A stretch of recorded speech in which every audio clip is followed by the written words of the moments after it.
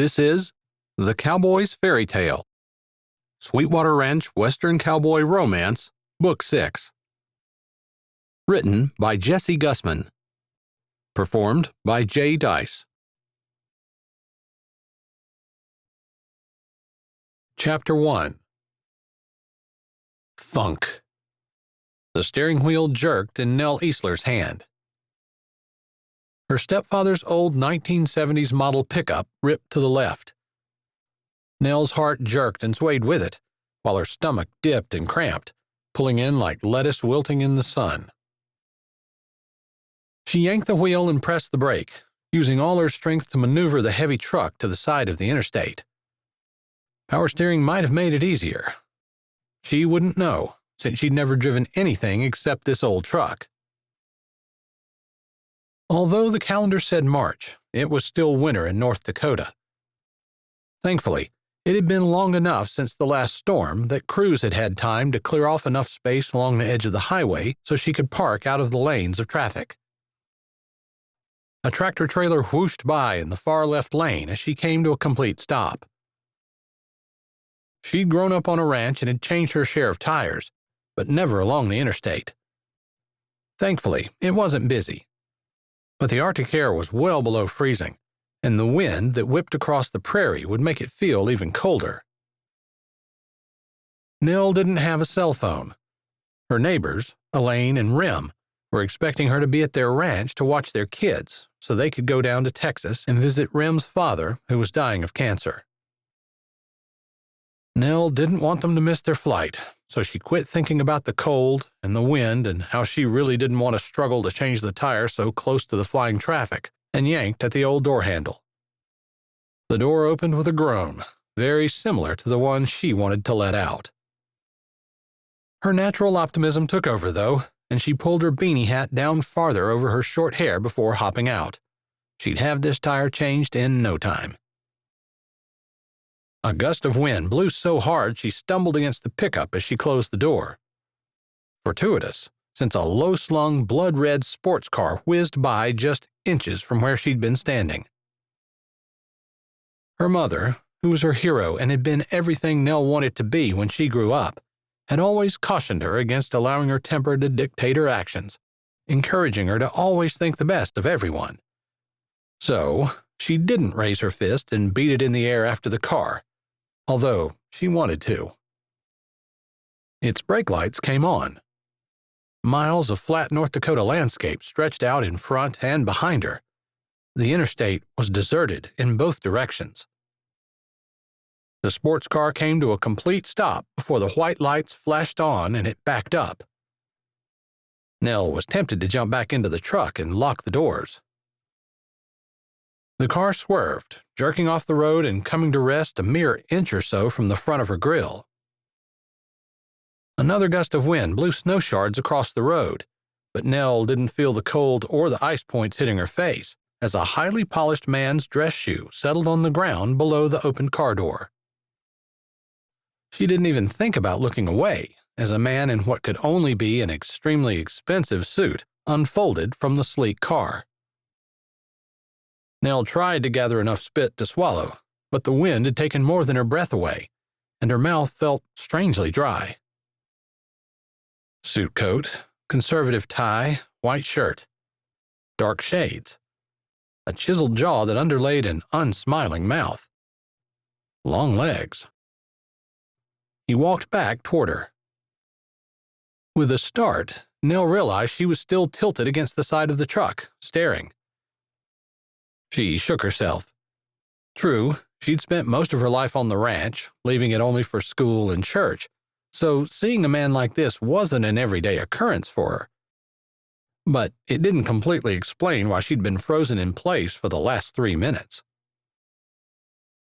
Originally, she'd assumed he was stopping to help her, but sometime since his car had stopped, maybe when the shiny dress shoe had hit the ground, she'd decided that he must need directions. Or something. She didn't want to be judgmental, but he couldn't change a tire wearing those clothes, even if a man like that knew how. As though confirming her conclusion, he held his hand out. "Ryder."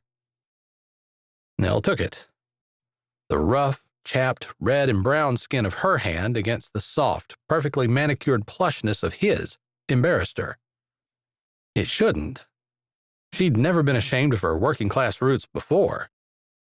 But he pumped her hand, and her eyes searched his reflective glasses for a glimpse behind them while her heart shriveled in her chest and her body wanted to back away. "You watch for cars. I'll change that tire." She stared at him. It wasn't what she expected him to say, and it took her a few seconds to process the information. Meanwhile, her hand continued to grip his, and he shifted, like her touch made him uncomfortable. Dropping his hand in embarrassment, she yanked her arm back. The smile that came so naturally to her spread across her face, even as words that normally flowed in a ceaseless torrent from her mouth continued to elude her. Maybe it was only a second or two, but it felt like a lot longer as the world narrowed and they stared at each other. He wasn't seeing anything that great. Sure, maybe she didn't get out much, but she knew her cheerful, upbeat personality was the only remarkable thing about her. Her jeans were worn, her boots cast-offs of her stepfather's, way too big, but good boots were expensive, and these had less holes than the ones she'd worn for the last 6 years. Plus, her toes didn't curl up at the ends in these. Her coat was army surplus, and her gloves 3 sizes too big. Her beanie hat was the only thing that might complement her looks. It was a deep sea green, not that she'd ever seen the sea, and it brought out the emerald in her eyes. Her mother had knitted it out of a quality yarn before she died. It was Nell's most prized possession. It hardly made up for the rest of her outfit. Plus, a homemade hat probably wasn't something that was going to impress the rich tick standing in front of her. Her smile widened as she laughed at herself and the silly staring that she'd been doing. This guy was obviously not from around here, and she didn't have to worry about ever seeing him again, so she didn't let herself be embarrassed that he'd confounded her senses so much that she'd apparently become mute for the first time in her life. She cleared her throat and found her words. "I hate to see you get that fancy suit all dirty, mister. I'll change the tire, and you watch for cars." Graciously, she left out the small part about not believing for 1 second that he would be able to change the tire on his own. Santa Claus would show up at her house first. She'd never believed in Santa Claus. "Tell me if someone's about to hit me." The man brushed by her, somehow managing to get the jack out of the bed without touching his suit to the truck. Nell's mouth fell open as he jacked the truck up, got the tools out, and actually started using them. His dress shoes should have slipped and slid on the ice. His bare hands should have been frozen in the cold North Dakota wind. He should be getting dirty. But it was almost like she was witnessing a small bit of magic as he changed her tire without slipping, stopping to warm his hands, or getting 1 speck of dirt on his fancy pants. Unbelievable. Maybe she was ashamed for judging the man so harshly, or maybe he just fascinated her. But she kept one eye out for cars. There weren't many. And one eye on him, and didn't chatter like she normally might. When the flat tire came off, she took it, rolling it to the back of the truck. Those old tires and wheels were extremely heavy. Still, she knew she'd be able to brace it on the back of the tailgate and manhandle it on. She'd done harder things on the ranch. But Ryder, he hadn't given a last name, and she'd been too bedazzled to even give her first, had gotten up and followed her. She opened the tailgate, and he had the tire lifted up and on before she could move to help. "Thanks," she said. He grunted. She would have thought that he considered her a pain, only stopping because he couldn't bear to drive by. But there was something in the tilt of his head and the angle of his brow which hinted whatever weird feeling was causing her to act oddly was affecting him, too. He didn't talk as he finished putting the spare on. She didn't either. 2 cars passed during that time, both in the left far lane. Finally, He gave the last nut a yank and straightened, holding out the wrench. "I have something for you. Wait here," he said as she took the wrench, still warm from his hand. Her brows puckered as he walked with long, confident strides back to his car, opening the door and reaching across the seat. He pulled out a box and a piece of paper. His sunglasses still shaded his eyes, so she couldn't see his expression.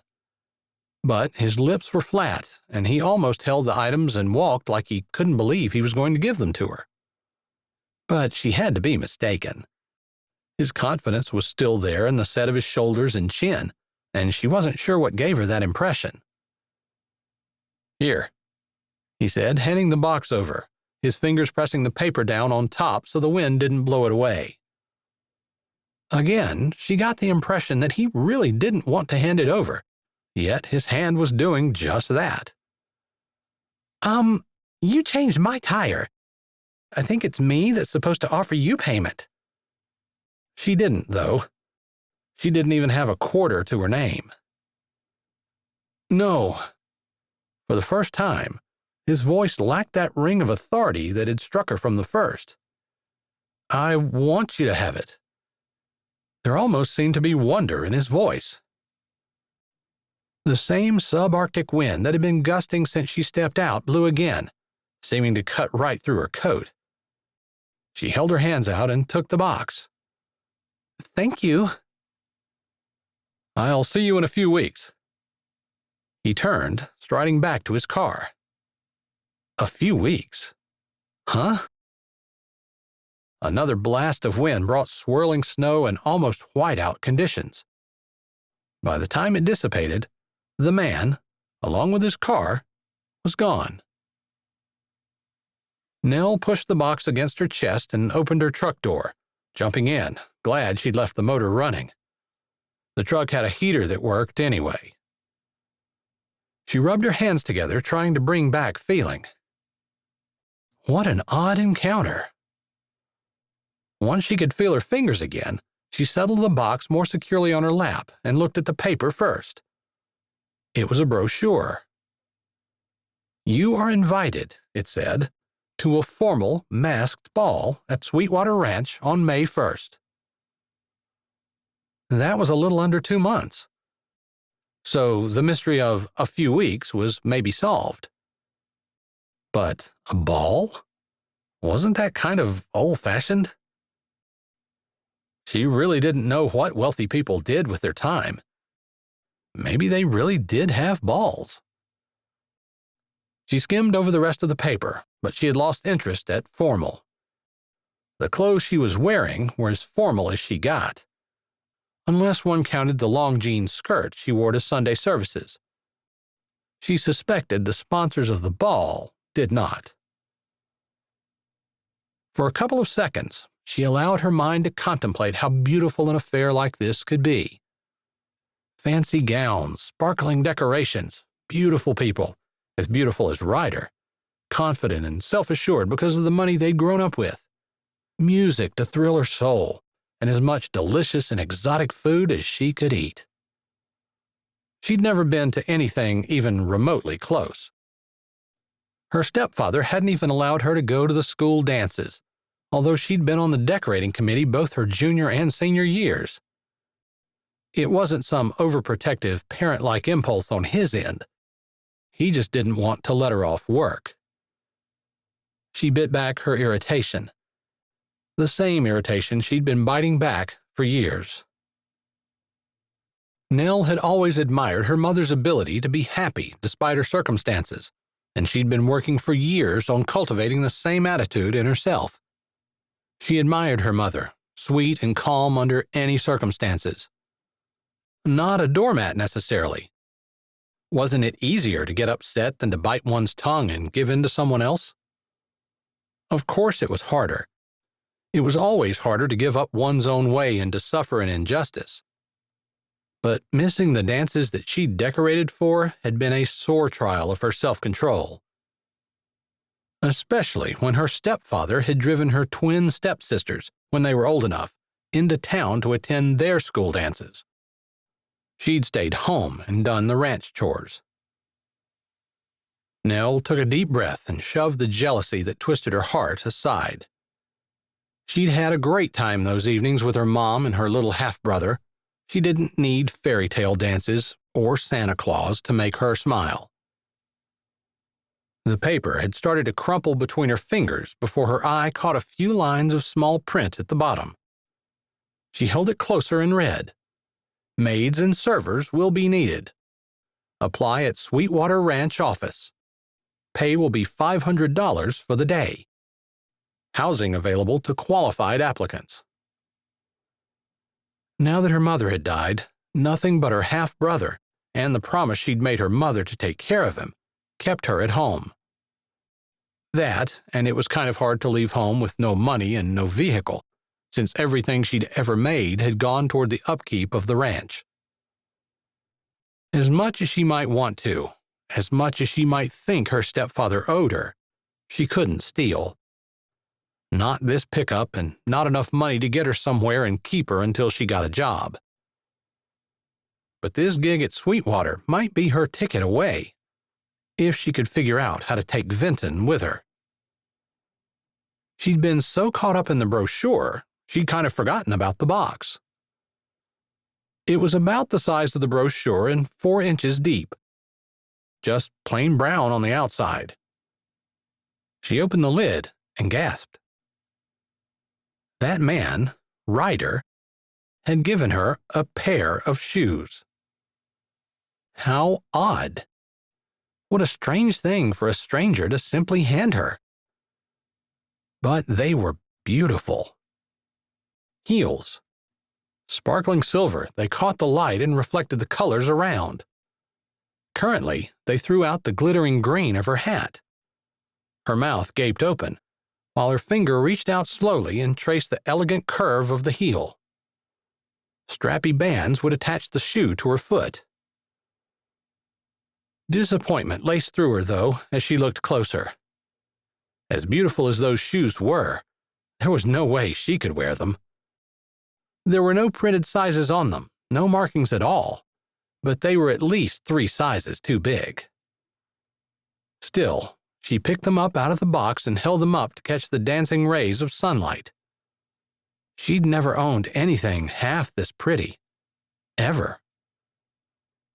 Although the blue girl rosebush she had coaxed to bloom last summer on the south side of their little house might be a close runner-up. No, she thought as she twisted the shoes one way then the other. Even the lavender blue blossoms of her favorite tea rose, which shouldn't survive in the brutal North Dakota climate, couldn't match the shoes for breathtaking beauty. She'd never seen anything like them. Not that she'd seen many fancy, expensive shoes in her time. Carefully, she closed the box. If Brittany or Bethany, her twin half-sisters, were able to go to the ball, maybe they could wear the shoes. Although Bethany was the same size as her, both of them had bigger feet than she did. Setting the box aside, she stuffed the brochure into her coat pocket and pulled out on the interstate. Chapter 2. Ryder turned off the interstate, stopping at the end of the ramp before pulling out on the 2-lane road that would take him to his late great-uncle's ranch.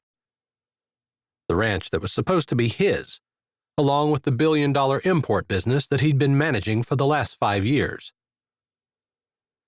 Apparently, his uncle had either changed his mind or not been completely honest with him while he was alive. Because now, rather than inheriting the ranch and business outright, he had to earn it by living in North Dakota for a year. That he could handle. But the other stipulation was that he had to marry a North Dakota girl, one he chose at the ball his great-uncle had dictated to be organized before he died. Even that he could almost handle. But the last requirement, the one that had to remain a secret, how was he supposed to do that? Ridiculous. Who ever heard of such bizarre requirements? Unfortunately, while Ryder knew they wouldn't hold up in a court of law, he also knew it would be quicker and easier to do them than it would be to hire a lawyer to fight them. Also, in today's day and age, there was always the off chance that he might get a judge who was eccentric enough to uphold the ridiculous requirements. He couldn't chance it. Especially if his assets were frozen, which was what was going to happen if he wasn't engaged in less than 2 months, the night of the ball. "You did what?" The irate voice coming through his car's speakers belonged to Brad Faust, his friend and business partner. "I gave the shoes away." Ryder looked around at the frozen landscape that hadn't changed at all in the last 200 miles. "You didn't." Brad sounded truly upset. "I did. It didn't take you that long to make them. I figured you could make another pair, no problem." Ryder hadn't wanted to give them away, but he couldn't hardly admit that to Brad. He almost felt like his body was acting of its own accord, and he couldn't stop it. "I told you they were special. Special shoes for the girl that you chose at the ball." "You'll just have to make me another pair of spec shoes. Plus, there's no way you can know her shoe size now." Which reminded him that he had no idea whether the shoes he'd given the woman whose tire he'd changed would fit. He'd known it at the time, but just couldn't seem to stop himself. "No, you don't understand." Brad sounded more upset than the situation called for. Just make a new pair of shoes. Brad was constantly designing things and special ordering them. They had a small factory set up for that exact purpose in Newark, New Jersey. It wasn't too far from the warehouse where he unloaded their shipping containers. Of course, their company office was in downtown Manhattan. Expensive, but prestigious. Exactly what he wanted. He was hoping to use the term live loosely and be at that office during the week and just live in North Dakota on the weekends. Some weekends. The ones where he wasn't busy with the New York City social life. Although he did already have his business covered with someone to take his place for the year. But it was hard to pull his fingers up and just walk away. He'd lived that business for the last 10 years. Even before that, he'd been involved. One couldn't just walk away from a lifetime of work. It didn't matter that he was tired of the social life, of the shallowness of relationships and the insincerity of his friends in those circles. His business came first, and making the proper rounds was imperative to cultivating the personal relationships he needed to keep his business thriving. It was a big city, but a small world. He'd been given a leg up, of course, because of his family's money, but it was because of that that he felt the need to prove to everyone that he was an exceptional businessman in his own right, not just because he'd been born with money. There was always something to prove. You need to have faith in your abilities. Although, to be honest, Brad, it makes more sense to me for you to wait until after I figure out who I'm going to marry, then make the shoes for her. Brad let out a long, audible sigh. Ryder could just see him leaning his head back and running his hand through his hair. This wasn't the first time Ryder had frustrated him. "Just, if you can get the shoes back, it would be really good." Ryder snorted as he braked for the outskirts of Sweetwater, a blink-and-you-miss-it town. "I don't even know her name. To be honest, I don't even know if she lives in North Dakota. I didn't look at her license plate." He'd been too busy looking into the big green eyes that seemed to reach the whole way into his soul. Which was stupid. She was dressed like the homeless dudes in the city who pulled aluminum cans out of dumpsters and carted them off in old shopping carts to sell at the recycling center. He appreciated the green effort, but he'd certainly never felt the need to even stop and talk to someone like that, let alone stand along the road and stare longingly into their eyes. Thankfully, he hadn't forgotten all he'd learned in the 4 summers he'd spent on the ranch as a teen, and had been able to change that tire. "I'm pulling in to grab a bite. Talk to you later." He clicked off as he snagged the front spot in front of Patty's Diner. It hadn't changed either. A little more weather-beaten, maybe. A tall, thin cowboy with one thumb hooked in the front pocket of his jeans stood out in the cold wind, leaning against the side of the building, a half-smile hovering around his lips. Maybe it had been a while, but Ryder would recognize the preacher anywhere. His own lips tugged up, and warmth spread through his chest at the sight of his old friend. He got out of his car as Preacher pushed off the wall.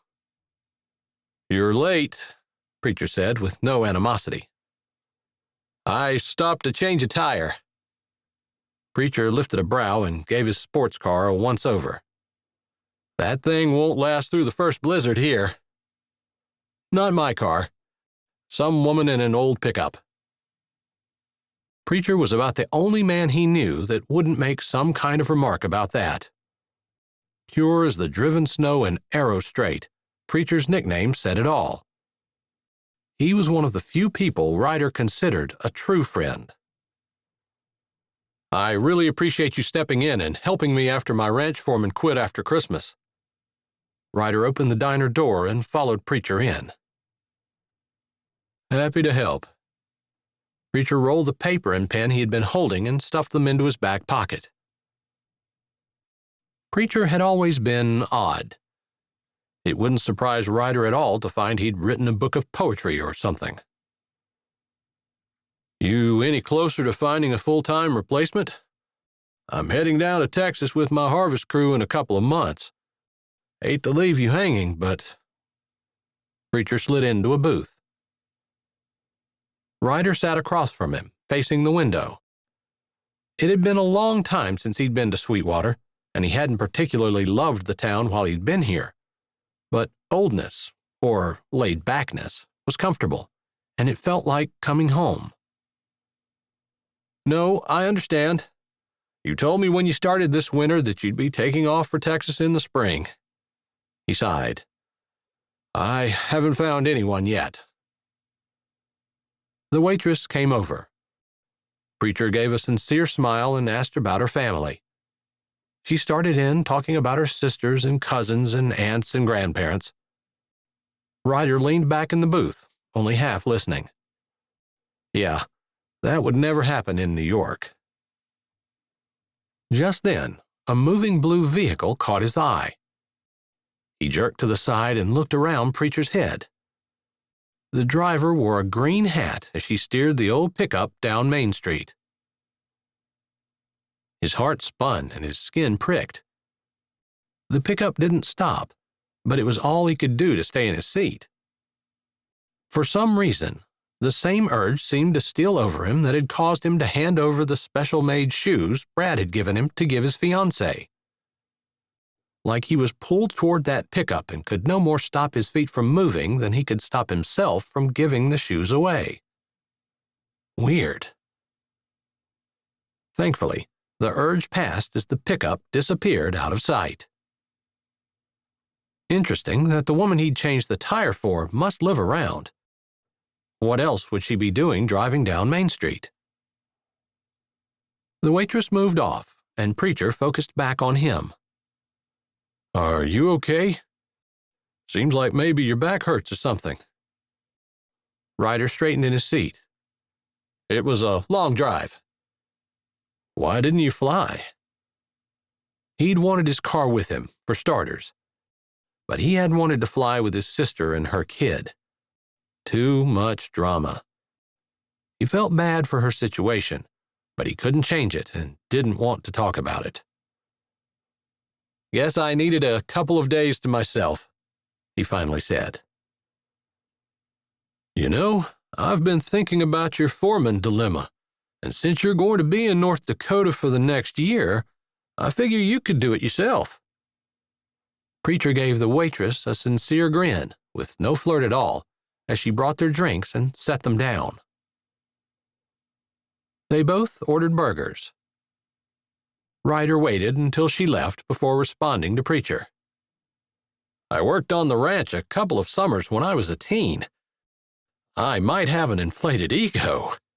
He'd been told that exact thing by more than one woman over the last 10 years. But even I know there's no way I can run a ranch, especially one as big as Sweetwater. I've got some time before I have to go. I'll teach you.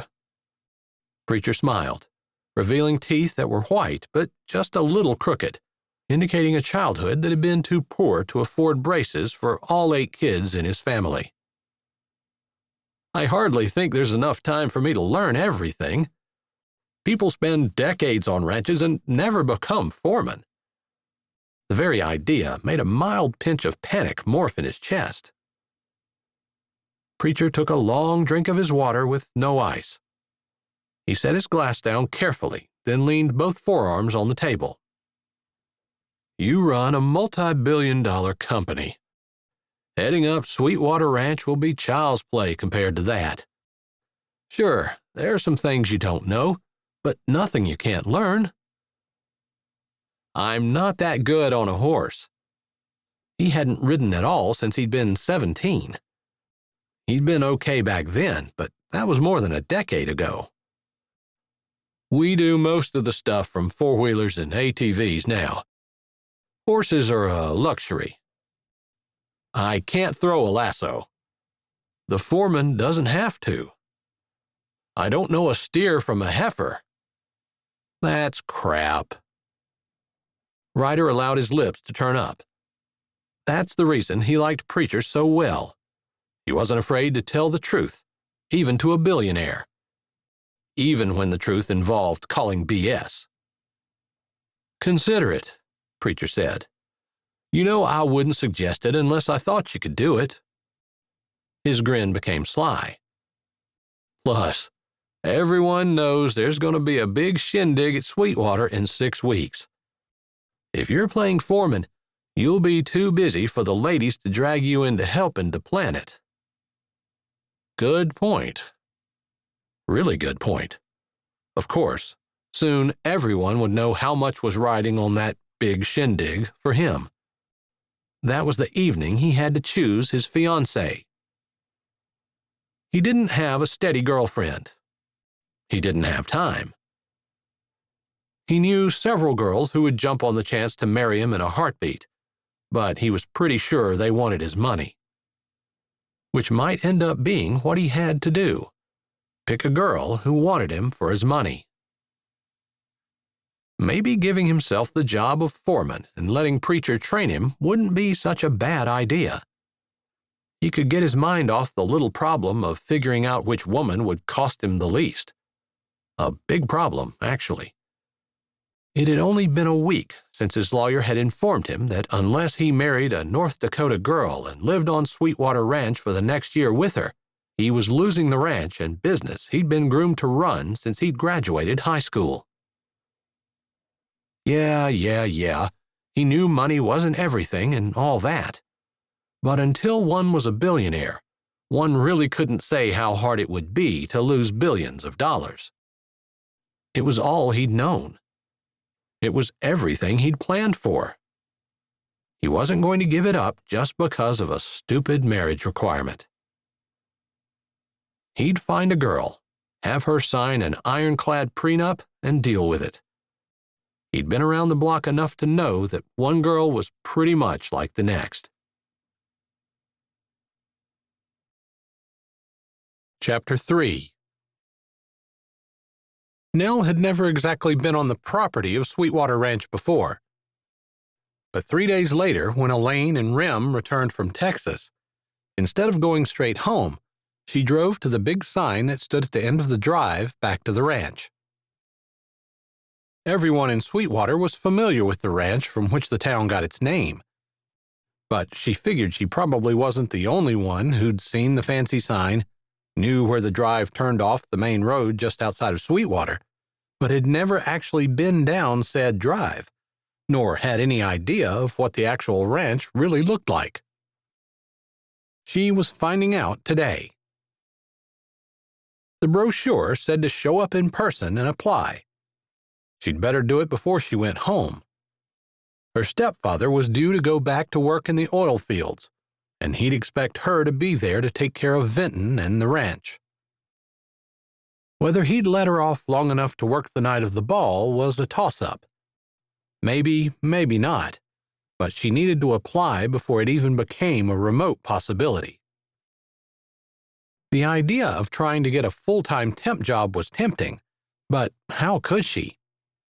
Her stepfather would never allow her to do so, and she didn't even want to contemplate leaving her little half-brother, Vinton.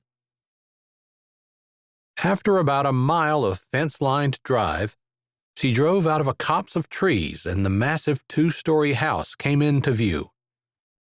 Sprawling over a large, snow-covered lawn, it was dwarfed only by the monstrous barn that sat 100 yards farther down. Various other outbuildings lay scattered around.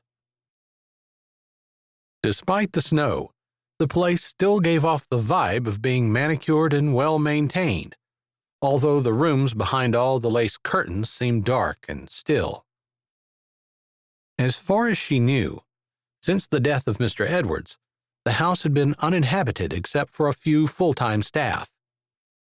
Nell was hardly up on the latest gossip, though, so maybe she was wrong. She pulled her pickup into the parking area at the side of the house, where a sign pointed with an arrow around back and declared office. The walks were completely cleared of snow.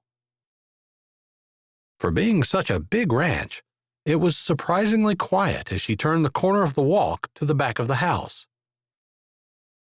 A glass-enclosed greenhouse 25 yards behind the house caught her eye. A longing stirred in her chest. Of all the jobs on the ranch, working with the cattle, fixing fences and equipment, feeding and doing field work, her very favorite was doing the garden work. Landscaping around the house, coaxing little sprouts out of the ground and seeing them explode in all their colorful glory come late August or early September. Having access to a greenhouse would be heaven on earth.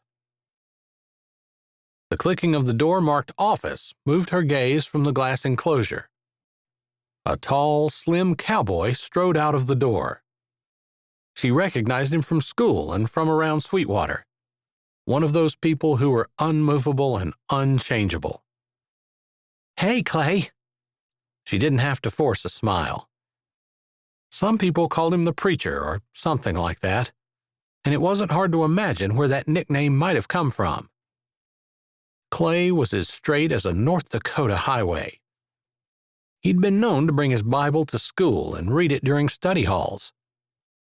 He never preached at anyone, as far as she knew, and she'd never gotten the feeling that he judged anyone either.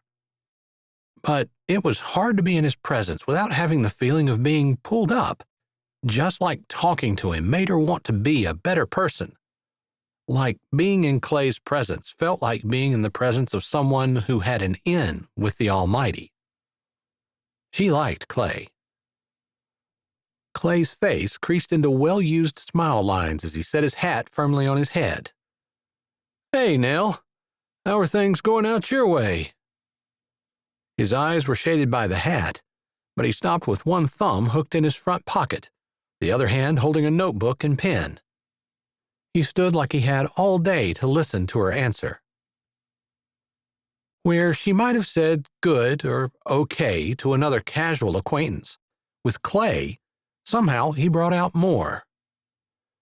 "Tom's been home from the oil fields and is getting ready to go back out," she said, referring to her stepfather. "Is he still making you stay on the ranch and do all the work while he's gone?" Clay had been on that same decorating committee as she had been in high school. He'd not gone to the dance either, but she, and everyone else probably, had assumed it had been for religious reasons. Like he didn't believe in dancing or something. "He is. But I'm really hoping he'll let me off to help serve the ball that you all are holding here in May." She reached in her coat pocket for the brochure, like Clay wasn't the temporary foreman on Sweetwater's spread. It says you need servers that night, and it pays well. She fingered the paper. I'd really like to come and work before. It says that you need help, but I know he won't let me. Clay tilted his head. I know what Tom says about all the work on the ranch, but what if you took Vinton with you? Think he'd let you come here a few days a week? Nell's brows furrowed. She'd never considered bringing Vinton. She didn't want to misunderstand. Like, as a ranch hand? The laugh lines in Clay's face deepened. But before he could answer, a little girl with dark hair and eyes came running around the house. Daddy, Daddy, can I go with Spencer and have a snack in the kitchen? Aunt Roxy said I could, but I had to check with you. Please? Please? Sure can, Gina. Thanks for asking. He had a moment to ruffle her hair before she took off again. Nell had heard that he had a child, but knowing Clay in high school, she hadn't believed it until just now when she'd seen it with her own eyes. Clay wasn't married, and she'd never seen him with a girl in high school. Never heard about him with anyone in the years since. It was a small town. She wouldn't have missed gossip like that. Clay went back to their earlier discussion. No, not as a ranch hand. The house needs to be cleaned from top to bottom. Plus, the outside will need to be landscaped, although I know you can pitch in with cattle and hay if I need you. He tapped the paper she held. I know you can do any of it. She wasn't so sure. She'd done what needed to be done at their own small ranch, but that was a far cry from the professional cowboys and huge acreage that encompassed Sweetwater. But Clay's smile was both friendly and sincere. My mom is in the office. I think she'll give you an iPad to fill out an application online. His eyes crinkled. Put me down as a reference. You'll get a job. Then it's just a matter of convincing your stepdad to let you come here. He hooked his hand in his back pocket. If you want me to, I'll call him. Nell tried to figure if that would make any difference. Everyone, even Tom, respected the preacher. His main job wasn't foreman of Sweetwater Ranch. He actually owned a harvest crew and worked all over the western part of the country from spring until Thanksgiving every year. Each year, he took some of Sweetwater's sons with him when he left. Those boys always came back with nothing but glowing praise for Clay and the operation he ran. Their parents appreciated that the boys had fun, but they didn't need to worry about them doing anything that would embarrass their very religious families back home in North Dakota. Nell wasn't sure how Gina fit into everything, but she supposed she wasn't the only one who felt pulled to a higher standard around Clay. It probably wouldn't help for you to call him, she said.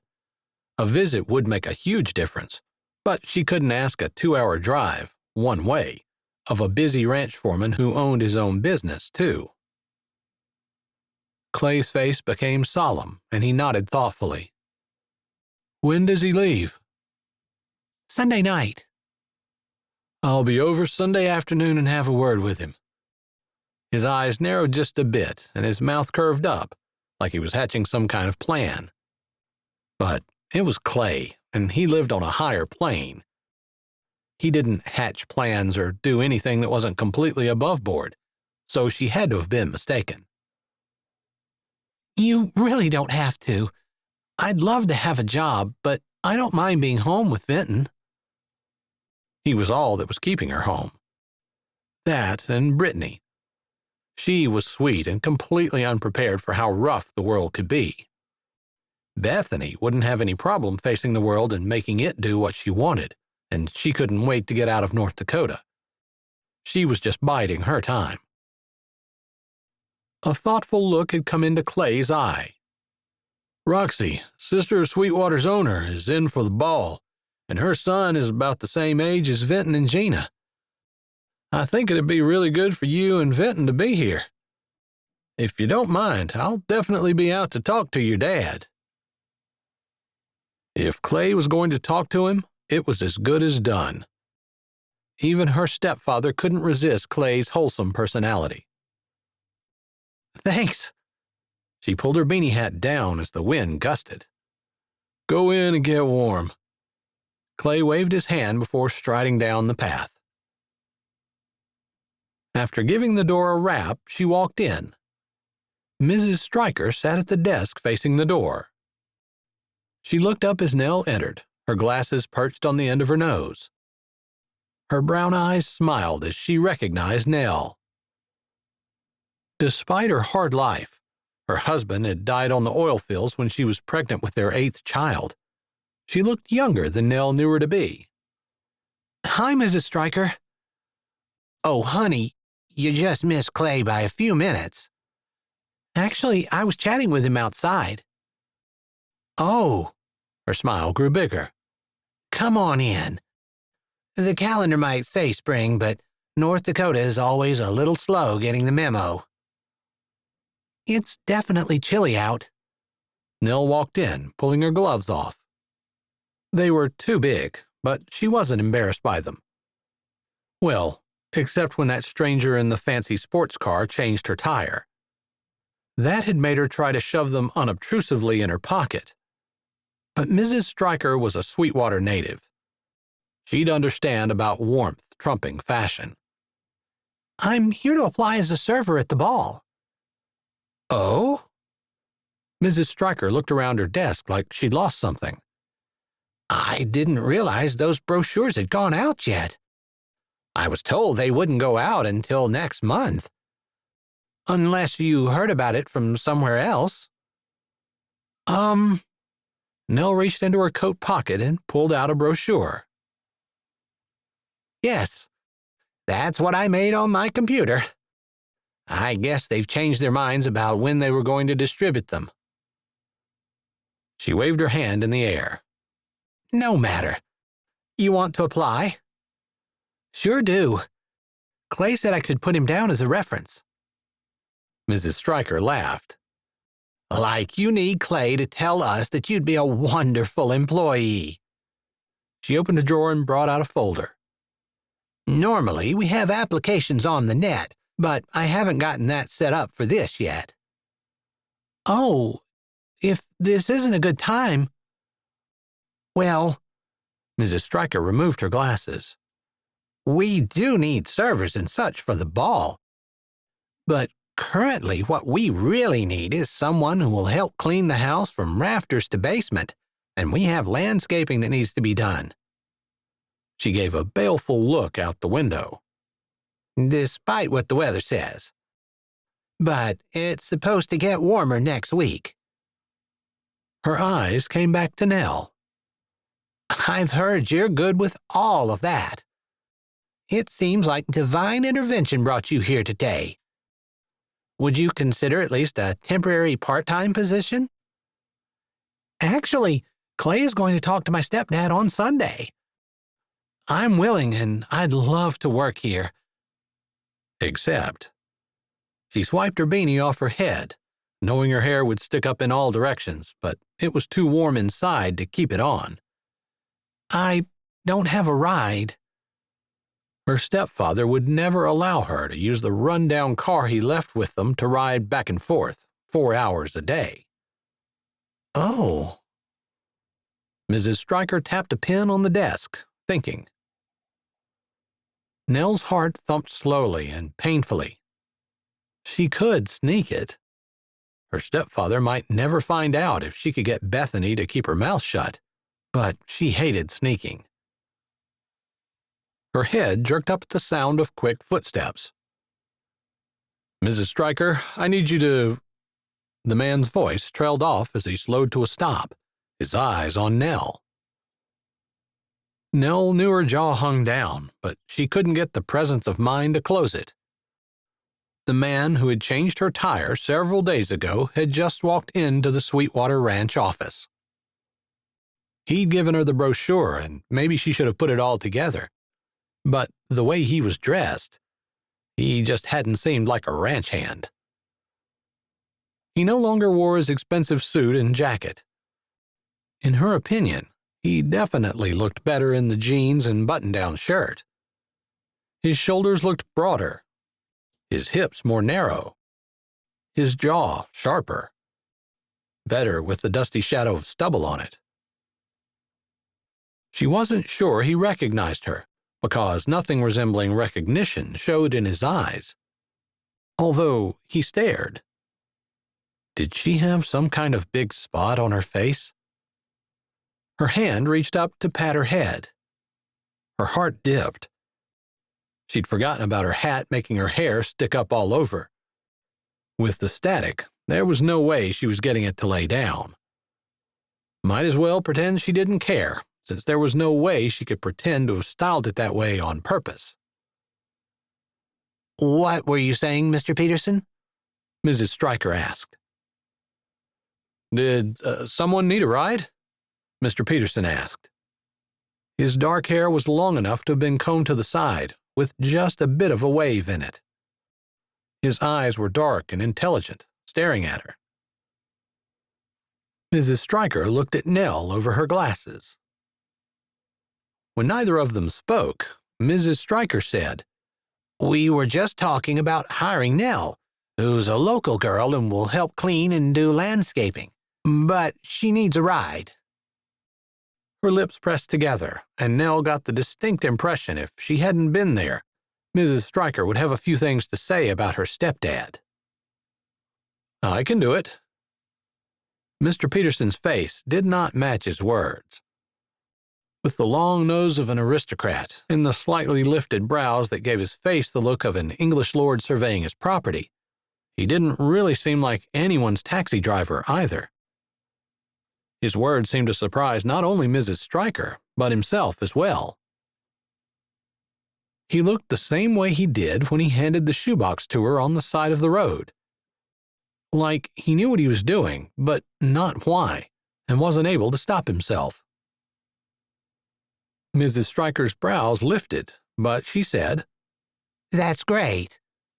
Clay is going out on Sunday to talk to Nell's stepfather, and I guess you can go along if you want, so you'll know where she lives." "Yes." Again, he didn't seem to be in complete control of what he was saying. Either that, or he had some really odd facial expressions in his repertoire. "How far away do you live?" Mr. Peterson asked. 2 hours west," Nell said automatically. "You don't want to stay full time?" "I can't." "Then let's work it out so you're here Monday through Thursday." "If my stepdad's okay with that." Technically, she was at the age where she could do whatever she wanted, and had been for 6 years. But she'd done whatever he'd told her in order to be able to stay and take care of her mother, who had just died last fall. She supposed she hadn't gotten out of the habit of appeasing him. Mostly because she'd promised her mother she'd look after Vinton. She couldn't do that if her stepdad got mad at her and kicked her out. Which reminded her, "Is it okay if I bring my half-brother with me? He's 9. "Yes," Mr. Peterson said with assurance. Mrs. Stryker's brows climbed up even farther. Nell felt her own brows shift. "You'll still have to fill out an application so we have it on file," Mrs. Stryker said. Nell nodded, and shoving her hat under her arm, she took the pen and papers from her hand. Mr. Peterson's eyes stayed on her, making her stomach waver like bird feathers in the wind. Nell sat on the chair against the wall, her head bent over, trying to concentrate on the questions on the application. "What did you need, Mr. Peterson?" Mrs. Stryker asked. "I told you you can call me Ryder." The man shifted, his hand pushing through his hair like he was uncomfortable. "I need the records of our certified humane inspections." "Sure, I have them in the storage room." Mrs. Stryker stood. "I'll be right back with them." She strode out. Nell wished Mrs. Stryker would have stayed. She kept her head down, focusing on writing her name for the 17th time, very conscious of the man who stood just a few feet away. That tire held out? His voice startled her. She kept her head down until her face was composed. Yes, thank you. I wondered if you made it to where you were going. I guess you did. The cut of his words sounded East Coast to her. Not Boston or Maine, but somewhere out there where the people with money lived. She couldn't forget his soft hands. Even now, his jeans weren't the same brand that most of the guys here in North Dakota picked up at the hardware store. They looked like something fancier and a lot more expensive. Plus, she didn't know any man who actually combed and styled his hair. No point when one was just going to stick a hat on it. With that, she remembered her own messy mop. She had combed it this morning, but hadn't done anything more than push it over to the side so it stayed out of her eyes. Her beanie had negated even that small attempt at personal grooming. She couldn't do anything about her hair, but she did remember her manners. Thanks for the shoes. They're beautiful. It was hard to admit they were the most beautiful thing she'd ever owned. He could figure it out with one pass of his eyes that she wasn't blessed with an abundance of money, in case he missed the memo when he saw the old beater pickup she drove. She pressed her mouth shut. Then I gave them to the right girl. Her head jerked up at his tender words. His eyes were open wide, like he'd shocked himself. She almost thought that if he could take his lips off and examine them, he'd be doing that now. Her swallow sounded like thunder in the absolute quiet of the little office. Good? She wasn't sure what to say.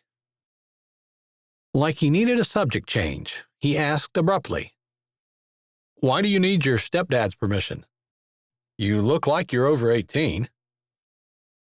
Thankfully, she had just finished the last question on the application, and she stood. She didn't want to be rude. This man was probably going to be her boss, but if he truly was going to give her rides, then they needed to get along. However, she didn't need to get into a long explanation with him about her mother, and how her stepfather's drinking had worsened after she died, and how she'd promised her mother she'd take care of Vinton. Nor of the way her stepsisters had taken advantage of her precarious position in the home. I'm 24, but as long as I live in his house, it seemed like the courteous thing to do. That "so" did not answer his question, but it was true. He seemed to accept it. Mrs. Stryker came back in, holding a folder which she handed to Ryder. This contains all our humane information. Thank you.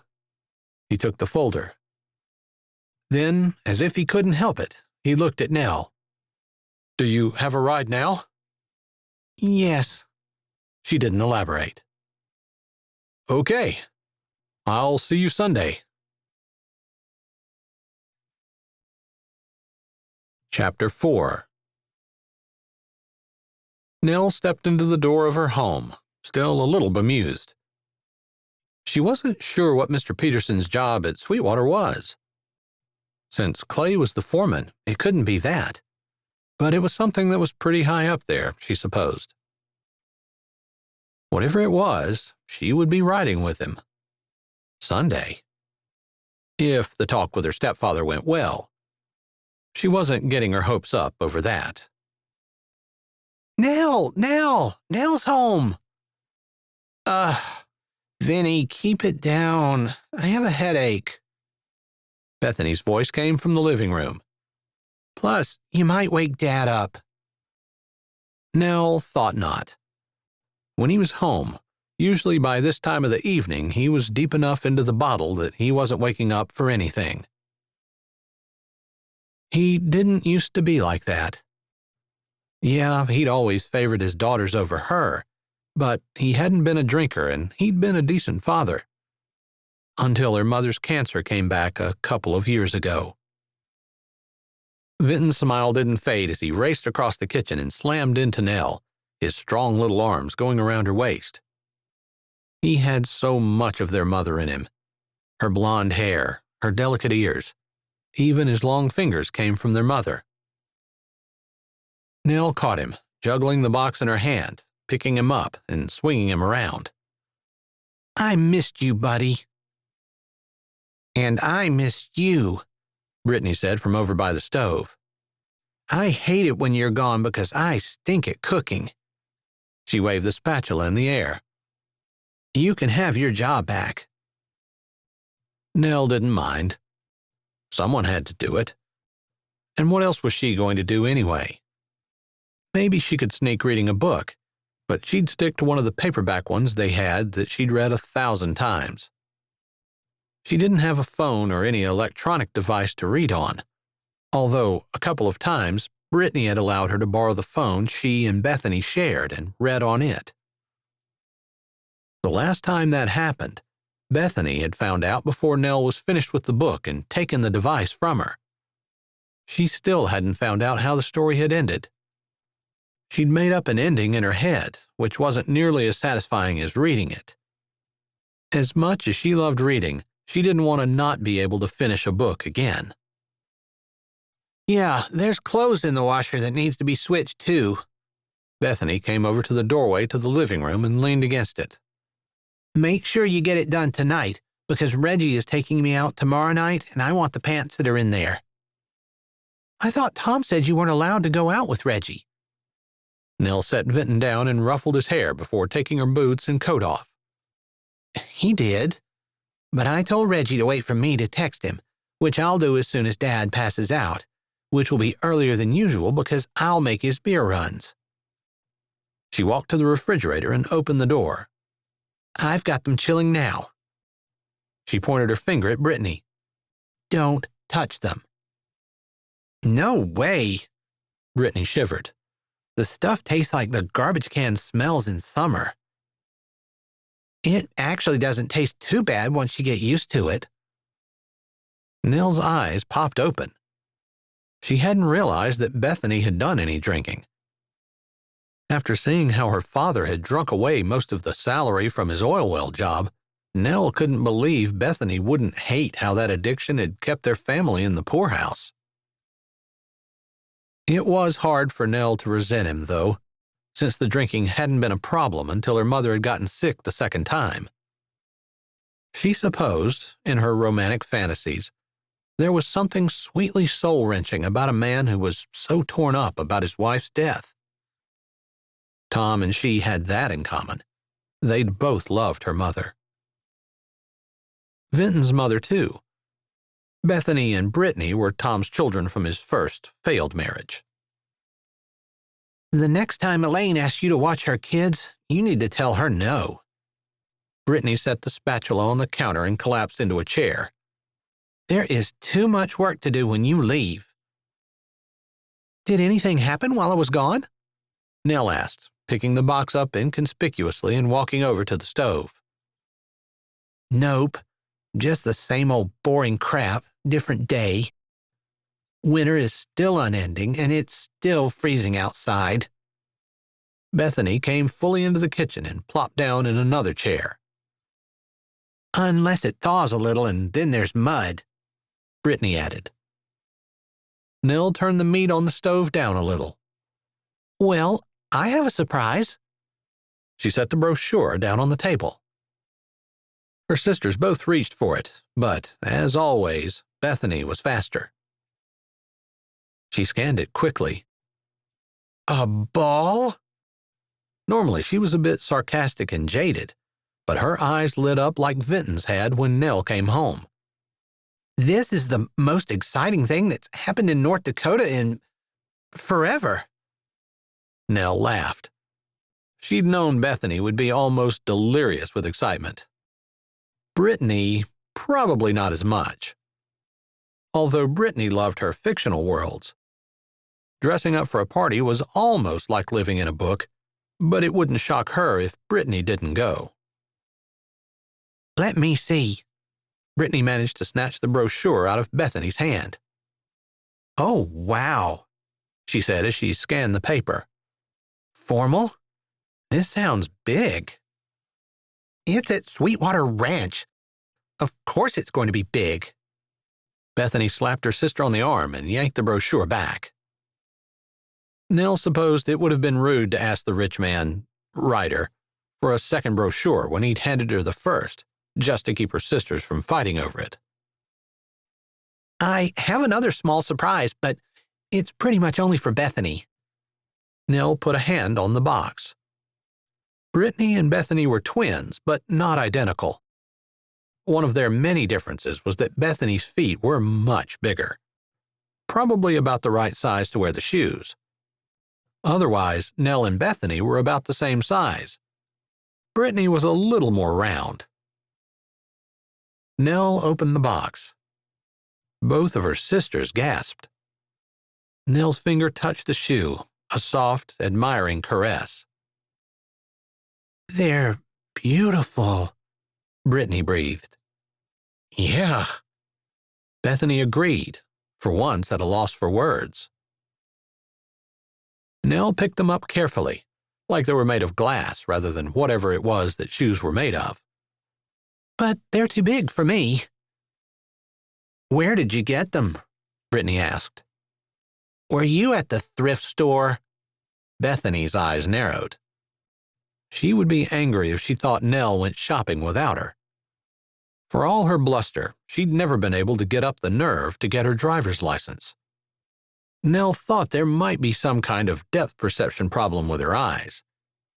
Probably correctable with the right kind of glasses. Expensive glasses, most likely. No, I had a flat tire, and the man who stopped to fix it for me gave me the brochure and the shoes. Vinton had come around the table, and his eyes were wide with wonder. Those are pretty. You gonna wear them to feed the cows? He smirked, and Nell smacked his shoulder lightly. Yep. These shoes make hay bales feed themselves to the cows, and they cause water to unfreeze itself. So these shoes make you lazy? He giggled. They make me faster, so my little brother can't get away from me. You're already faster than I am, Nell. I can beat Beth and Britt, though. He put his arms up in a racing position and imitated a cartoon character as his feet stomped the floor before he ran into the living room. Nell handed the shoes to Bethany. Are you going to try them on? She took them, setting them on the table before she started taking her slippers off. I can tell they're going to fit. In other words, you're going to wear these shoes even if they kill your feet, Brittany said. Exactly. They're worth it. I'd never be able to afford shoes like this, even if they did sell them in North Dakota. Are you sure they're not stolen? Bethany set her slippers aside and picked up one of the sparkling silver shoes. I never thought of that. She could probably ask Ryder the next time she saw him. Maybe she could find out why he'd given them to her in the first place. She'd been so befuddled today, she never even thought of it. Hey, Bethany, I'm going to finish your potato chips, Vinton called from the living room. And your beer. Bethany squealed, jumping up, dropping the shoe. No, you're not, you little twerp. She ran around the table as Vinton laughed and pounded through the living room. The thump of his feet on the stairs was followed by the angrier-sounding thuds of Bethany's. Nell sighed and met Brittany's smiling eyes. It's nice to be home. She loved helping Elaine out, and she was excited about the possibility of working off the ranch this spring, but she was a homebody. Her family wasn't perfect, what family was, but she loved them and missed them. You should try the shoes on. Brittany put her chin on her hand and leaned her elbow on the table, a dreamy look on her face. Nell wanted to, even though she knew they wouldn't fit. Just to wear something that nice for a few seconds. They'll probably fit just as well as Tom's old boots do. She took the shoes as Vinton's screams came down the stairs, indicating his sister had finally caught him. Nell figured it wasn't going to be too long until Vinton wasn't getting caught anymore. Maybe Bethany would consider taking her stuff with her when she left the room. Pounding on the stairs indicated that Bethany was coming back, triumphant. Nell held the shoe in her hand, twisting it in the light. The smell of burnt meat hit her nose just as she'd slipped her socks off.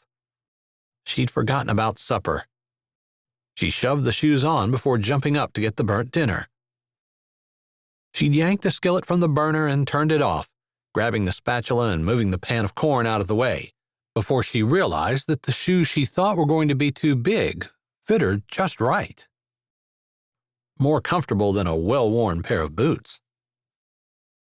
Nell looked down. Somehow, the shoes didn't even look ridiculous peeking out from under her worn and ratty jeans. That was weird. "Hey," Bethany said as she stuck her beer on the counter and her chips above the fridge. "You said I could try them on." "Sorry," Nell said, towing the shoes off. Her feet tingled as they slipped out of the shoes. She'd never imagined that wearing quality footwear could feel so good. Part of her didn't want to give them up to Bethany, but another part of her said if they fit her, they'd never fit Beth, so she didn't need to worry about it. She turned back to the stove, trying to figure out if she could salvage anything from the meat for supper. She could hear clicking and rustling as Bethany put the shoes on. "They're too big," Bethany said from behind her. "You mean too small?" Nell corrected as she scooped the unburned portion of the meat from the skillet. "No, they're too big." "Maybe you can stuff tissues in the toes," Brittany suggested helpfully. "What's going on out here? What's all the ruckus about?" Tom stood in the door. Tall, dark, and brooding. His face was covered in the beard he'd had since last October. A common practice among North Dakota males. It kept the face warm and safe from frostbite for the most part. "That was Vinton making all the racket. He was running up and down the stairs." Bethany ducked into the bathroom that attached to the kitchen and came back out with a spare roll of toilet paper they kept under the sink. "What are you doing with that?" Tom scratched his chest and braced a hand on the doorframe.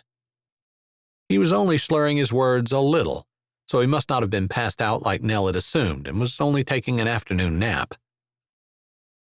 "Nell brought home shoes and they're a little too big for me."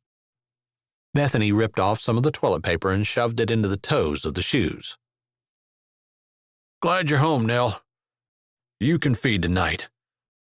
I'm tired, and I have to be up in Clint at daybreak Monday." "Sure, Tom," Nell said with a smile that covered her irritation. She knew what would happen if she suggested that Bethany or Brittany could feed. She'd be told if she wanted to stay, she needed to earn her keep and that she was free to leave at any time. The offer would be tempting, except for the promise she'd made to take care of Vinton. She didn't really mind feeding, just the fact that she was the only one he looked to do it. Ranch life was great, and she actually enjoyed doing the work. She had all the mama cows named. She didn't tell anyone, but she named their babies too. Yeah, that made it harder when they left in the cattle truck, but it made feeding time more enjoyable, more like going out and seeing her friends, and less like a chore that she had to do. "There, that's a little better." Bethany stood and wobbled in the shoes.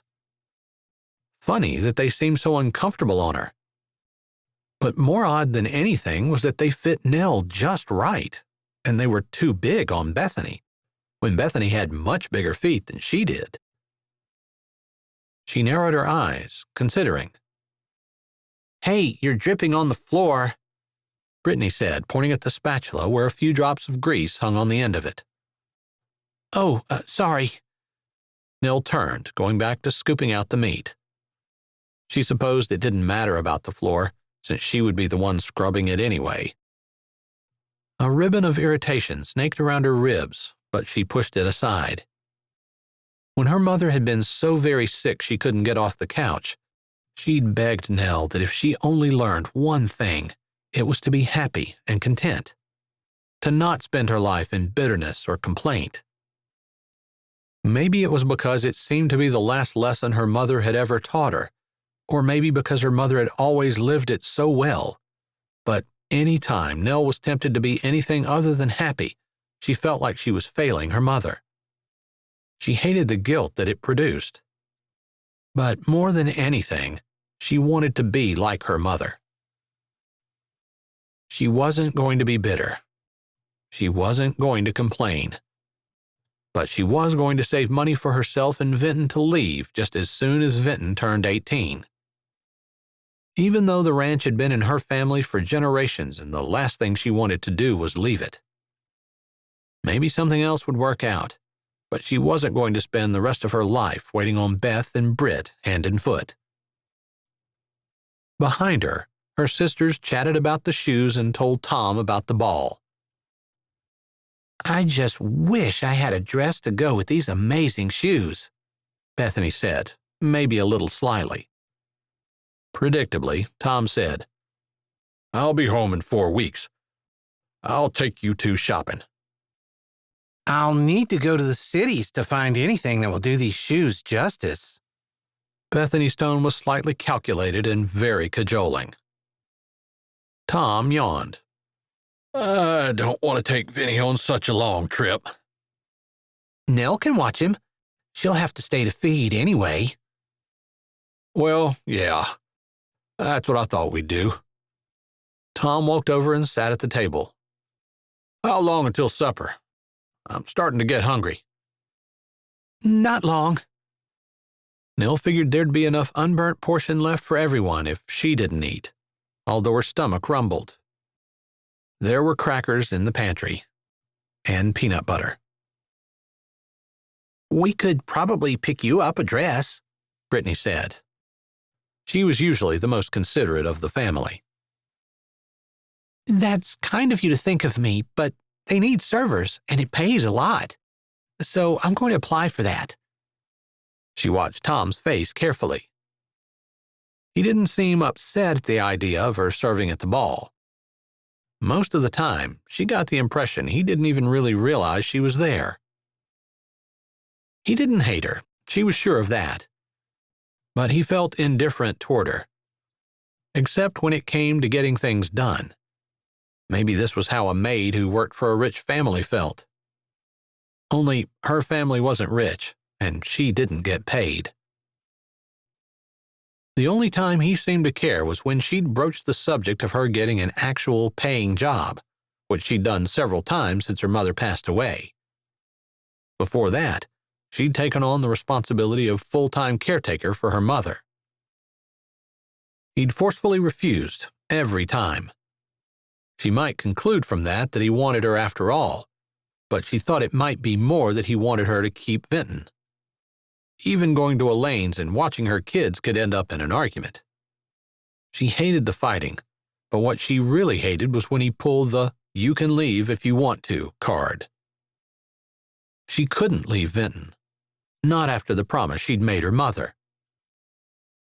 But maybe she'd better feel him out about her job offer, since Clay and Ryder were coming to talk to him on Sunday. Or maybe she'd let it go. She didn't want to fight. He wasn't as sauced up as he normally was in the evening, and they had a chance to be a normal family for once. Vinton needed that kind of normalcy. If she picked a fight with Tom, it would ruin everything. Plus, Clay might be able to work miracles with Tom. He did seem to have an extra in with the good Lord. Chapter 5. Ryder pulled his hat farther down over his head and stepped out of Preacher's pickup. Preacher had convinced him that he needed to dress down a little more in North Dakota. "You make people uncomfortable when they feel like you're all gussied up," he'd said. So Ryder wore worn jeans he'd found in the back of his closet from his teenage days. They were a little snug, but long enough. He'd never lost his acclimation to the cold. Maybe it had been bred into him, and he didn't wear a coat in the 30-degree weather. Just a flannel button-down and t-shirt. He supposed, after seeing what Nell had driven and how she'd been dressed, he hadn't expected her to live on a spread that looked prosperous, but this one didn't look too awful. The roof on the house looked newer. The fence seemed like it was in good repair, and although there were some boards missing on the barn, that wasn't too unusual. Preacher had said her stepfather worked the oil fields. Maybe that brought some extra money in, and maybe Nell just chose to dress like a hobo and drive an old pickup. He'd come to the conclusion she was afraid her old truck wouldn't make it back and forth to Sweetwater, but since the only other vehicle parked in front of the house was an even older-looking, rusted-out car, maybe he'd figured wrong. Preacher shoved his notebook under the seat. "You coming in, Gina? Let's see if we can get Vinton out to play for a bit." He will. He told me when we saw him at the hardware store that he'd show me his barn and cows if we ever came out. He said he'd dare me to jump from the hayloft. Preacher cleared his throat. "I'd rather not go to the ER today if that's possible, kiddo." "Sure, Dad. Mr. Peterson will take me." Gina gave her dad a saucy grin. Preacher rolled his eyes and led the way through the mostly melted snow to the house. Ryder followed Preacher and Gina up the walk and waited while he rapped on the door. The house was quiet and still, like everyone inside was taking a Sunday afternoon nap. Ryder hadn't taken a Sunday afternoon nap in years, too focused on taking care of his business. Sunday was not a day off. It was a day to get ahead. Only he wasn't in New York City. He was in North Dakota and someone else was sitting in his office running his business. It burned. "Hey, Preacher. Nice to see you clear out here. Come on in." A tall brunette with sleepy eyes, jammy pants, and a t-shirt that hugged her curves greeted them at the door. Her eyes landed on him. The look she gave him made him feel like he was on the auction stand at Sotheby's. "Hey, stranger," she said, a little smile on her lips. "Hey yourself," he said automatically. The girl didn't look anything like Nell, the same way the Playmate of the Month didn't look like Dora the Explorer. He noted that the girl didn't even try to charm the preacher and didn't say anything at all to Gina. If he had to guess, he'd say she'd already figured out he wasn't susceptible to a woman's wiles.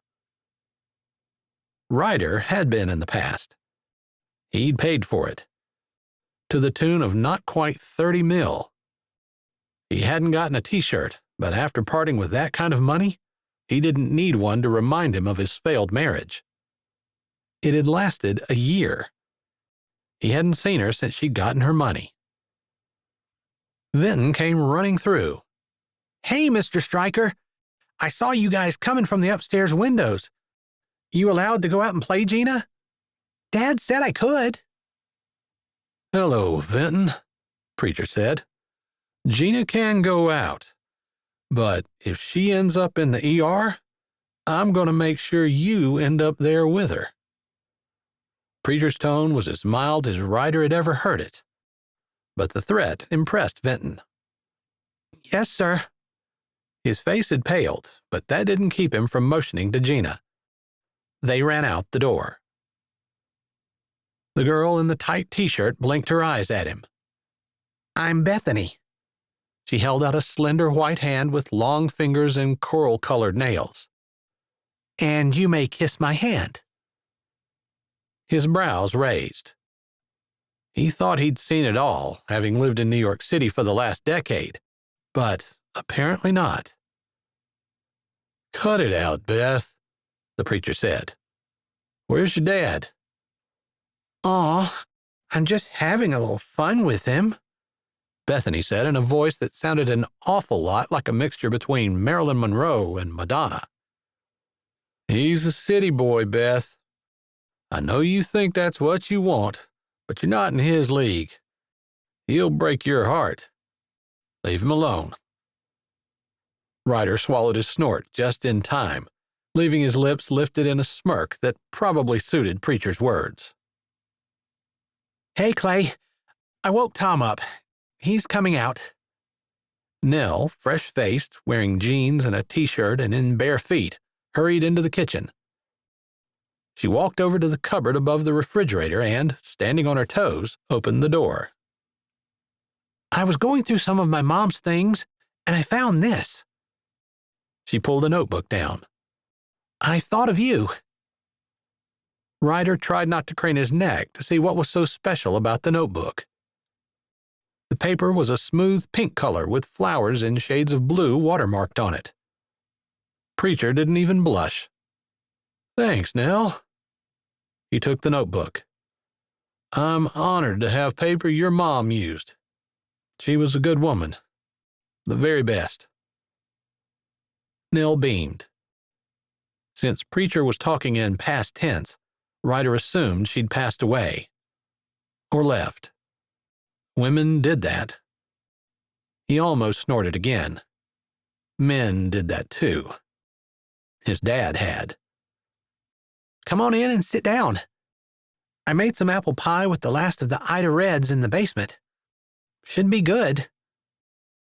Yeah. Where he lived, people didn't call apples by name, and they didn't keep them in a basement. It was like stepping into a different world. But he realized he'd been smelling the apples and cinnamon for a while, and his mouth watered. I can cut it for you, Bethany said as she pulled out a chair beside him. The thought crossed his mind that if Bethany weren't so young, she might actually be a great choice as the wife he had to choose and stay married to for the next year.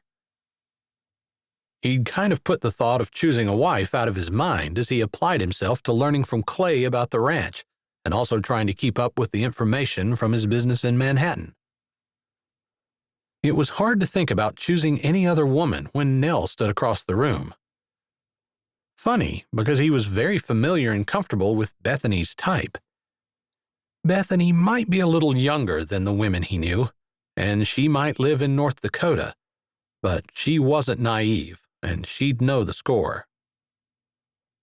Nell was not the type of girl he'd ever meet in Manhattan.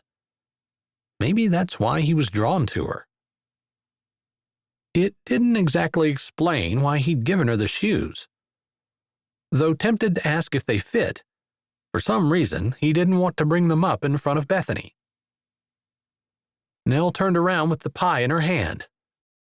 Her eyes slammed into him. Her mouth opened. He figured it was safe to say she hadn't realized until that point that he was with Preacher, whom she had called Clay. He hadn't missed that. Obviously, they knew and were comfortable with each other. Nell's face relaxed into a smile.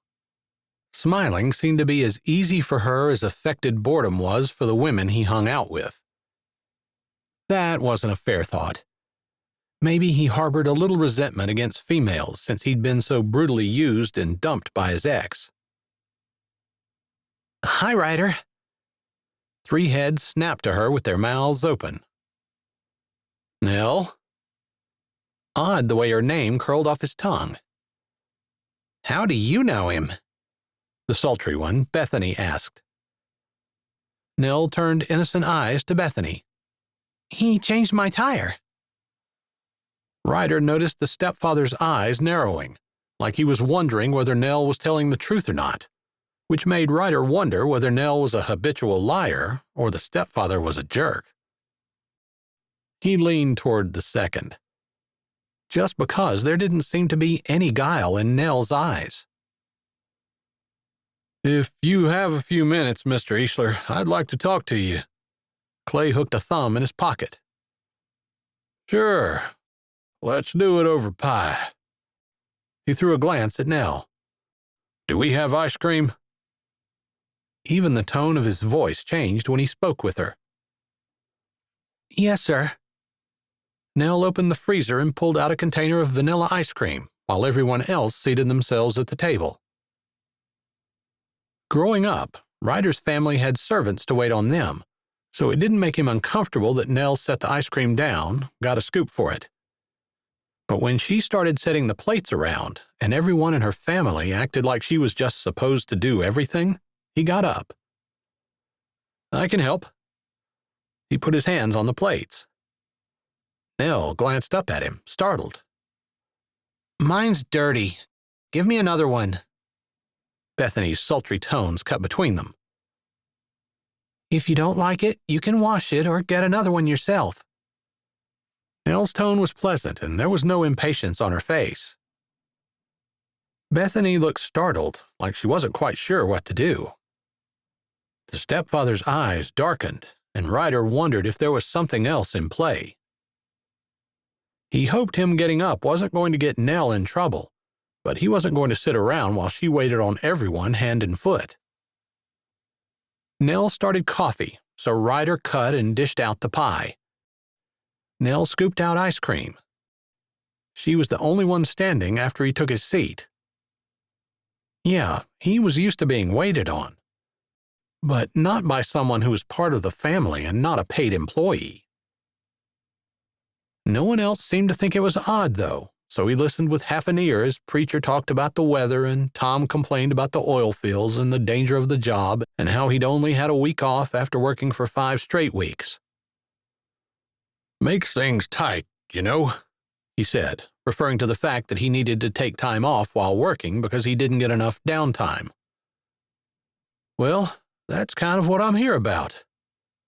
Clay cut another piece off his pie. "This is really good, Nell." Annoyance stirred in Ryder's chest.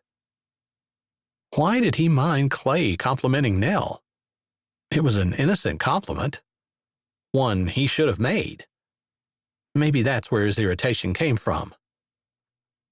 "I agree. It's the best pie I've ever eaten. Thanks."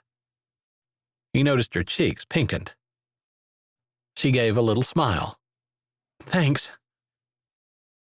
He was thinking about those pink cheeks and that smile and almost missed Clay's next words.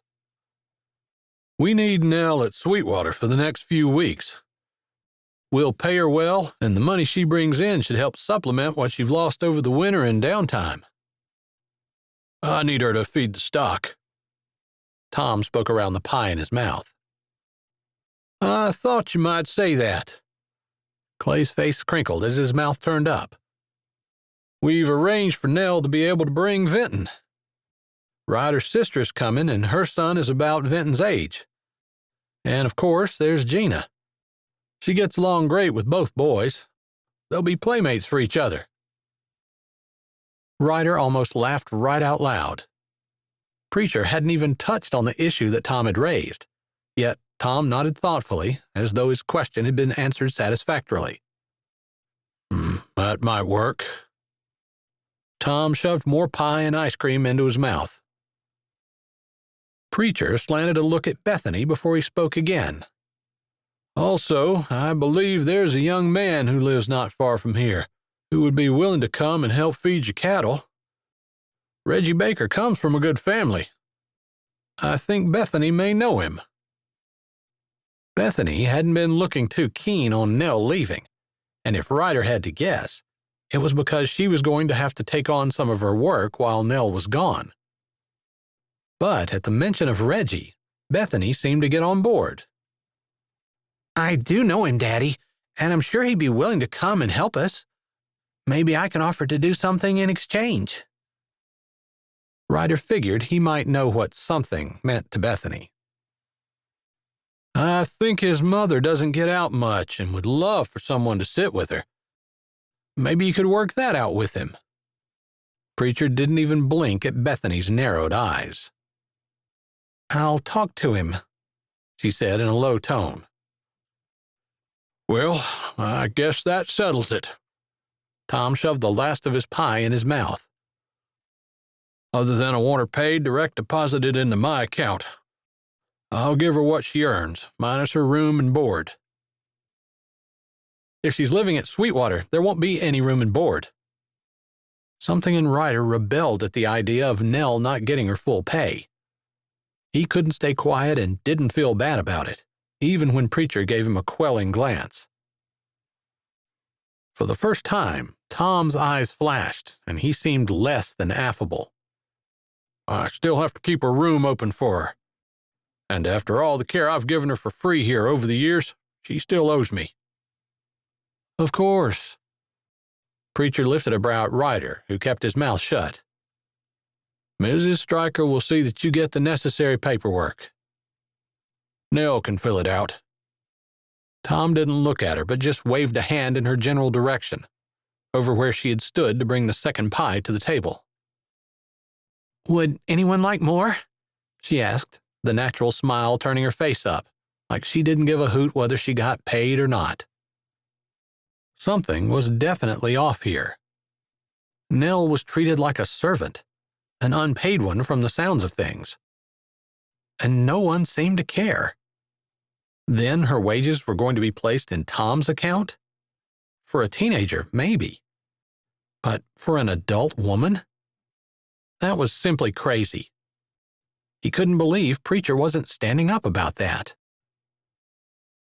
They stayed for another half hour, having more pie and ice cream as the kids also came in, before rising and shaking Tom's hand.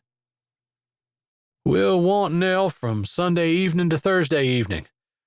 She may come home for Friday through Sunday." Preacher shoved his hat down over his head. "The Sweetwater Ball is Saturday, May 1st. I want her all day that Friday, Saturday, and Sunday." "Can I keep visiting even after we're done?"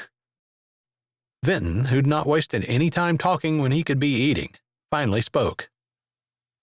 "It's up to your dad and Nell," Ryder spoke confidently. Preacher would be gone to Texas by then. "Nell has a job at Sweetwater for as long as she wants it." Nell's head whipped to him, like he had said prairie grass glowed purple and orange in the dark. Her hands stilled, holding the bowl she gathered up from the table. Every time he'd seen her, her face seemed to naturally curve into a smile. He couldn't read the expression on it now. "It would be good money all summer until school starts again." Preacher hooked a thumb in his pocket. "I forgot about school," Tom murmured, like he was trying to figure out how that changed things. "Roxy will come with a tutor. Clay has already taken Gina out of school. We'll have all 3 kids schooled together." This was something Ryder felt confident about. He'd tried to talk Roxy into sending Spencer to a good private school, but she had refused. He'd helped find the tutor. Nell's brows were furrowed again, like she wanted to argue. She also seemed to be thinking. It occurred to him that maybe she didn't realize he owned Sweetwater Ranch, or would own it when he got married and received his inheritance. His eyes flipped to Preacher, who looked confident and relaxed. Again, that irritation clacked around in his chest that she would take her cue from Preacher. Why not? They knew each other, while Ryder was a perfect stranger. It made sense, but he definitely didn't like it. "If this all works for you, maybe Nell and Vinton could pack a few things and ride back with us." "I assume she needs a ride?" Preacher asked, still standing. "Yeah, I never thought of that. I'm taking the truck, and that old car might be good to make it to town for groceries, but nothing any farther. It's on its last legs." Tom scratched his hand over his head and pushed away from the table. Ryder kind of thought maybe that was being generous to the old heap of metal parked in front of the house, but he didn't know much about cars. At least, not cars like that, anyway. Vinton had run out of the room as soon as Preacher had mentioned packing. Nell continued to clear the table and run water to wash dishes. Her deference toward Preacher wasn't the only thing that had irritated him today. The absolute lack of her sisters doing anything, and her stepdad allowing it, made his skin feel itchy. He set his jaw and hooked his hat over the back of the chair he'd just vacated.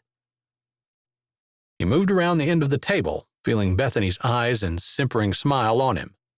He ignored her. "Go pack. I'll get this." His words startled Nell more than they startled him, since she jumped and put a hand to her chest. Her eyes were big and deep, ocean green when she turned them on him. Whatever she saw on his face precluded any protest she might have been going to make. She turned. He caught the dish towel that was slung over her shoulder in his fingers.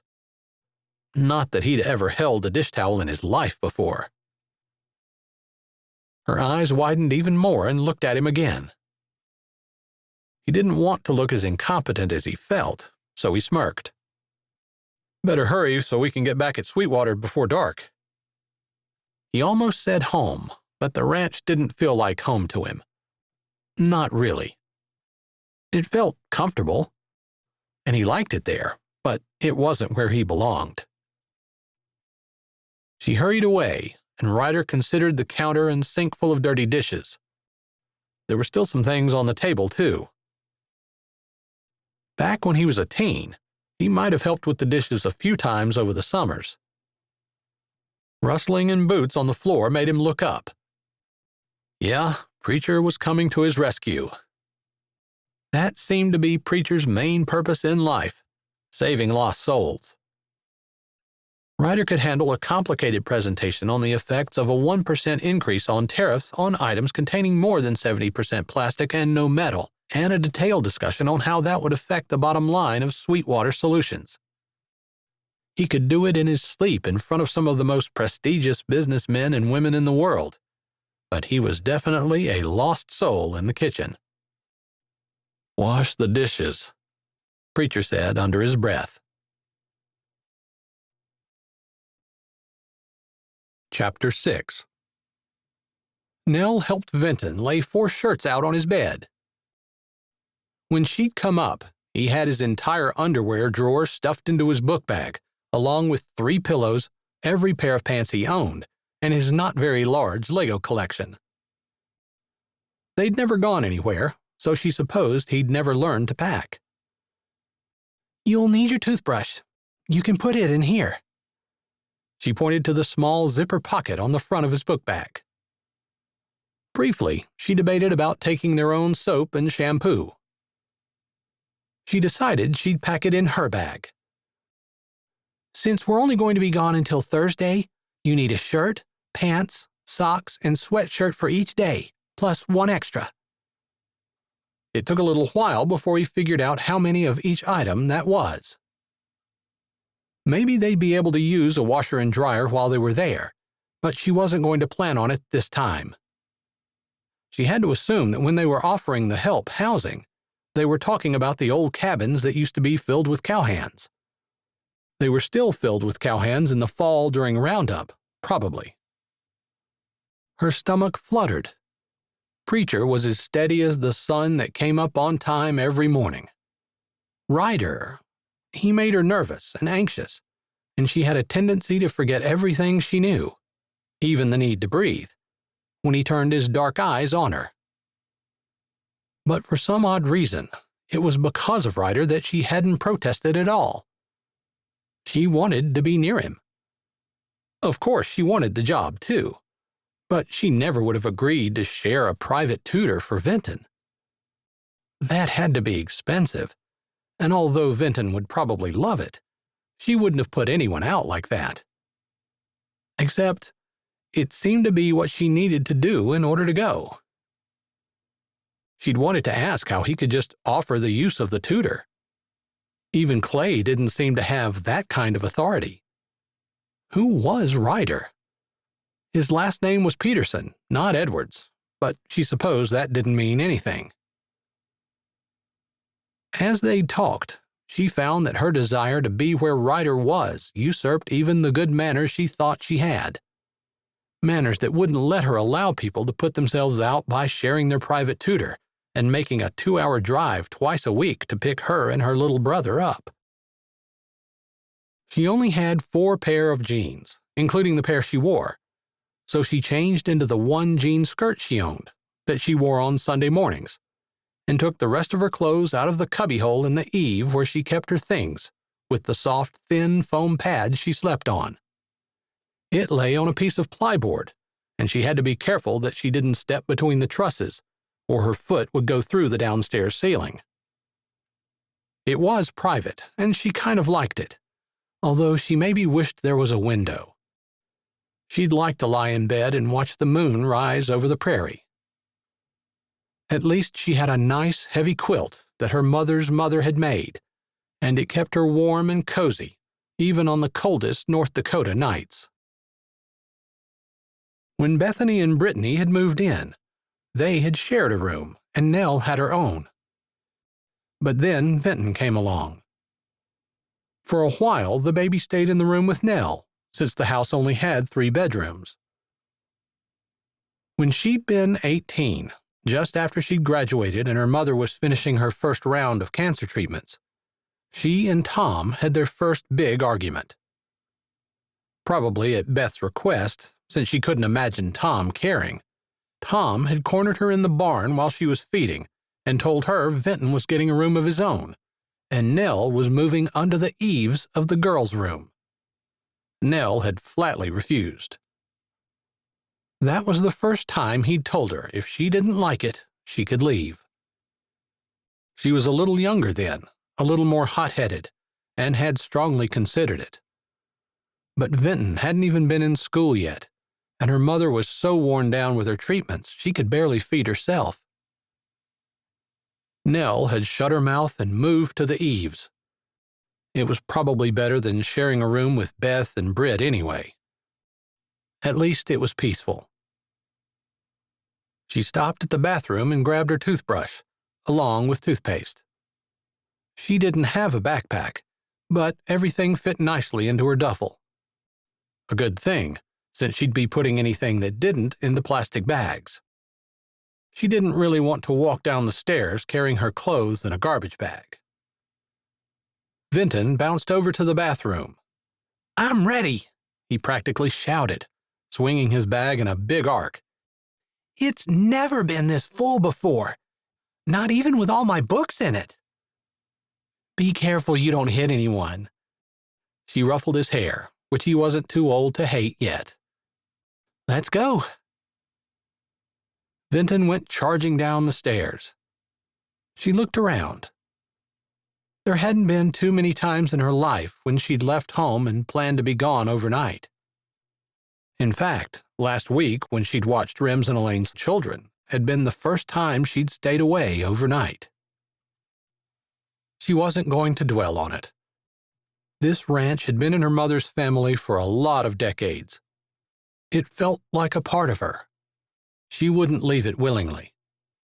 But she could walk away for a bit.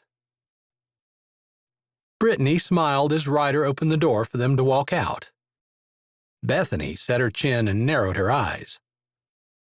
Whether that was because she was going to have to pick up some extra work now that Nell wasn't there, or because Ryder was leaving, Nell wasn't sure. Tom had disappeared. Nell noticed that the dishes were done and the table and counters cleared and wiped.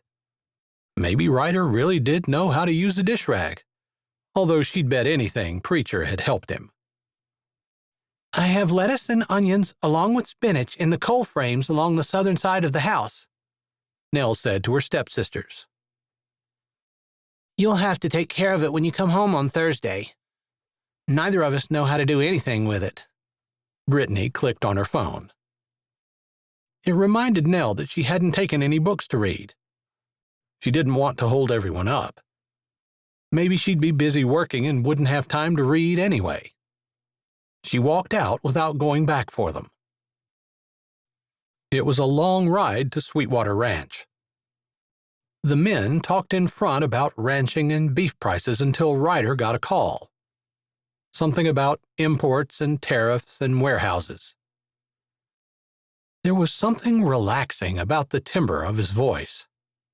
Nell fell asleep.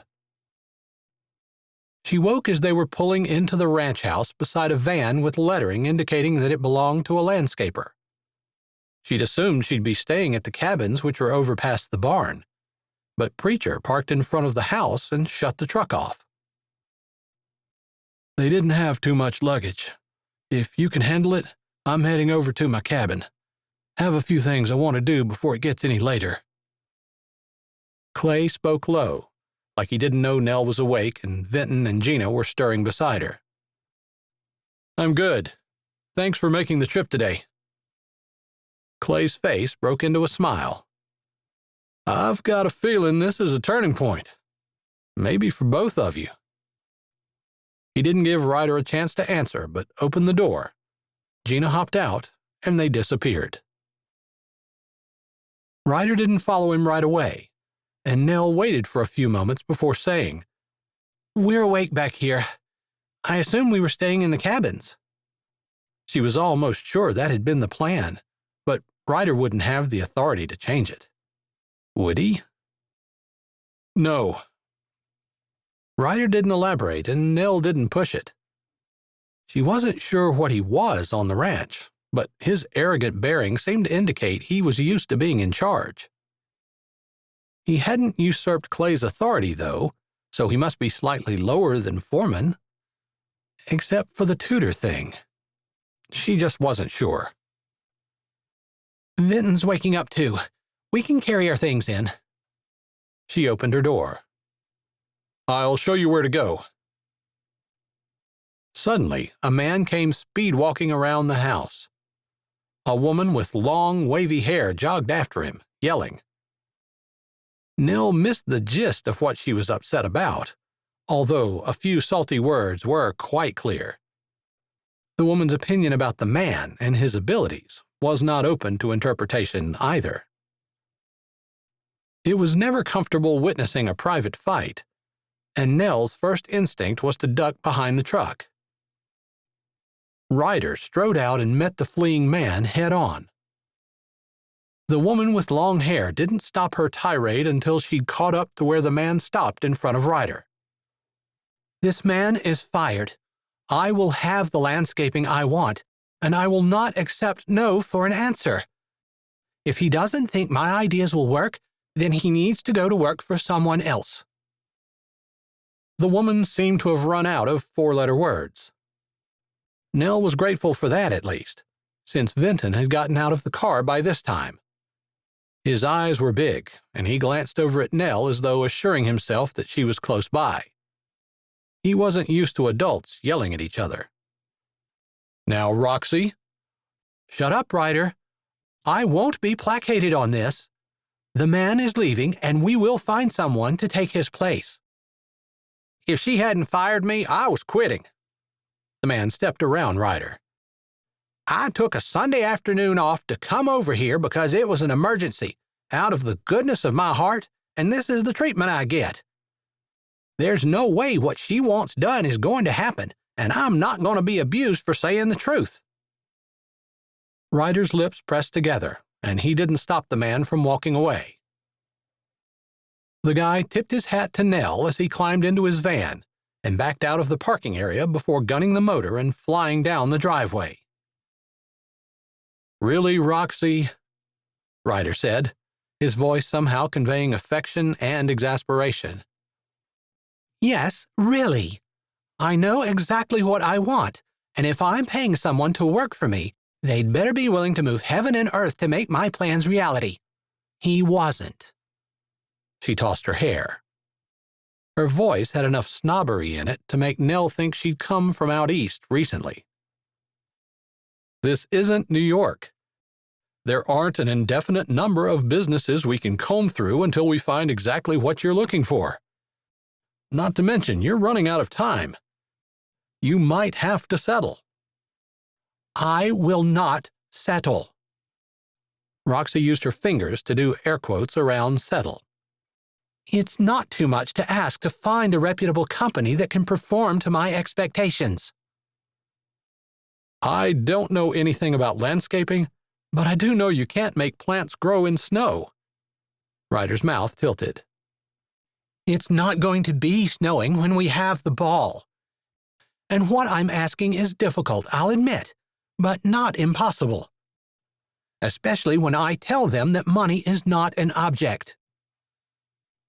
Roxy flipped her hair over her shoulder. Her eyes settled on Nell. "Is this the serving girl you went to get?" The up-and-down look Roxy gave her made Nell feel like her clothes had fallen off. She actually looked down to make sure it wasn't so. An annoyed-sounding grunt came from Ryder's direction. "This is Nell. and that's her brother, Vinton. Vinton is Spencer's age. Right. I remember you mentioning that. They're supposed to share a tutor. She stepped closer. What grade are you in, Vinton? 4th? Vinton whispered, his eyes unsure. My son is at the top of his class. He is quite intelligent. Roxy's sharp eyes snapped to Nell. If Vinton is slow or he holds Spencer back, he will not be staying here. Nell lifted her chin. The smile that never seemed far from her lips settled on her face.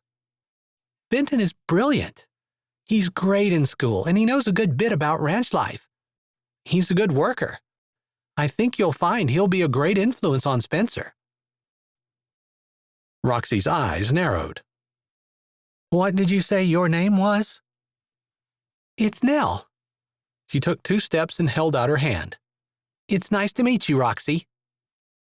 Roxy's eyes widened. She looked from Nell's face to her hand and back again. Then her eyes slipped to Ryder as though seeking direction from him. Finally, her hand came up, cool and slender, and clasped Nell's. In New York, we do not shake hands with the hired help. Nell grinned. Roxy was abrasive and commanding, but as long as she wasn't physically violent, Nell would be able to get along with her. I guess we do things a little differently here in North Dakota. We quit with royalty a long time ago and believe that everyone was created equal. Roxy's eyes narrowed, like she was trying to figure out if Nell was making fun of her. I'm not your equal, I'm your boss. You'll get respect, not worship. Behind her, Ryder snorted. Shut up, Rye, Roxy muttered. Her intelligent eyes moved back to Nell's face. There's something about you that makes me feel like I can trust you, which is odd, since there are very few people whom I trust, and never anyone I just met. Nell's smile widened. She shrugged. I get the feeling that you don't just hold everyone else to a higher standard, but you demand it out of yourself, too. I like that. Roxy's lips pursed together, and her brows lifted like she was impressed, but she didn't respond to Nell. Instead, she looked beyond her at Ryder. I don't know where you found her, but I like her. I believe she was a good choice. She gave him a regal tilt of her head before she looked back at Nell. Get your things and come along. There's been a change of plans and you're staying in the house, apparently. I'll show you where your rooms are. You start tomorrow. Nell grabbed her bags out of the trunk and handed Vinton's to him. They followed Roxy, who had already disappeared around the corner of the house. Roxy was definitely a woman who was used to being in charge and getting her way, but she didn't seem like she bossed Ryder, which made Ryder's position even more of a mystery to Nell. Not one that affected her in any way, and not one that she needed to know about. She tried to put him out of her mind as Vinton grabbed the door and held it for her to walk through. At least he'd picked up a few of the manners she'd been teaching him. Her mother had been so much more gentle and patient than Nell was. Her mother was always cheerful, too. That one was a little easier for Nell. Normally, Mrs. Stryker is in charge of everything that happens in the house, but today is Sunday and it's her day off. Roxy's upper-crust voice echoed off the polished hardwood floors and high ceilings. Mrs. Stryker? Is she the housekeeper, too? Yes. The secretary position is only part-time, and so is the housekeeping one. No one lives here year-round, although Ryder will be taking up residence for the next year. We've hired additional temporary help that will be starting soon. Because of the ball, of course. Nell tucked that information away. Odd that Ryder was moving in for a year only. She decided to take a wild stab at what she had begun to strongly suspect. Ryder is your brother, and you own Sweetwater Ranch? Partly right. Ryder is my brother. He will own Sweetwater Ranch just as soon as he picks a bride at the ball." Nell was following Roxy, so Roxy couldn't see her jaw drop. Her world tilted crazily, and she wobbled before she caught her balance again. She didn't know exactly what that meant, but it definitely fueled her imagination. But it also meant that Ryder was extremely rich, which she'd already assumed, possibly a millionaire. Not someone who would ever be on her level. A part of her was disappointed about that. She refused to acknowledge that part. Spacious rooms, perfect decor, and glistening woodwork passed by as Nell and Vinton hurried after Roxy, who didn't seem to have any speed except go fast, in a graceful, long-legged stride. She turned and started up the stairs. "Spencer is in the room beside mine. I'm putting you two directly across the hall from us. The boys will be able to play if they want." Turning left at the top of the stairs, Roxy stopped at the first door. "This is your room, Nell." She pointed to the door beside it. "And that's Vinton's." Swiveling on her heel, she indicated the rooms directly across the hall. "Those are Spencer and my rooms.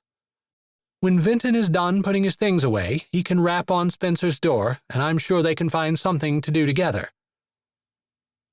She eyed their small amount of luggage. "Tomorrow morning at 7, Mrs. Stryker will be in the office. I'll make sure she knows you'll be there to go over your duties and everything that will be expected of you."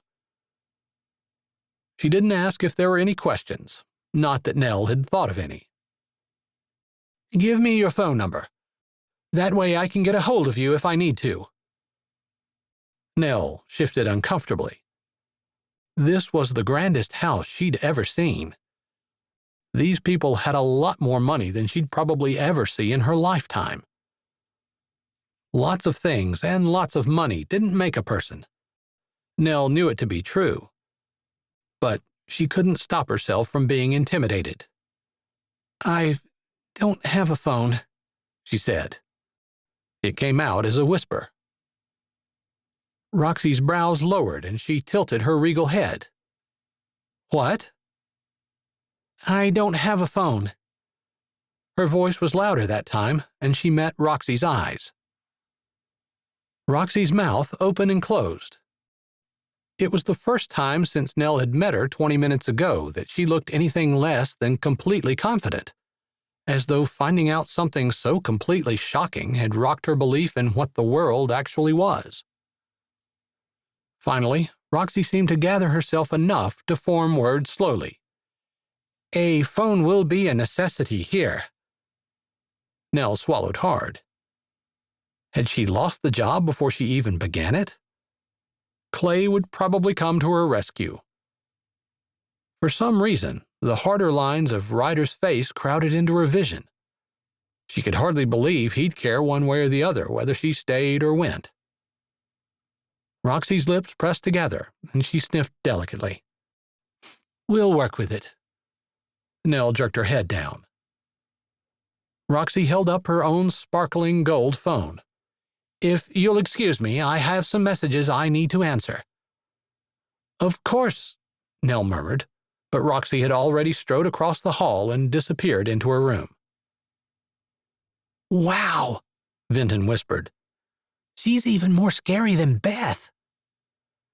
The shock and awe in his voice caused Nell to giggle. "I think she's very nice. She just hides it with the commando personality, like she's afraid people won't take her seriously if she's too kind." Vinton wrinkled his nose. "I want to check out my room." "Let's do it." Nell almost set her bag down in front of her door, but decided instead to carry it. Not that there was anything valuable in it, but this wasn't her house, and there wasn't anything out of place. A bag sitting in the hall where it didn't belong would be noticeable to everyone. With a last glance down the hall, and a little thought wondering what all those rooms were for, Nell followed Vinton into his room. Chapter 7 Ryder fielded 2 calls from his Newark office and 1 from Brandon, the man who was going to be his temporary co-CEO for the next year and was based in his Manhattan office. He had to admit it felt good to know that Brandon was in the office on a Sunday evening. After discussing various high-dollar leads and several new Eastern Shore lanes for potentially moving goods through different channels, along with checking on the latest shipments and manufacturer schedules, he clicked his phone off and ducked into the barn where Clay was feeding the horses and the cattle that were being kept close to the barn for some reason or another. He was supposed to be learning the ropes from Clay, the first of which was that the foreman didn't give any job to an underling that he wasn't willing to do himself, including taking his turn for the feeding on Sunday evening. Sorry. He grabbed the extra pitchfork that leaned against the wall. Not that he'd used one since high school. Another man might have been annoyed, but Clay wasn't just anyone. Not a problem. We're feeding hay, not solving Tibet's infrastructure problems. Tibet has infrastructure issues? Clay shrugged. I don't know. Just seemed like it would be harder to deal with that than feed a few cows. Ryder snorted. Clay's face had morphed into the lines that said he was smiling. Ryder wondered what it would be like to be perpetually happy. Clay never seemed to be bothered by anything. Not when they were in high school, not at any time when he'd spoken to him in the years since.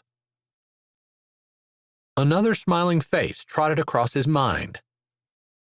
Nell's default expression seemed to be a big, wide smile.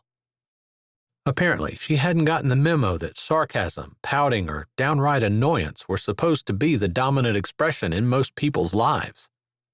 Jadedness, even. Definitely not the sweet smile that continually graced her face. Made her seem young, bordering childish. He pushed it aside, needing to focus on learning what made his ranch run. Preacher wasn't going to be around much longer. How do you know how much hay to give these animals? Clay launched into a discussion about protein and crude fiber and percentages in different kinds of hay. Who knew feeding cattle could be so complicated? At one point, Clay even made Ryder get his phone out and pull the calculator app up. Much later, they were down at the horse corral and had been working silently checking the horses' hooves when Ryder's lips opened themselves and asked a question he'd been wondering since he saw Nell along the road. Why is Nell still in North Dakota? If Preacher thought his question was odd, he didn't say. He never stopped working.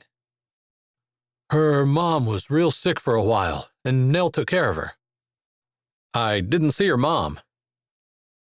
She passed away at the end of last year. That's too bad. Funny that Nell was still so happy. I suppose Nell will be leaving now? I doubt it. That ranch she's living on was her mother's. I figure her stepfather owns it now, but Nell probably won't leave it unless she has to. Why? Preacher did stop at this question. I guess if you have to ask that, you've never felt like you belonged somewhere so strong and hard that you were a part of it, or it was a part of you. Like you couldn't separate yourself from it, or you'd die if you tried. Ryder considered his words. Preacher was probably right. He'd never really felt that way about anywhere he'd been. I suppose marriage is meant to be the same way, although it pretty much isn't anymore. Preacher lifted a shoulder before bending back over his horse's foot. Ryder couldn't stop the sarcastic grunt that escaped his lips. He didn't know anyone who felt that way about their spouse. A spouse was pretty much someone to put up with, until they didn't anymore. Maybe money really does ruin everything, Preacher said with a grin that showed he wasn't knocking Ryder's money. If anyone knew how hard Ryder had worked to prove himself, it was Preacher. He'd been privy to all of Ryder's big teenage dreams. Maybe I feel that way about money, that I don't want to be separated from it. Ryder was being flippant. Kind of. Preacher laughed. Yeah, you definitely don't know what I'm talking about. He patted the palomino whose feet he'd just checked before unhooking the lead from its halter and feeding it an apple chunk from his pocket. He looked up at the big North Dakota sky, then over at Ryder. I guess I can't look up without getting a thrill right here. He slapped his chest. It stirs my soul and gives me a bone-deep satisfaction at the same time. Ryder grunted, dropping the last hoof on the buckskin gelding he was checking. That's why you're headed out to Texas next month? The laugh lines in Preacher's face deepened. Leaving just makes coming home sweeter. Ryder laughed with him, but couldn't help noticing the shadow that crossed Preacher's normally open expression. Immediately, he thought of the notebook Preacher was seldom without. Seems like everyone had their demons. Nell's a nice girl, Preacher said casually, running a hand down a pinto's neck. Are they really that hard up? Preacher sighed. Ryder wasn't sure he was going to answer. The ranch was struggling back when cattle prices dropped and we had a couple of years of drought. But it ran in the family, and I don't think they owed anything on it, other than maybe a small mortgage for a few outbuildings. He rubbed his hand down his leg as a horse came over to nuzzle his pocket. Tom was a good man. He worshipped Nell's mother. When she got sick, he let things go. I'm not sure exactly what happened, but I know when she got cancer the second time, he changed. Ryder's chest constricted. He's not abusive. I don't think so. Just, Nell's mother was his rock, and when she got sick, he couldn't be the strong one. Ryder thought back to what Preacher had said about married couples needing each other. A soul-deep connection that one would rather die than live without. It kind of sounded like Tom lost the will to live. So there's money there, they just need to pull through? He had this need to make sure Nell was taken care of. He didn't want to examine where it came from. Preacher walked over to the fence and slapped his gloves on it. Far as I can tell, Tom isn't doing much ranching. He's working in the oil fields. Yeah, and drinking his wages.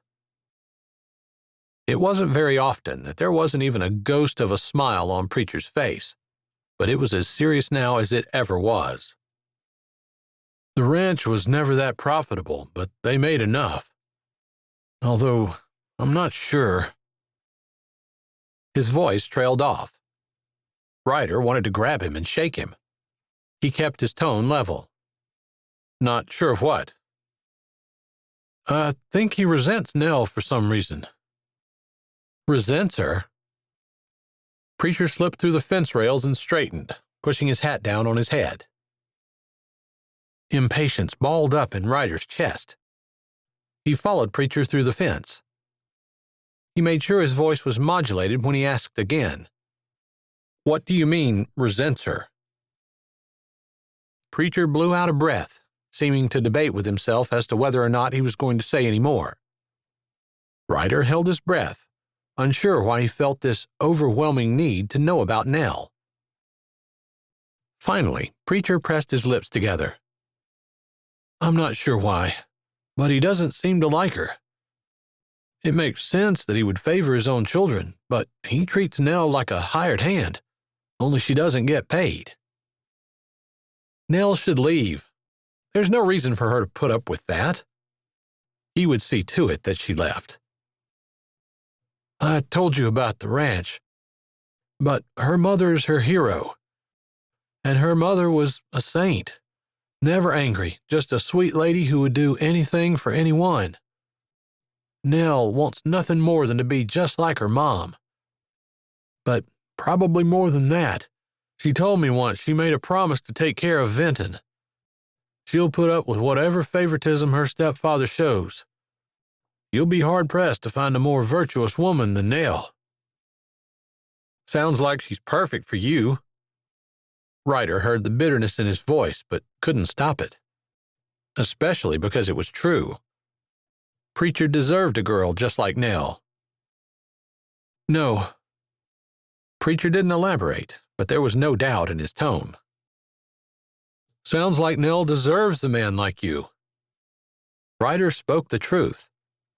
As much as he tried to convince himself he wasn't interested in being a saint, he knew it wasn't really true.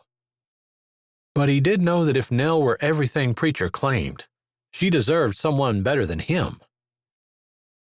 I think Nell should get to choose for herself what kind of man she wants. Preacher's tone was easy, conversational, like he didn't care one way or another who Nell chose. His words sent a shock through Ryder. It wasn't easy to forget that he was supposed to be choosing a wife for himself at the ball that was being held in what seemed like a very short time, but somehow he'd managed it. He hadn't planned on finding a love match. His plan was that there would be women attending who would marry him and live in North Dakota for the right amount of money. I agree, he finally said. The catch was that at the ball, everyone would be wearing masks. He needed to plan ahead. He wasn't the kind of person who left things to chance. Chapter 8. Nell stepped out of her room at 6:30 the next morning. She'd figured she was in plenty of time to be early for her meeting with Mrs. Stryker. But the agitated voices that floated up the stairs seemed to indicate that business had already commenced. She hurried down, hoping that the anger wasn't directed at her. She hadn't done anything. But maybe that was the problem. There had been plenty of time to do something yesterday afternoon when she arrived. But Roxy had said she wasn't starting until today. She avoided confrontations whenever possible. She would much rather that everyone just got along. Her heart hammered in her chest as she walked to the side office, and the voices got louder and the words clearer. I told you I will not allow that man back on the property. It was Roxy's voice. I'm not sure you understand. There are 3 landscaping companies within 2 hours of here. He was our last option. This is not New York. Ryder's voice held a lot of irritation. It was also husky, like he hadn't been up long. You keep saying that, like I can't look out my window and know. She snorted. I can just smell the air and know I'm not in New York. That was probably true, but Roxy didn't say it like it was a good thing. I'm just trying to get you to understand that if you want your landscaping to be perfect for the ball, you're going to need to work with one of the companies that you've fired. I will do no such thing. That's fine with me. I don't care what the plants look like. I don't even care if there are decorations. It's all your show. You're the reason for the show. Nell thought maybe she detected a note of bitterness in Roxy's voice. We've been through this. I know if I refuse to participate in the ball or refuse to choose a wife and get married, everything goes to you. The frustration level of Ryder's voice increased. I can't do that. I've never asked you to. Right, I get it.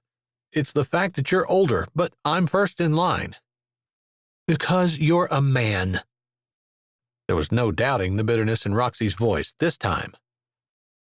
That might be true. Might be, Roxy spit out. You know it is. Have you ever thought that maybe it could be because I've been working in the company for over 10 years? Maybe I got first dibs because I earned it. It could have been divided up equally. And they could have just given it to me without making me move to North Dakota and having a stupid ball and getting married, too. Well, if anything happens and you don't fulfill your terms, I have terms, too. Slightly different ones. Both of them laughed without much humor, which made Nell wish she knew what the inside joke was.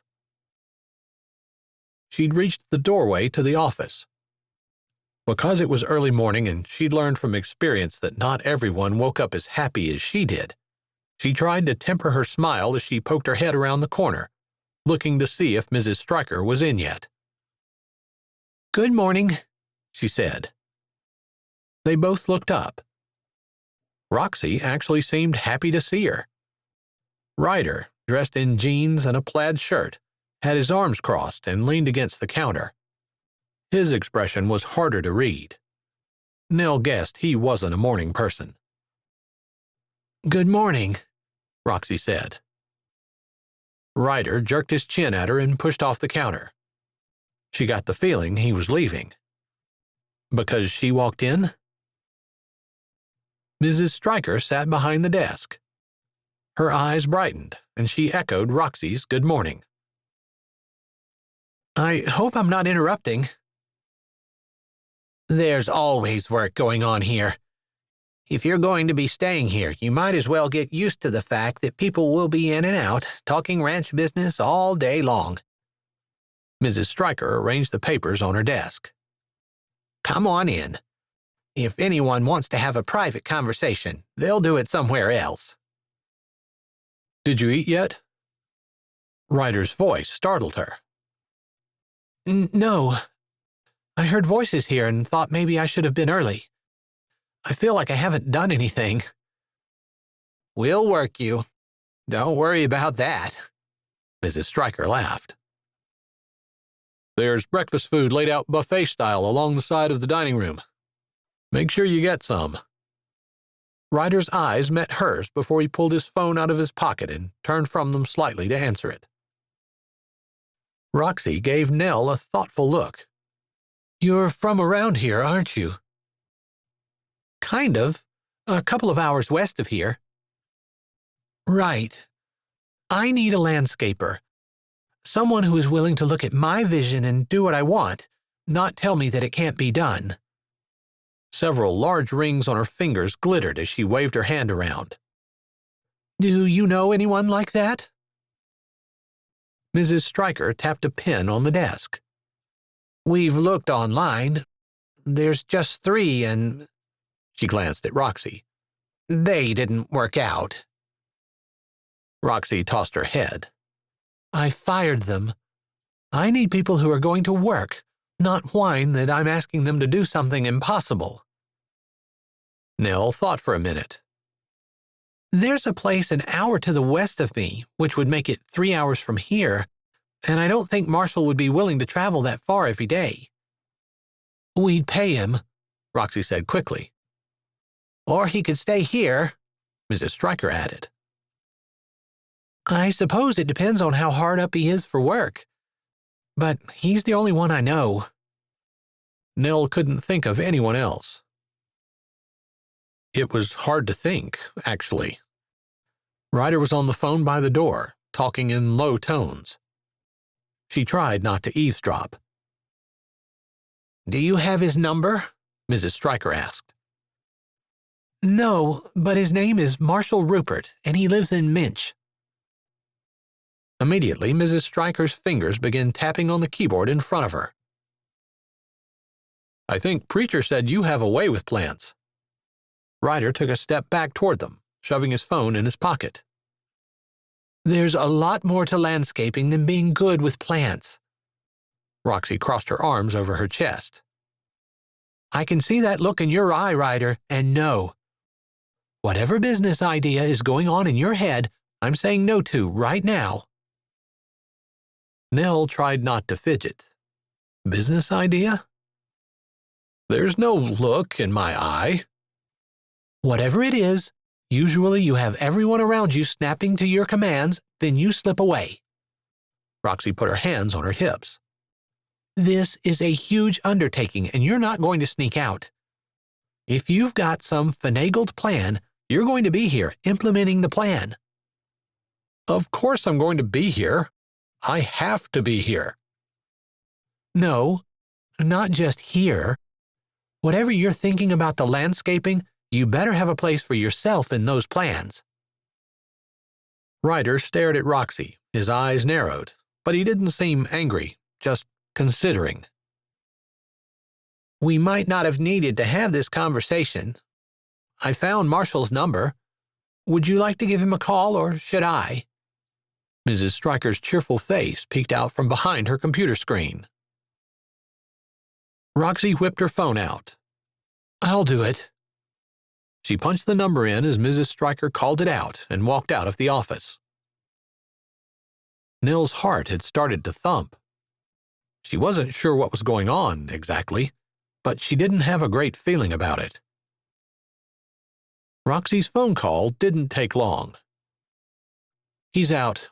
Not interested," she said without fanfare when she walked back in about 30 seconds later. "Then we're down to my idea." Ryder leaned a hip against the counter. Roxy's lip twisted, but she lifted her chin. "You can tell me your idea first, and I'll let you know if it works." "I'll just head out to the kitchen." Nell started to duck out the door. She'd only planned on coming in and talking to Mrs. Stryker about her duties and what was expected of her. She felt like she'd walked in on a family business discussion that was none of her business. "Just wait." Ryder put his hand up. She was used to people ordering her around. Her stepsisters and stepfather did it a lot, so his command didn't really bother her. But Roxy's eyes narrowed. Whether it was because of the command or because of something else, Nell couldn't say. Nell stopped. "My plan involves you." His words were confident, like he didn't expect her to protest. But when he directed his gaze at her, there was enough question in his eyes that she almost felt like he was asking if she'd agree to stay, at least. "Okay." She felt compelled to answer that unspoken question. "Preacher said you know a lot about plants." He studied her, and for some odd reason, her heart started that heavy beating thing again. "Yes." She wasn't sure her knowledge was up to Roxy's standards, but she was known for being able to get anything to grow. "We have some extra ranch hands, and you," his gaze broke from Nell's, and he looked at Roxy, "you know exactly where and what you want. I don't see why we can't do this ourselves." "Because it's going to be a ton of work, and I want it to look amazing when we're done. Not like it was patched together by a bunch of cowboys." Roxy rolled her eyes and put both hands on her hips. Nell had the feeling Roxy was getting ready to dig in to fight. "I will fly a landscaper in from New York, but we'll supply the manpower and the design, and Nell will supply the expertise. If we're going to spend the time and money, we want it to look good for years to come." "The most important thing is that it creates the feeling of magical beauty the night of the ball. It has to be perfect." Roxy tilted her nose into the air, like a challenge.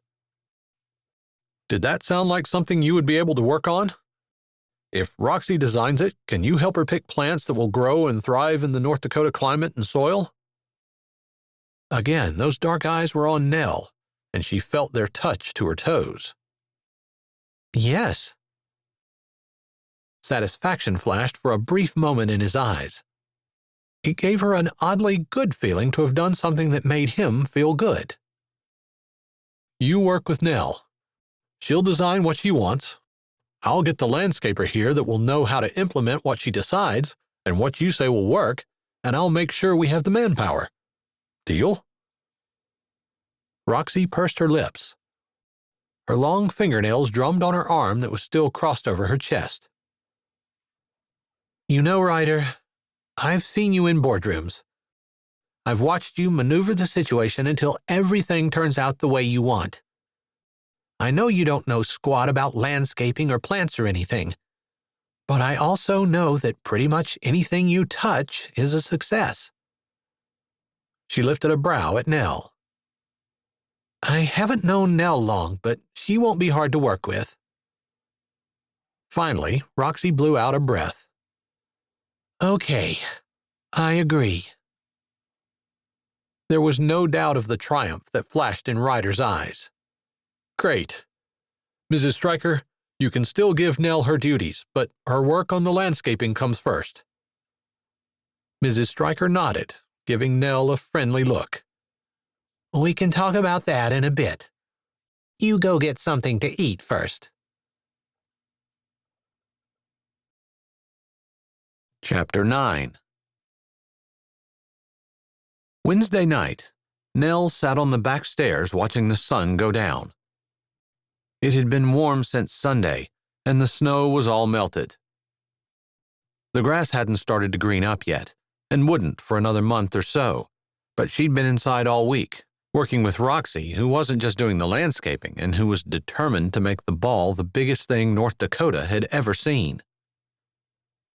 Nell could have told her that it didn't have to be that big to be the biggest in North Dakota, but she didn't think Roxy would find the humor in that.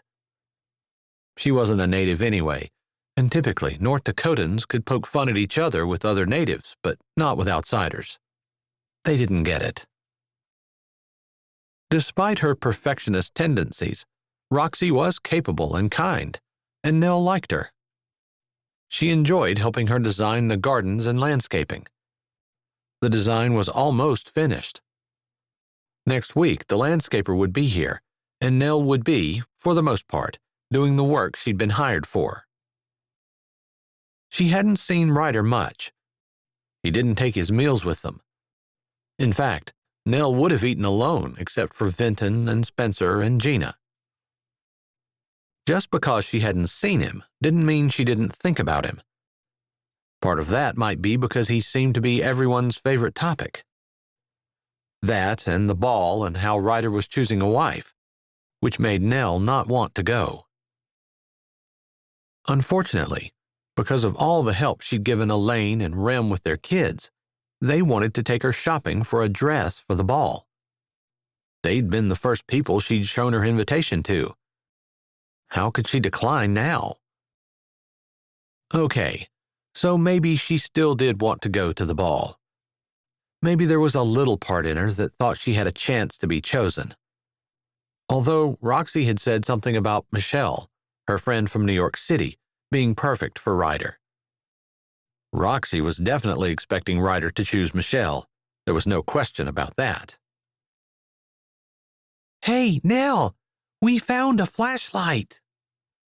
Vinton came running out the back door with Spencer and Gina right behind him. The kids had taken to each other, thankfully. Spencer wasn't quite as daring as Vinton, and Vinton wasn't quite the student Spencer was. Nell thought they balanced each other out, with Gina being the glue that stuck them together. She wouldn't be surprised if they all became lifelong friends.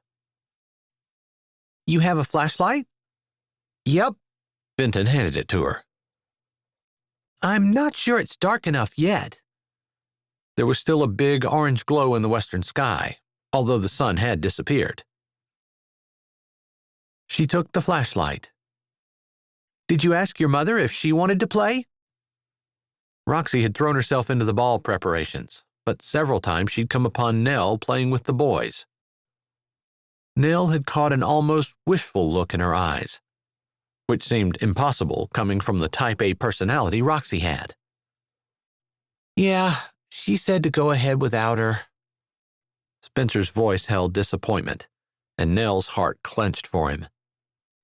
She wasn't sure why, but to a child that age, everything was always more fun when their parents participated. His voice picked up. But Uncle Ryder said maybe he'd come out.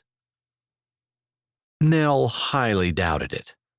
Maybe was an easier answer than a flat no. What about you, Gina? Dad plays with me all the time, but he was writing a letter tonight. Gina shrugged. She was at home on the ranch. Nell stood. Okay, so I'm it first. Whenever I find one of you guys, I'm going to hand the flashlight off to you, and you become it. That person has to count to 50 before they can start hunting, Vinton added, since Spencer had never played flashlight tag before. They'd made the boundaries earlier after supper, before dark, basically the whole backyard. Next week, it would be dug up and rearranged to Roxy's specs, but tonight it was perfect, with some bushes, trees, a shed, a gazebo, and various other things that would make great hiding places. Hiding places that would be gone next week. "You counting, Nell?" Vinton called from the darkness. The sun had completely faded, and there was no moon. 1, 2, 3, she started in answer, grinning when she heard the kids take off running. She thought about calling out and telling them to be careful, but figured it was probably a waste of breath. After counting the whole way to 50, she switched the flashlight on and started looking. She and Vinton had played with the kids at church at various times, so she knew he had a tendency to want to run. Based on what she knew of Spencer's personality, he'd find a hole where she'd never be able to see him and hunker there. She wasn't sure about Gina, probably a little of both. Deciding she'd sweep the light for Vinton in between searching for Spencer and Gina, she started out across the yard. Maybe it was one more sign that she'd not grown up, but she loved playing with the kids. At church, with Rem and Elaine's kids, or at home where it was just Vinton and her. Sometimes they could get Britt and Beth to play, but usually it was just the two of them. That was fun, but with games like this, more was definitely better. She had checked behind the 2 trees and the gazebo when movement caught her eye. Just like she figured, Vinton couldn't stay still. Jogging carefully around the decorative stones, she came around the shed and the light hit Vinton full on. "Caught you, Vinton," she called with a laugh. Vinton groaned, but stopped and came back for the light. He started counting to 50, and she ran to hide. They'd all been it at least 4 times, and they'd figured out the best places to hide, when Nell decided to try climbing a tree. None of them had done it yet, mostly because the trees didn't seem to be climbable, but she'd been thinking about it and thought she might be able to get a running start and take 2 steps up one of the trees, grabbing the lowest branch. It would be tricky in the dark, but no one would find her up there, which would definitely make her the winner for the night. Spencer's voice droned on as he counted to 50. Nell, on the other side of the shed, could barely hear him, so she figured he'd not be able to hear her very well either. After the first try, she realized it was futile, and a lot on the dumb side, to try to run up a tree. With time winding down, and with the idea that she really wanted to win stuck in her head, she wrapped her arms around the tree and tried to shimmy up. Shimmy was definitely the wrong word. There was no shimmying going on. However, there seemed to be blood involved as her arms scraped the bark of the tree. Maybe she was more competitive than she thought she was, because as she heard Spencer announce 50, she'd managed to grab the lowest branch. Pretty sure the tickle in her armpit was blood that had drained down from the scratches on her arm. She didn't stop to wipe it, but hooked her foot over and heaved her body onto the branch. She stretched out on the limb, her arms burning, trying to make herself as small as she could, in case they shone the flashlight up into the tree. There was some commotion going on, and she assumed Spencer had found Vinton or Gina. Hopefully Vinton. That would be good for her, since Vinton wouldn't be as thorough as Spencer at shining the flashlight around. She grinned. Sure, her arms hurt, but the kids were going to love her spot, and she was definitely going to win. Unless she giggled with excitement and gave her spot away or fell out of the tree. She clamped her lips closed. Finally, the light came bobbing out around the shed. Her hair, which wasn't long enough to put into a ponytail, had flopped into her face, and she'd not brushed it back for not wanting to let go of the tree limb. It didn't really matter. She could see the light just fine. But she couldn't tell which boy had it. It wasn't bouncing around enough to be Vinton, so it must be Spencer. She willed herself to be still. He would almost certainly shine the light into the tree. She clamped her teeth together over the laugh that wanted to erupt from deep in her chest as the light stopped directly below the tree. Digging her forehead into the limb, she concentrated on keeping her feet close together and centered on the branch. He probably wouldn't shine the light on the limb where her torso was if he didn't see her feet closer to the trunk. She held her breath, her heart pounding, her laugh tickling the back of her throat. Where is that confounded woman anyway? Nell's body froze at the sound of Ryder's voice. Then her laugh burst from her throat. She jammed her fist into her mouth to stifle it, which was a mistake because she lost her balance. Her arm, already burning from climbing up, reflexively jerked back as she grabbed for the branch. She missed. Chapter 10. Nell's body scrambled, leaving the tree, free-falling for one short second before thumping, hip first, into the ground. Immediately, the flashlight was in her face. She was still trying to get her breath when the beam went from her to the tree, to the branch she'd fallen from, back to the tree, and back to her. Whoa! Are you okay? She'd had a couple of seconds and was able to catch her breath, although her hip now hurt slightly worse than her arms. I think you were supposed to catch me. A little warning next time? I snorted. Ah, yes. I do recall hearing that. I had a passing thought about feral pigs before Chicken Little took over my conscious contemplation. Chicken Little? You know, the sky is falling, the sky is falling. He sounded ridiculous, and she laughed despite her pain. He bent down beside her. You never answered me. Are you okay? I guess I kind of figured if you were joking, you were, but you haven't moved. I'm fine. That was mostly true. I'm kind of mad now, though, because I could have won, but I couldn't keep from laughing. She sat up slowly. Her hip hurt, but the rest of her didn't feel too bad. I haven't been around you much, but I'm having a hard time picturing you mad. He put a hand on her shoulder. Take it easy. You probably shouldn't move, and I should call an ambulance and get your back checked out. She stopped. His hand burned through her shirt. Odd reaction. She cleared her throat and pushed the rest of the way up. Thankfully, his hand fell off, leaving pinpricks where it had been. No, it would take forever for an ambulance to get here. I'd freeze to death first.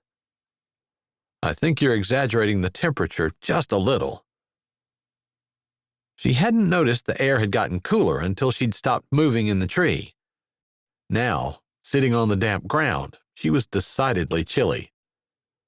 I need to get up and move around so I can warm up. Take my hand. He held it out. She put her hand in his. She didn't need the light to feel the slide of their skin and know his hand swallowed hers. He didn't move for a moment, and she thought she heard his breath hitch. Then he pulled gently, and she rose to her feet. Pain radiated out from her hip, and she breathed deep, willing it to fade. Hey, what's that? He shone the flashlight on her arm. Suddenly, her hip pain faded, and she remembered her arms hurt. I scraped them when I was climbing up the tree. Wow. All this just to win a game? No, all this just to have fun with my brother and his friends. I was playing too. And you.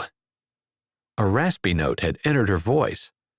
She had no idea where it came from or why her heart had started beating faster. I think we better go inside and take care of the casualties. Hey, why'd you guys quit looking for us? Vinton's voice came out of the darkness. Ryder shone the light in his direction, landing the beam on his feet. Your sister fell out of a tree. Huh? Nell could make out his head as it tilted sideways. You were in a tree? Ha! He jumped up and pumped his hands. No wonder I couldn't find you. He jogged over. How'd you get up? I fell out of the tree, but I'm fine. Thank you for your sincere concern. It touches my heart. Nell, Vinton put his balled fists on his hips. You're standing there talking to me. I know you're fine. Actually, she scraped her arms, so we better go in and fix her up. Aw, do we have to? Vinton whined. You just started playing, Spencer added in his own whiny voice. We're definitely quitting now. You can't get what you want when you whine for it. Nell brushed her hands down her legs, surprised at the dirt that had been sticking to them. Your mother said it was bedtime anyway. She sent me out to get you. There was a smile in his voice, like he found it a little funny that he was supposed to bring the kids in, but had ended up sticking around and playing himself instead. Nell figured if he'd ever played flashlight tag, it had been a long time ago. And your dad texted me asking about you, he said, looking at Gina. Said it was time to head over to his cabin. Can you text him and tell him I'm on my way? Gina asked, before saying goodnight to the boys and skipping off. You boys go hop in the shower and get your teeth brushed. I'll be in to check on you before I go to bed. Nell took a tentative step. Her hip hurt, but it held up under her weight. The boys took off, racing to the house. They're going to run into something in the dark. That'll teach them not to run in the dark. Nell laughed. Her mother always said if you could find something to laugh about, it eased the pain. That's kind of mean. Laughing at them running into something or not telling them not to run in the dark? Either. Both. You should warn them. Some things are more memorable when you experience them. He snorted, keeping the light pointed at the ground directly in front of her, which she appreciated, because it helped her hip to know where her feet were going. Maybe someone has learned to stop climbing trees? Not really. I've learned it's a bad idea to fall out of them. He huffed a laugh. Yeah, I definitely think my parenting strategy is superior. Thinking so doesn't make it so. They'd reached the back porch steps. He stopped. Can you make it up? Yep. She had no idea if her hip would allow her to move like that or not. Signaling to her hip that the topic wasn't up for discussion, she placed her good foot on the step and stepped up just fine. The second step, with her bad leg, didn't go so well. She gasped as pain shot through her side, reaching out blindly to keep from falling. Ryder's arm came around her, and she fell into his side. It was hard and warm, and she definitely didn't belong leaning against it. She tried to straighten. Let me help you. I can walk fine, but wow, those steps. I noticed. His words held a smile. I'm sorry. I didn't mean to fall into you. She took a step with her good leg. He kept his arm around her, steadying her. His breath huffed in her hair. Did you not notice that I caught you this time? I think I should get some credit for that. She lifted her shoulder, the one that wasn't tucked against his side. Okay, a little credit. Although I feel compelled to point out that I wouldn't have fallen into you the second time if you'd caught me the first. Details. He waved his hand around. Important details, she insisted. His arm around her felt strong and right, and she wanted to lean even harder into him.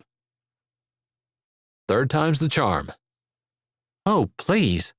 Please do not tell me that I need to risk my life again just so you can maybe catch me.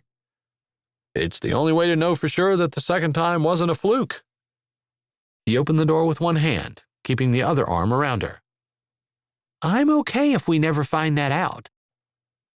I can't stand the suspense." She stopped on her way through the door and looked up at him. "You know, when I was younger, my mom used to say to me, if your friend asked you to jump off a bridge, would you do it just because they asked? I think that just happened. Literally." He shrugged, and for the first time, she noticed the dimple in his left cheek. "It doesn't have to be a bridge." "Details," she said, waving her arm around and imitating his earlier comment. His grin became a smile, acknowledging her imitation. His dark eyes met hers, and her breathing became shallow and fast. Her heart kicked up, the rhythm unsteady. His pulse ticked in his neck, just as out of time as hers. They stood there with the door open, half in the house, half out, staring at each other. Their smiles slowly faded. Something warm and soft, like the sparkles on a fairy's wand, shimmered between them, a warm trickle that became heat. It flared in his eyes and pushed in her chest, lifting between them like the sparks of a bonfire. "Nell, His hand came up. His fingers traced her hairline, tucking it back behind her ear, his hand cupping her cheek. His touch made shivers fly up and down her back. She leaned closer as his head lowered. "Where have you two been?" Roxy's voice cut between them, sharper than a razor blade. Ryder blinked, then shook his head. His eyes widened like he couldn't believe where he was or what he'd been about to do. They scanned over her face before looking away. Nell didn't need the pressure of his arm on her back to walk through the door. She'd been having such a good time with him, silly banter and him helping her. But she didn't have a problem reading the shock on his face that he'd almost been caught in an embrace with her. Like such a thing was unbelievable. Of course it was. But it hurt to see it on his face all the same. "We were playing flashlight tag with the kids," Ryder said, like it was something they did every day and Roxy shouldn't have needed to ask. "Nell ended up having a bad fall. Her hip seemed to take the brunt of it." Roxy narrowed her eyes like she was trying to determine if Nell were faking it, just for the excuse to get closer to Ryder. Nell looked down, guilty, because she had been tempted to press closer than necessary. But Roxy thought it was probably because of Ryder's money. That hadn't figured into it. If it had, she would have pulled away, not pressed closer. They weren't exactly compatible, and she wasn't looking for a man with money. More than that, she definitely didn't want a man who lived in New York. But she hadn't pressed closer, and there wasn't anything to feel guilty over. She lifted her head and limped into the kitchen. Ryder ignored his sister's sapping gaze. He'd never felt anything like this strange pull that he felt toward Nell, but he certainly wasn't planning on acting on it. He didn't need Roxy's censorious eyes to keep him straight.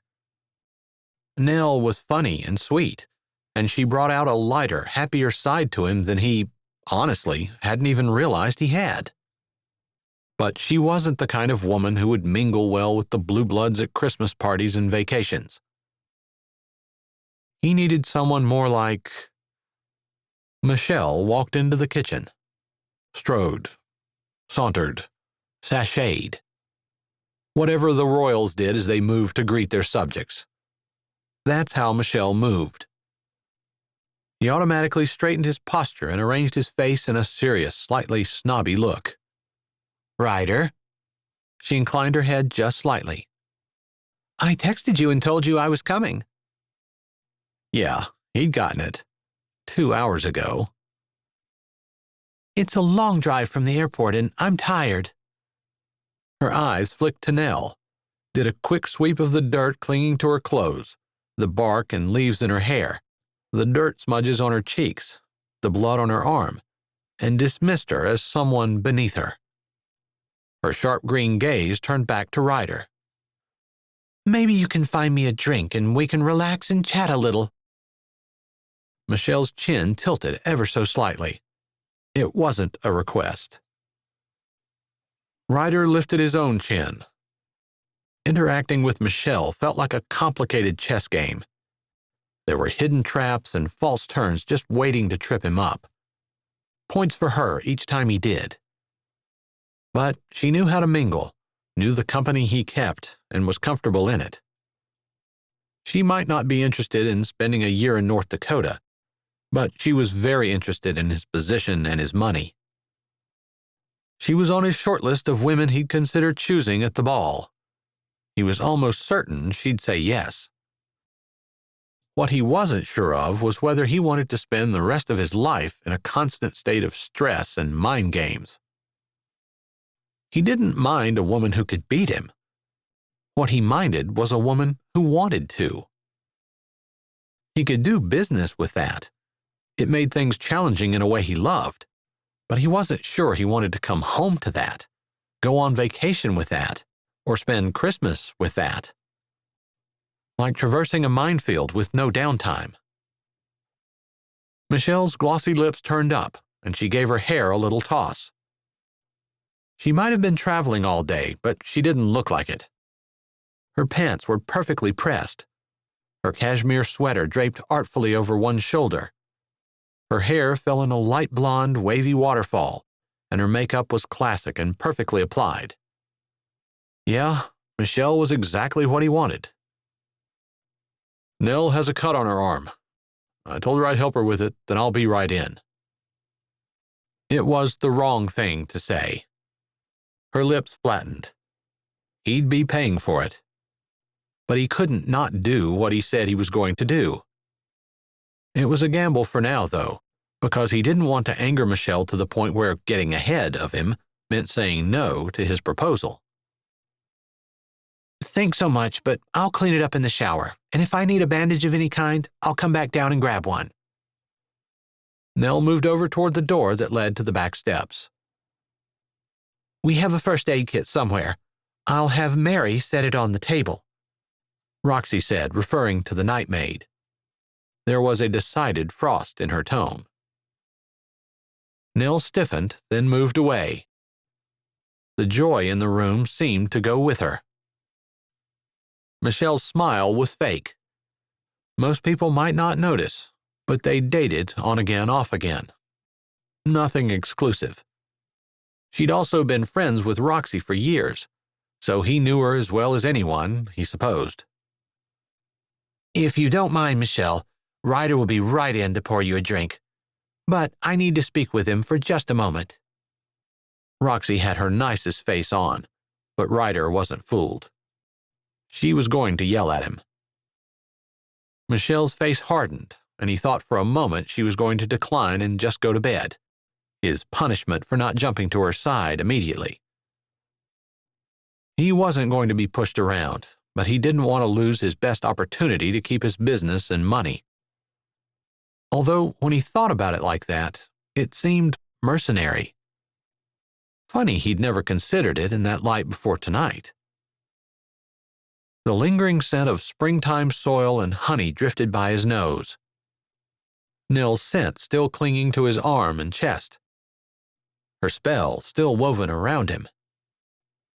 Maybe that's why a business decision that seemed practical and mutually beneficial yesterday now made his conscience twinge. As soon as Michelle's footsteps had faded away, Roxy turned on him. What are you doing? You knew Michelle was coming, and there you are, kissing the hired help with her 3 seconds away from showing up in the kitchen. You could ruin everything. Her voice hissed, and her cheeks flared red. Michelle is your best bet for saving the company and the money. Don't screw this up. He knew, of course, that Roxy didn't want to lose her lifestyle, which was dependent on him. She wouldn't have a problem finding another job, but not one with the lucrative benefits and relaxed schedule she enjoyed with him. But her issue really wasn't that. If I screw it up, the opportunity goes to you. See how she liked that. Yeah. She didn't look amused. At least you get to have a ball. We both know if the opportunity goes to me, I have to put myself up for auction." She narrowed her eyes. "Don't even laugh. If Uncle Howard weren't dead already, I'd kill him myself for his stupid stipulations." "Better to be nice to me, sis." A sly grin stole over his face. "I got $1, folks. Anyone want to give me 2? His country auctioneer imitation was very poor, probably because the auctions he might go to were normally silent, regal, reserved things. East Coast snobbery and Yankee reserve. He was comfortable with his people. He was that way too. But he could admit they did take themselves pretty seriously. He had a feeling they did things a little differently here in North Dakota. "Go into the room and make sure Michelle is very, very happy." Something in him rebelled at that. Maybe I don't want Michelle. If Roxy's brows weren't attached, they would have hit the ceiling. Then her lips pursed. "I hope you're not thinking about Nell." "She's nice." "Yes, she is." He was kind of surprised Roxy agreed with him. But really, no one could ever say that Nell wasn't nice, or happy, or sweet, or... "But you know as well as I do that Michelle will fit seamlessly into your world. She's already in it. But Nell..." Roxy's mouth flattened. It surprised Ryder because he got the impression that Roxy actually really did like Nell. A lot. This wasn't about Roxy being a snob. This was about Roxy being practical. "Surely you've seen enough of her this week, spent enough time with her that you know not only would she not be able to schmooze her way through the benefits, dinners, and galas that you must be a part of, she wouldn't want to anyway. I think not only would you be hard-pressed to get her out of North Dakota, but she would hate downtown Manhattan and would be brutally homesick." Roxy tilted her head. Her voice softened. "There's something really sweet and special about Nell. Don't take her to the city and ruin it." He heard her. Knew she was speaking the truth. But there was something she seemed to be implying that he couldn't let go. "You're talking like Nell would even be interested in me." Roxy's expression showed disbelief. "Really, Ryder? Nell's a simple country girl. There's no guile in her. Her eyes follow you when she catches a glimpse of you out of the window. Her cheeks get red when you walk into the office for a few minutes. You're handsome, successful, and you have a commanding way about you that attracts much more experienced girls than Nell. She would never be able to resist you." She crossed her arms over her chest. "That doesn't make it a good idea. I'm really hoping you know that." "I do." Something odd had happened to his insides when Roxy had said that Nell watched him, was maybe even attracted to him. St. Peter and all the angels surely knew he couldn't stop thinking about her. But Roxy was right. The potential was high, but it would cost more than he wanted to pay. Not just for himself, in not having the kind of woman he needed on his arm and by his side, but for Nell. She might like him, but she would hate his lifestyle. Roxy nodded at him, satisfied he knew what she was saying, and agreed. With his stomach feeling tight and hot, he walked into the living room to entertain Michelle. Chapter 11. Ryder was up early the next morning, not having slept well. The sun hadn't made it up over the horizon when he stepped out of the house, restless. He headed toward the barn. There was always work to do there, and he felt like he needed to get his hands dirty and his body busy to try to drown out the issues in his head. He slipped in the end door and walked into the tack room, which doubled as an office of sorts, with a small refrigerator to keep medications and dewormers, along with a book to write dates and numbers of cows in heat and jot down what was bought and sold. All of that information eventually made it up to the big computer in the house office, but it wasn't always practical to run to the house every time they saw a cow in heat or needed to make a supply list. Preacher sat at the desk, the flowery paper Nell had given him spread out in front of him. 3 pages of single-spaced writing. Ryder could clearly see the deer and a name starting with A. His curiosity spiked. Preacher wasn't writing poetry. He was writing love letters. Ryder's shocked gaze went from the papers on the desk to Preacher's face. In all the years they'd known each other, Preacher had been nothing but calm and collected, never flustered, angry, or upset. He wasn't angry now, but his cheeks were red, obviously so, even with the permanent tan the sun had etched on his face. In their teens, Ryder had ribbed Preacher more than once, and Preacher had always taken it with a steady attitude and never hesitated to throw it back. But over the years, as Preacher had lived everything he professed to believe, and his reputation in work and personal life had remained true and untarnished, Ryder had stopped teasing him. If anyone was the real deal, it was Preacher. Ryder wasn't sure where Gina fit into that. No one had ever breathed a word of her parentage. But even Gina, whatever had happened to produce her, had to be on the up and up. Ryder was positive of it. But the papers on Preacher's desk, with their flowery borders and the deer at the beginning, were definitely a love letter. Preacher could write a love letter if he wanted to. Of course he could. But why was he hiding it? Ryder's first instinct was to ignore the papers, turning his back and giving Preacher his privacy. With any other man, that's exactly what he'd have done. But Preacher was different. Ryder didn't feel betrayed, exactly, because Preacher hadn't done anything wrong, that he knew of so far, anyway. But his illusion of Preacher living on a higher plane had been shattered. He nodded at the papers. "Girlfriend?" Preacher looked him in the eye and didn't attempt to hide anything. "No." Ryder's brows shot up. "I've never heard you lie." "Not lying now." "That's a love letter." Preacher didn't blink. "Maybe." Ryder was trying to process it. A love letter, but not a girlfriend. He grasped at the first thing his brain could make sense of. "You're in love with a married woman." "If I were, I'd put an ocean between us." Preacher's eyes didn't waver. They stared at each other. Ryder trying to reconcile this new side of Preacher with what he'd always known. He wasn't sneaky.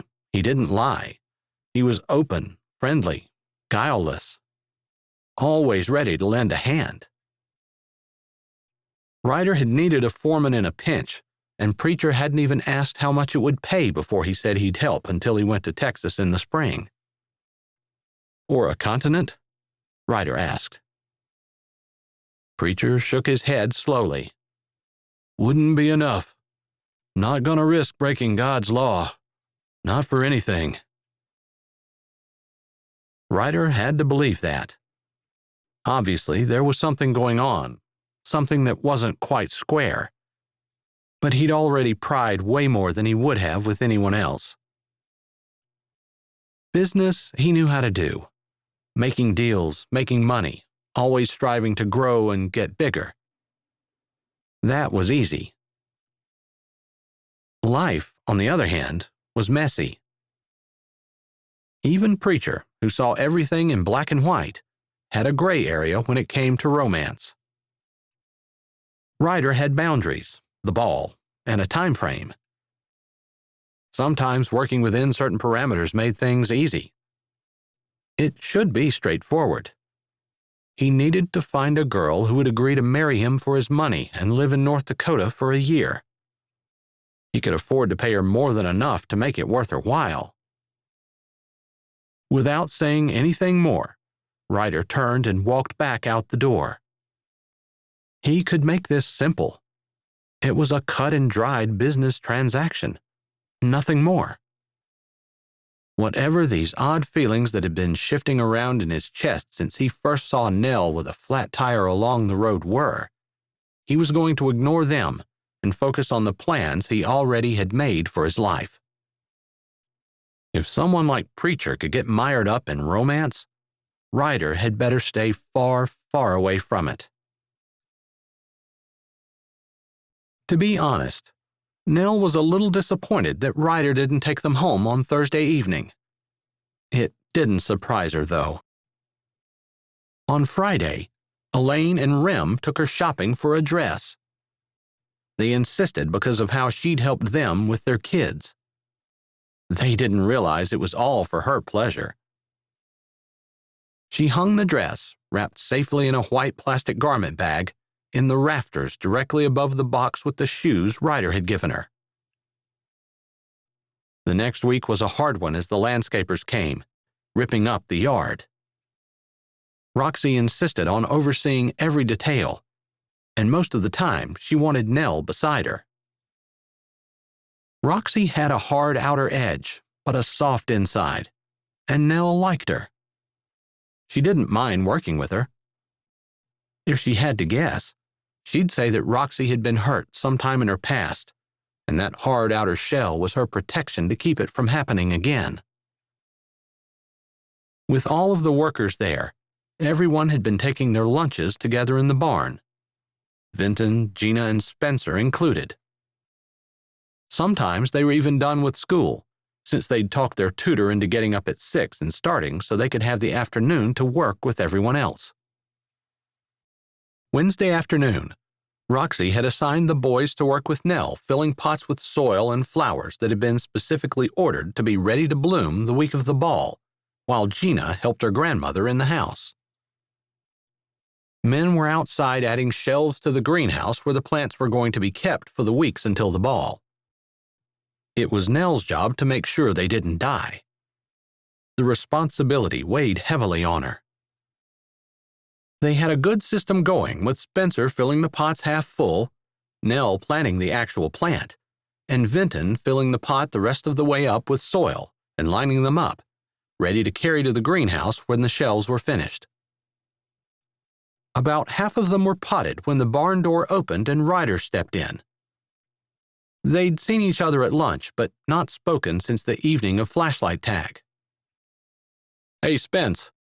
Your mom wants you and Vinton to go give her a hand. She needs a couple of little bodies to go under the foundation. She's stringing lights and running water hose, I think." The boys jumped up. Hey, that sounds like fun. Maybe we'll discover a dead body.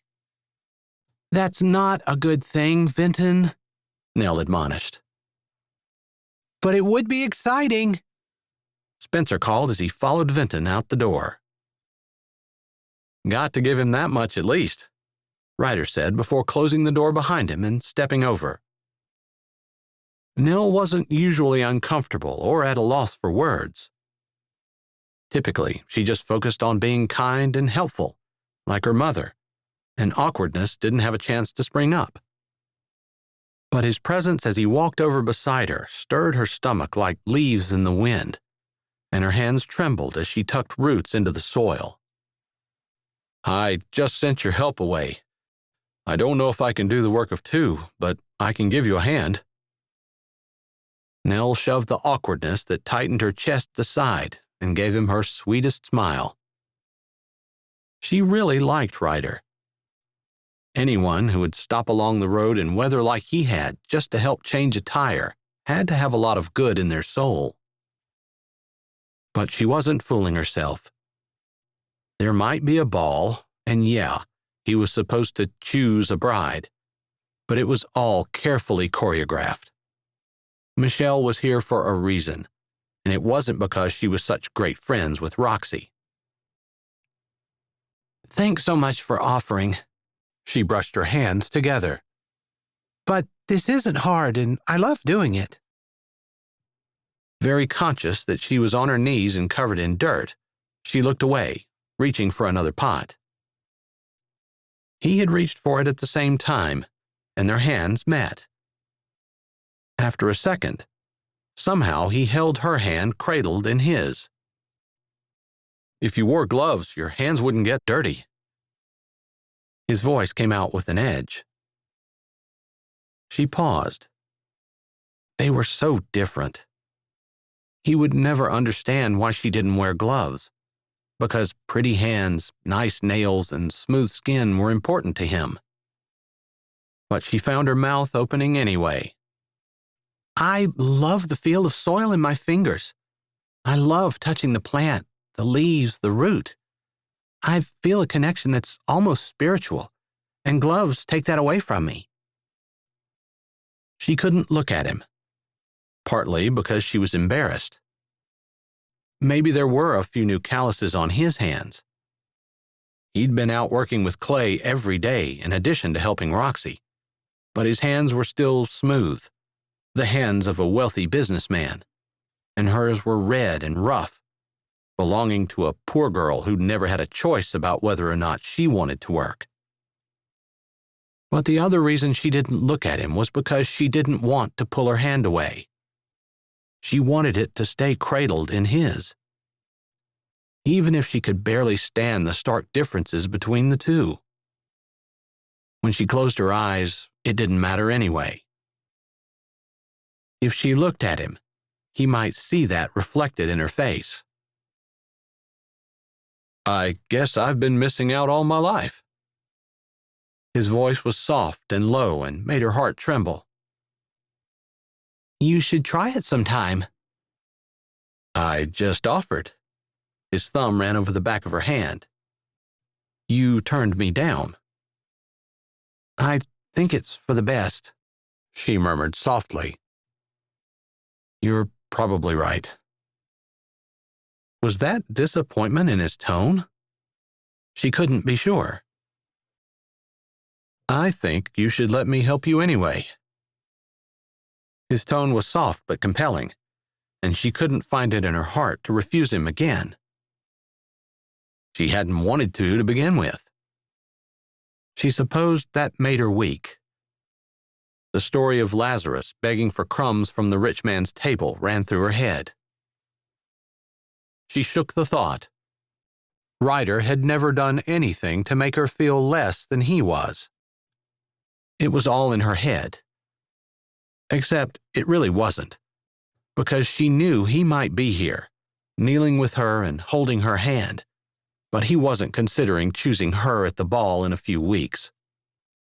And her lack of money, lack of social skills and connections, lack of sophisticated polish and elegance had everything to do with it. Her hand balled into a fist, and she raised her head to meet his penetrating gaze. What? His brows furrowed. What took your smile? He seemed truly concerned. He leaned toward her. Her head shook slowly back and forth. Hating whatever feeling, jealousy maybe, or bitterness, pecked at her chest, she tried to push it aside. Her mother always said happiness was a choice. Tell me, he whispered. His fingers closed around her fist. Her mouth opened. You're choosing a wife in just a few weeks. We both know it's not going to be me. You shouldn't be here.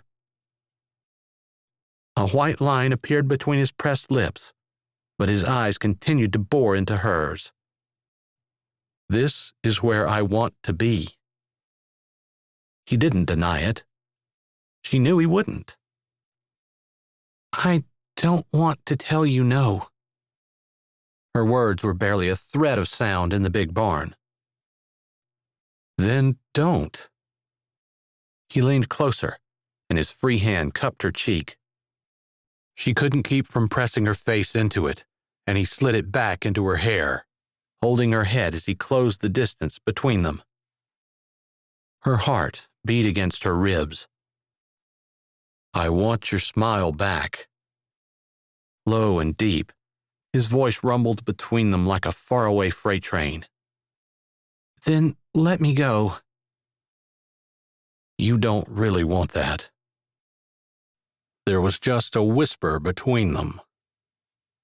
"No." He lowered his head. The barn door opened. They jerked apart. Annoyance flashed across his face, chased by regret and something that looked a lot like wistfulness. "Ryder," Michelle's cultured voice called out. "What are you doing in here?" She stepped into the barn, leaving the door open behind her. Ryder's hand slipped from under Nell's and he straightened. "Roxy took the boys who were helping Nell, so I came in to take their place. What's the problem?" "Do you really think you need to be in here, working in the dirt with the hired help?" Nell wanted to say, "Hey, I'm right here, I can hear you." But she picked up a pot and started scooping soil into it. She could feel Ryder's eyes staring at the back of her head. Her hands shook, and her heart twisted painfully in her chest. Ryder lifted a hand. "There's a job that needs to be done. Why would I not help?" "Because we've hired her to do it for us." Out of the corner of her eye, Nell could see Michelle thread her arm through Ryder's and tug. As always, she was dressed impeccably in trouser-type slacks, a wraparound shirt, and a matching scarf. Her kitten heels were cute, but definitely out of place in the barn. Her hair was arranged in artful waves that shone even in the dim barn lighting. In contrast, Nell felt shabby and ugly. She resisted the urge to run her hand through her short hair. Even if she did have time to spend on her hair and was able to tease it into something that looked half decent, it wouldn't last 5 seconds in the North Dakota wind. Ryder hadn't allowed Michelle to pull him away.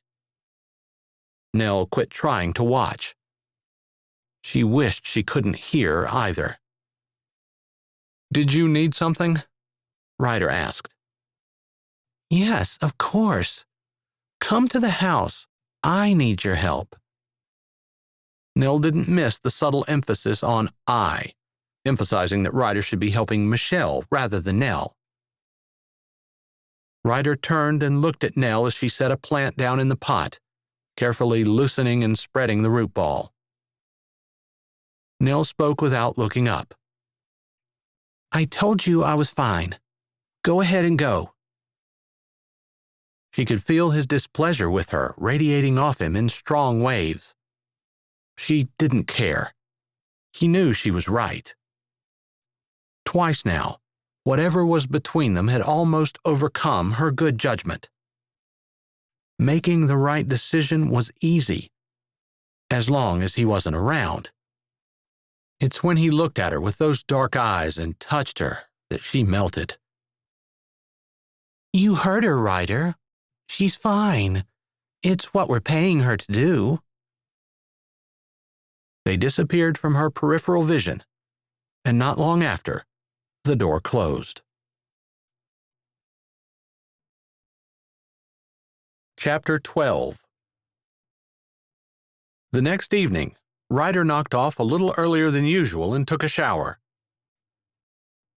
In business meetings almost every day, he forced himself to do things he didn't want to do. Phone calls, meetings, even entertaining people he really didn't care for, all to make his business successful and profitable. But since Michelle came, he'd struggled to pay attention to her when his whole focus was on Nell. Where she was, what she was doing, if she needed help. He knew he was supposed to be charming Michelle so when he proposed his marriage and money arrangement, she wouldn't turn him down. But earlier, when Preacher had asked if Ryder wanted him to take Nell and Vinton home, he declined. He hadn't even thought about it. He'd been looking forward to the hours-long drive with Nell beside him. He'd have her to himself without her being able to avoid him, which she'd done all day today, or without Michelle interrupting them, like yesterday. He'd wanted to talk to her, get to know her, what she thought and how she felt. He'd never had this all-consuming desire to know everything about someone, but he felt it with Nell. He knew she was right. He had to choose Michelle, but that wasn't for several weeks. And right now, he really wanted to know what it was about Nell that made him unable to stop thinking about her. She couldn't be any different than any other girl. If he spent more time with her, he'd get his brain to figure that out. After checking in with Brandon, who didn't answer his phone, Ryder picked up his normal polo, his gaze landing on a pack of unopened t-shirts on his dresser. He set the polo down and ignored the dress pants he'd gotten out. 5 minutes later, wearing jeans and a tee and carrying his boots, he walked out of his room. Nell was just leaving hers, her bag slung over her shoulder. Her eyes widened when she saw him. She froze. He felt guilty that instead of being happy to see him, she almost seemed nervous. Maybe he could change that on the ride home. There was no reason they couldn't be friends. "Hey, I'm driving you home." "Oh." She looked at the stairs between them as though judging the distance to get away. "I thought Clay would be." Ryder was fairly certain Nell wasn't the woman Clay was writing to. Her name didn't start with A, for one. But Clay was a nice guy. He would be perfect for Nell. There wasn't any call for the surge of jealousy that pushed against his heart. "No, me." He closed the door to his room. "Is that okay?" She lifted a shoulder. "I hate that we're inconveniencing someone." "I've been looking forward to doing it." Her eyes snapped to his. He couldn't take the words back, and he didn't really want to. Before she could say anything, he walked to the stairs and stopped, not going over onto her side of the hall. "I don't want to make you uncomfortable. What you said yesterday was right. I have to choose Michelle at the ball." He waited a few heartbeats, tilting his head.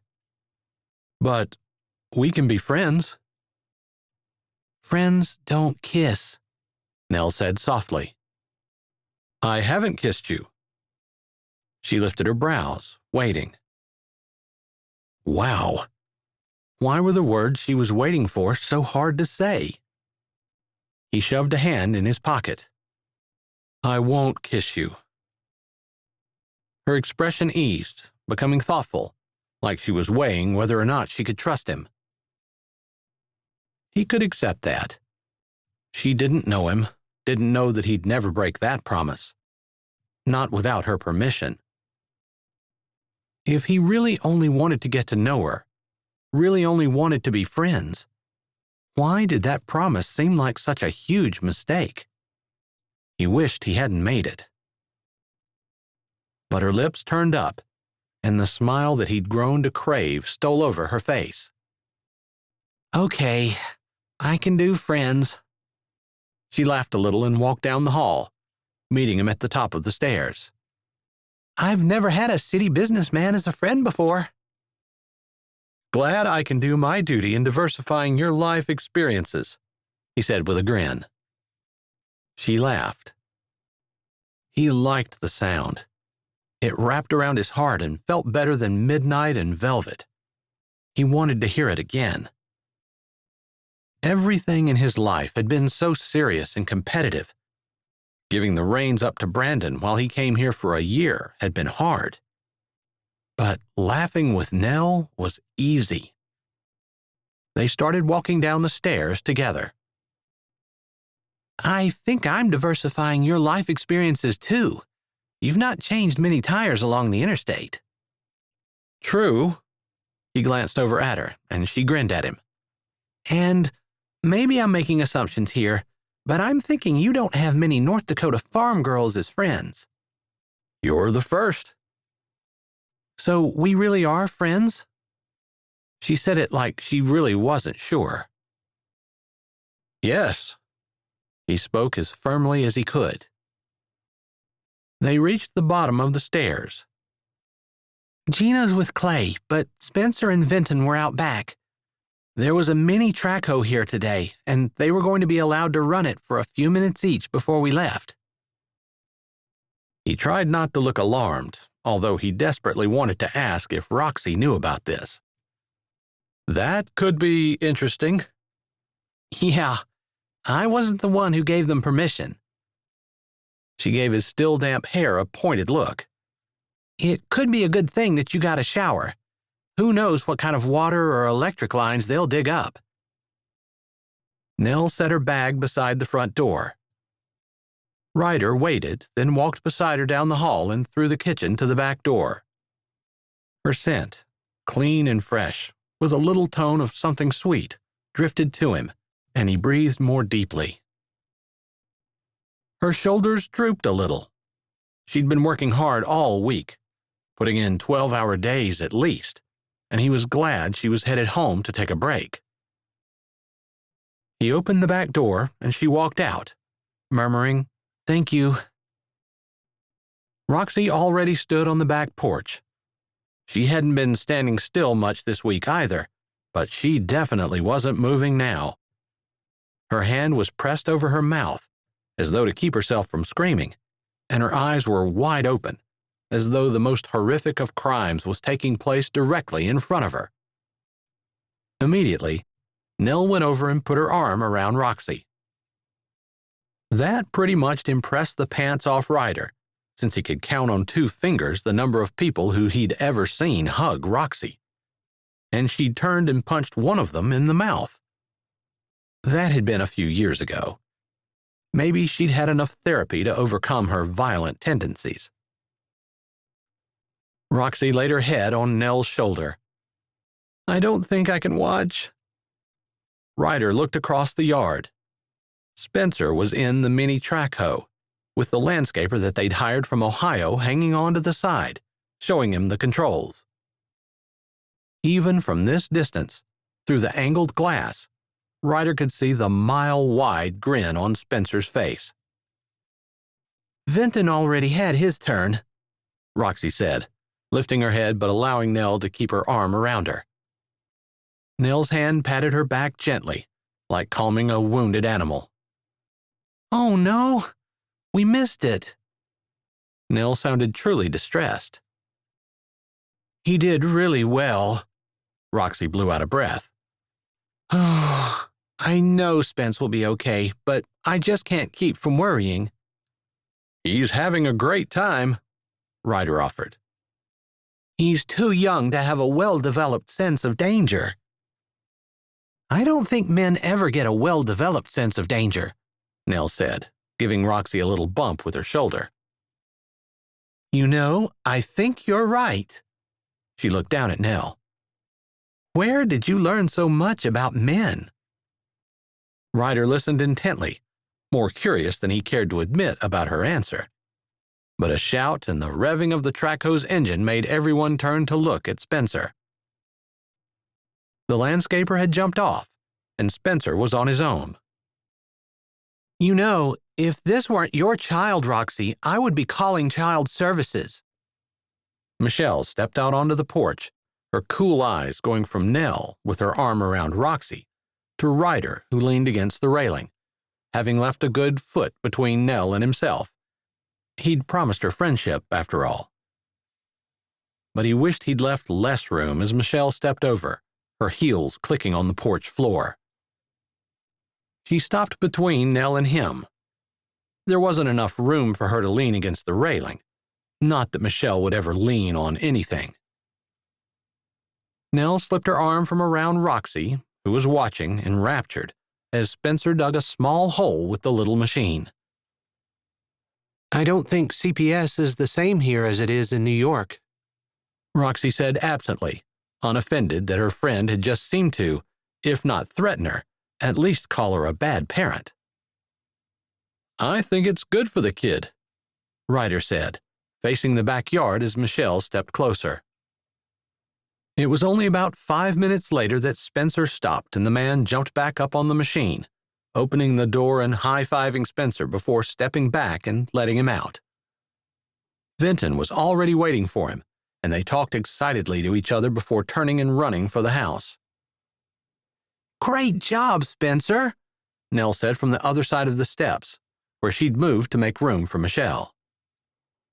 "Thanks, Miss Nell. Did you see me, Mom? Huh? Did you?" "I did, buddy. You were awesome." "How about it, Uncle Ryder? Did you see? Huh? Did you?" "I did, kid. Pretty good. You're going to have to show me how to run that thing. Looks fun." "Oh, it is. It really is. I can teach you all about it." "But not tonight," Nell said. "We've already held Mr. Peterson up long enough." "Mr. Peterson?" Roxy said. "I think you two are on slightly more familiar terms than that." "I think it shows the proper respect. Don't you, Ryder?" Michelle turned cool eyes on him. Irritation bundled inside of him. He didn't like the game she was playing, putting Nell down and hoping he'd agree with it. "I think she can call me whatever she wants to. Maybe she's trying to set a good example for Vinton." Nell lifted her head at that and smiled at him, whatever that meant. "You be good, Spencer." Roxy patted him on the head. "I'll try." "Get your stuff, Vinton." Nell opened the door for the boys, and they hurried through. Ryder considered how much like a mother Nell was with Vinton. It had probably been that way for a while. She seemed comfortable in that role, and he obeyed her. Ryder held the door for Roxy, but Michelle didn't go through. "I would like to speak with you." He knew a command when he heard one. He allowed the door to close. "Can't Preacher take Nell home? I thought you and I could spend some time together tonight." Michelle smiled at him, her teeth bleached white and perfectly straight. Everything about her said money and class. "No, I already told him I would." Michelle pouted prettily. "Are you sure you wouldn't like to stay here?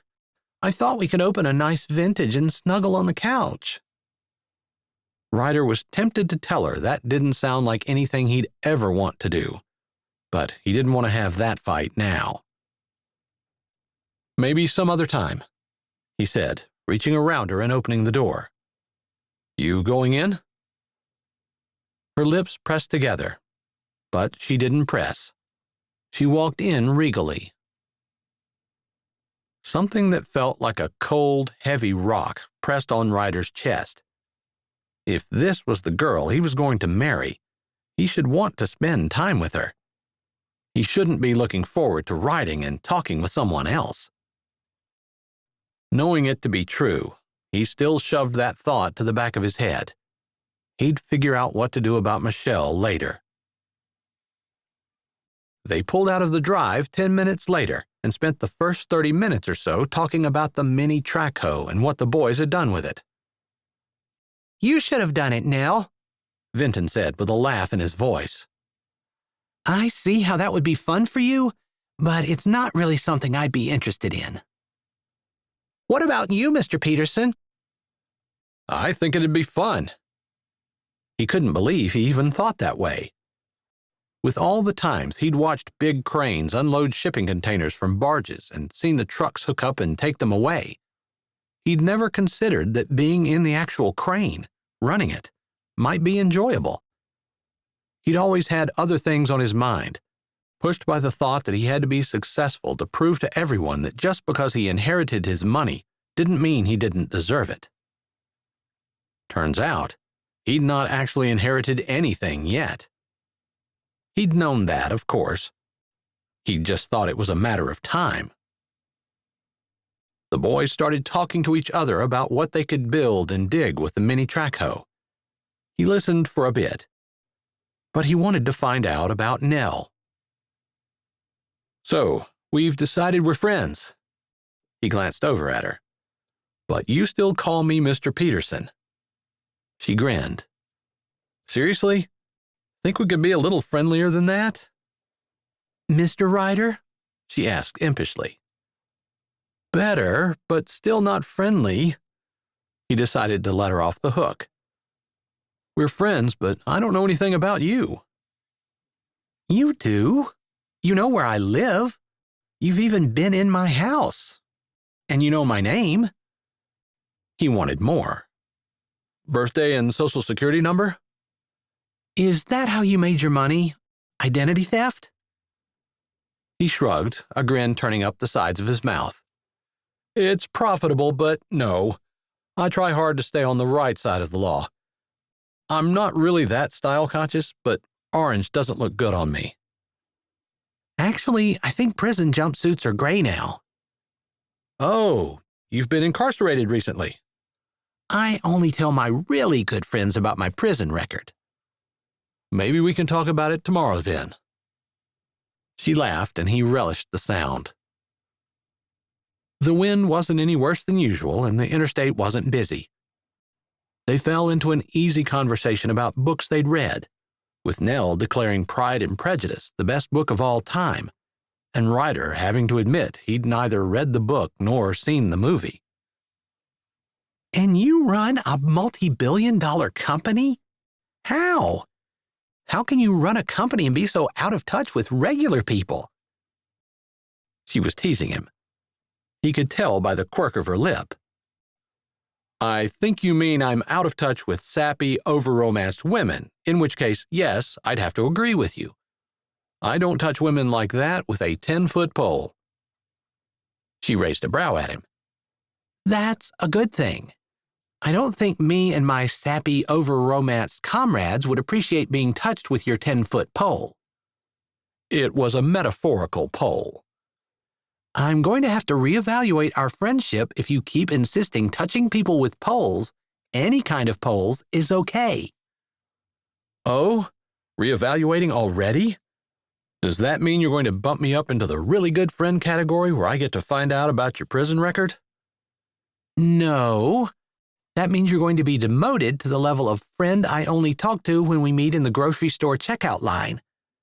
And since you're a billionaire businessman who doesn't do his own grocery shopping, that would be never."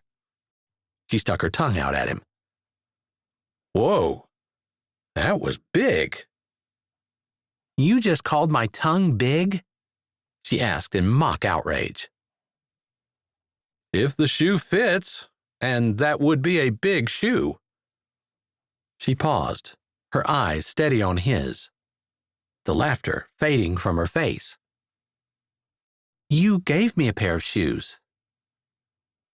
He twisted uncomfortably in his seat. "Yeah?"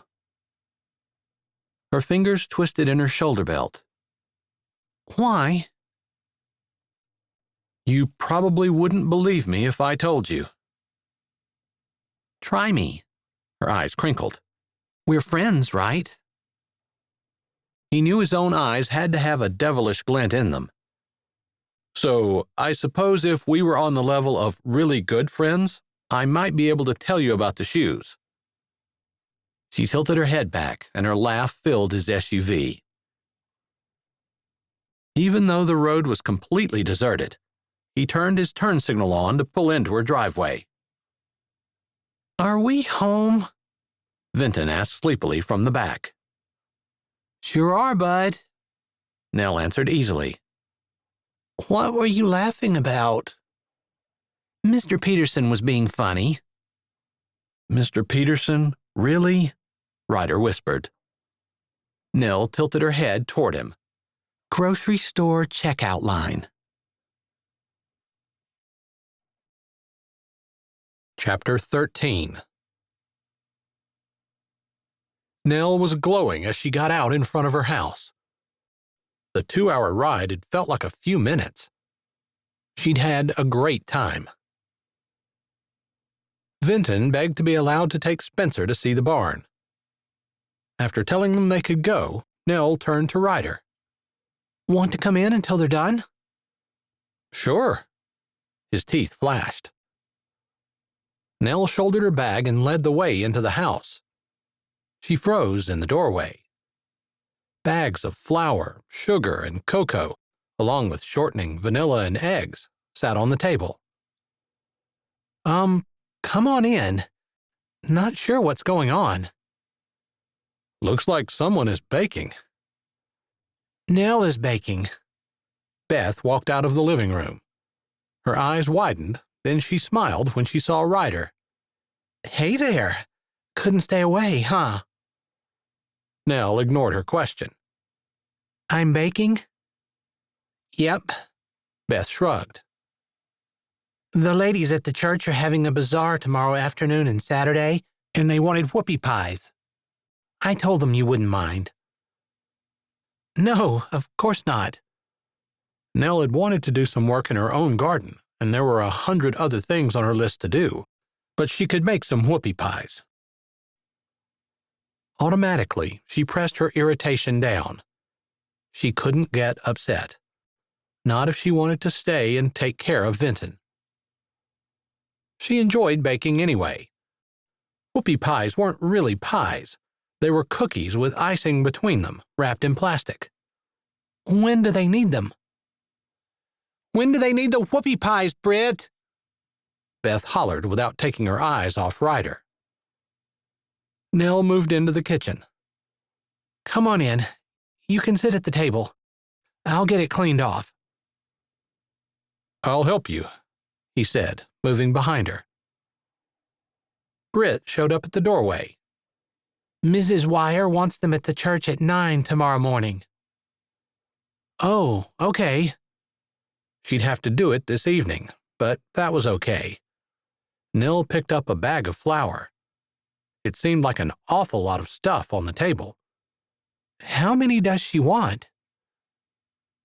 1,000, Britt said, unaware of how Nell's heart catapulted out of her chest.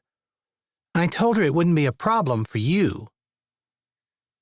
Oh, and by the way, Beth said, Reggie is taking me out tonight. Then tomorrow he's visiting relatives in Fargo. So I just wanted to make sure you know you're doing the feeding tonight until Sunday evening. Nell swallowed. Now that she noticed, Beth did look all fancied up. She looked at all the dirty dishes in the sink. She'd need to wash them before she could start making whoopie pies. And before I forget, Vinton's room smelled stinky, so I pulled the sheets off his bed and put them at the top of the stairs. Beth came over and pulled a seat out at the table. You don't need to cook for me tonight either, since I'm going with Beth. Britt sat down beside Beth. Did you get any meat out of the freezer? Nell asked automatically. She tried to calculate in her head how much time it would take to make 1,000 gobs. If she had to feed first... Nell has worked all day. Ryder's voice startled her. He sounded irritated. It's okay. She didn't want Britt and Beth to get upset. That couldn't happen. It's not a big deal. It is. They've just dumped 2 days' worth of work on you and they're leaving. Beth's brows went up and her head lowered. That look never meant anything good for Nell. I want you to fix my hair before I go, Beth said with a challenge in her eyes. Ryder's eyes narrowed, but he seemed to realize he needed to stay quiet. Oh, mine too. Britt pulled the band out that had been keeping her hair up. Nell seemed to have a knack with arranging hair, just like she could arrange flowers. But her sisters had already given her as much work as she could do. I'm sorry. You two will just have to do your own hair. Their eyes narrowed. Nell looked over the table at all the ingredients piled high. If you do the dishes and the laundry, so that all I have to do is the feeding and the whoopie pies, I might be able to fix your hair. Beth pursed her lips, thinking. She wasn't always reasonable, but Nell knew she really wanted her hair done. Okay, she finally said. How long do we have? Nell asked. An hour. She nodded. That was enough time. I'll run upstairs and grab your stuff. You two get those things done before I start on your hair. I'm going to walk out to the barn. Ryder's voice was gruff, and there was no smile on his face. If Nell had to guess, she would have said he was angry. He walked away without saying anything more. She didn't have time to worry about him. She ran upstairs and grabbed her sister's irons and hair products while they grumbled but started on their chores. Everything she needed to do spun through her mind. She plugged the irons in and set them on the counter, pulling a chair over to where she usually worked. Beth sat down in the chair while Britt washed the dishes, and they chattered some about what they did all week and the latest celebrity and local gossip. Oh, Dad says they're moving him farther up north to a new well, and he's not going to be home in time to take us shopping. She gave out a bored sigh. So I'll have to use your dress. Nell's chest squeezed. Her body flushed hot, then cold. That wasn't fair. But either Nell could give permission now, or Beth would go to her stepdad, and she'd end up with the dress anyway. Nell could protest, of course, but she didn't want to take the chance that Tom would tell her it was time for her to find her own place. This was definitely not something that Beth would let go. Ouch! Beth squealed. Sorry, Nell said. She forced her hands to loosen and tried to pay attention to what she was doing. And your shoes, Britt added. Nell couldn't think of anything to say. She couldn't tell them no. Most of the time, she'd trained herself not to care. She had to give them what they wanted, had to do what they wanted, had to keep them happy doing whatever it took. But her dress? Her shoes? Ouch! Nell stuck her finger in her mouth for a moment. The curling iron was super hot. There would definitely be a blister. With all the preparations they were doing for the ball, she knew it was going to be beautiful, magical. Roxy would see to it. Nell knew she'd never normally be able to go to something so grand. But with the dress and gloves and mask that Rem and Elaine had bought for her, and Ryder's shoes, for once she had been going to have something beautiful.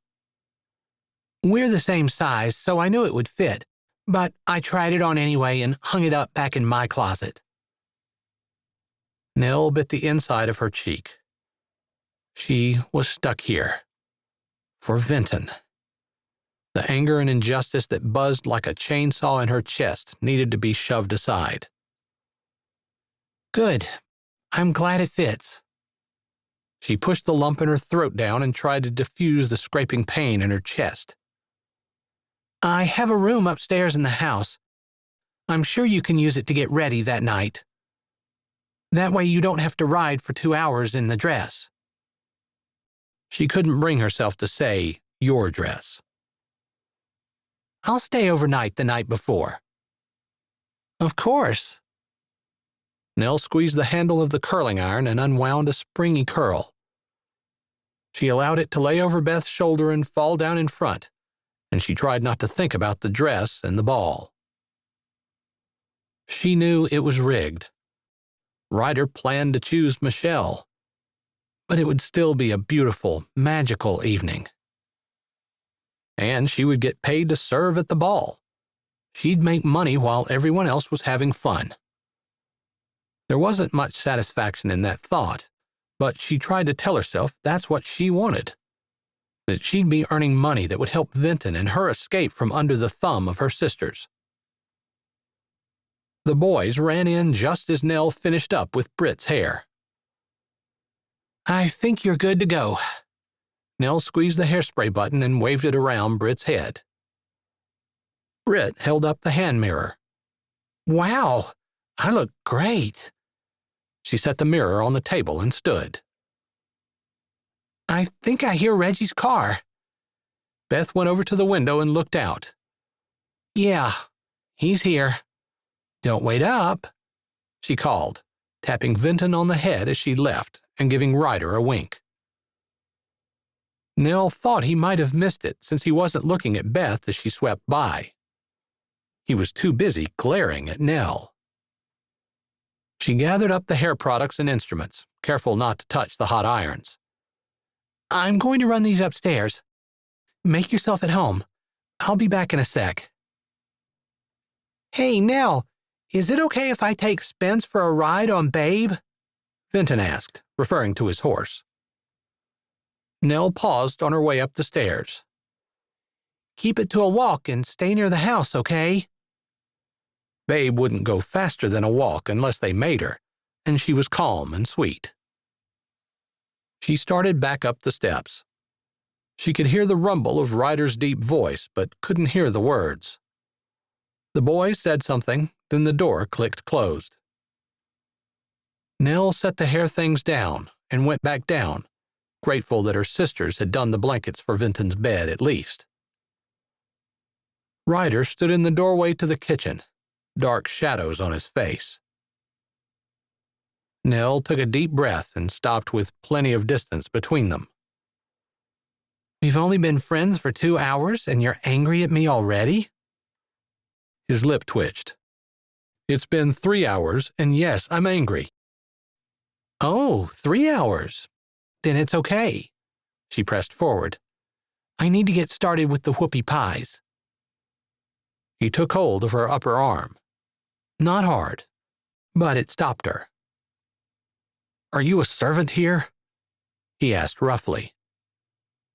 No, of course not. She kept her eyes lowered, not wanting to see the anger on his face. Why was the sink full of dirty dishes, supper not ready, clothes not washed, a truckload of baking to do, and apparently you're standing in the kitchen fixing their hair so they can run around all night, and you're acting like this is normal? What's going on? His words were short, like quick jabs on a punching bag. He wasn't yelling, but there was no doubt he was angry.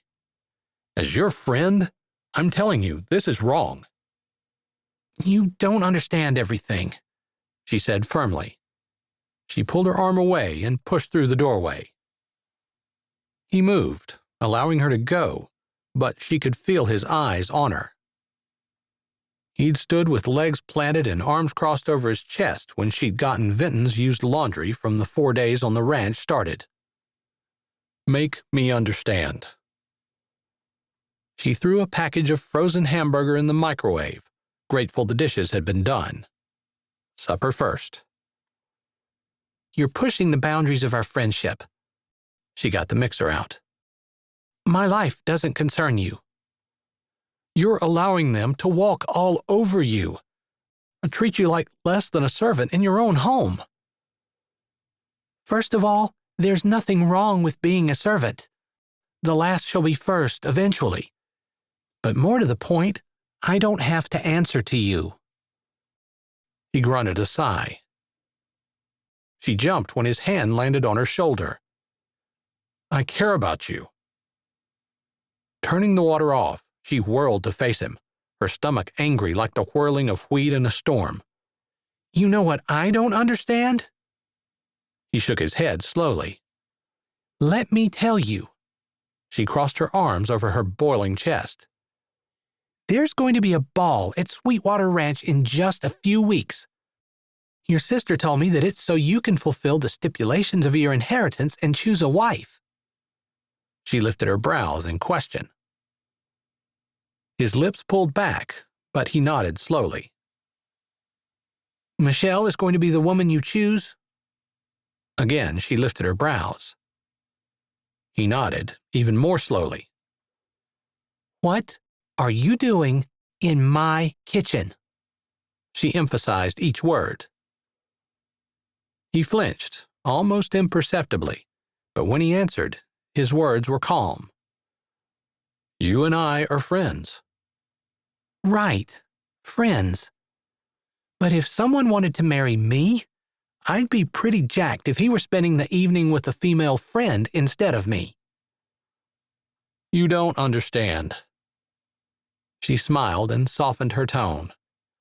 That makes two of us. All right, I can explain. He tilted his head. If you will. Yes. She nodded to confirm it. Deal. He moved forward. I'll set the table because I haven't got a clue what you're doing with whatever you put in the microwave. Thankfully, the dishes are done. I've never washed dishes before I landed at your house, but it's not that hard. Shock immobilized her. Then she laughed. You've never washed dishes? Nope. Wow.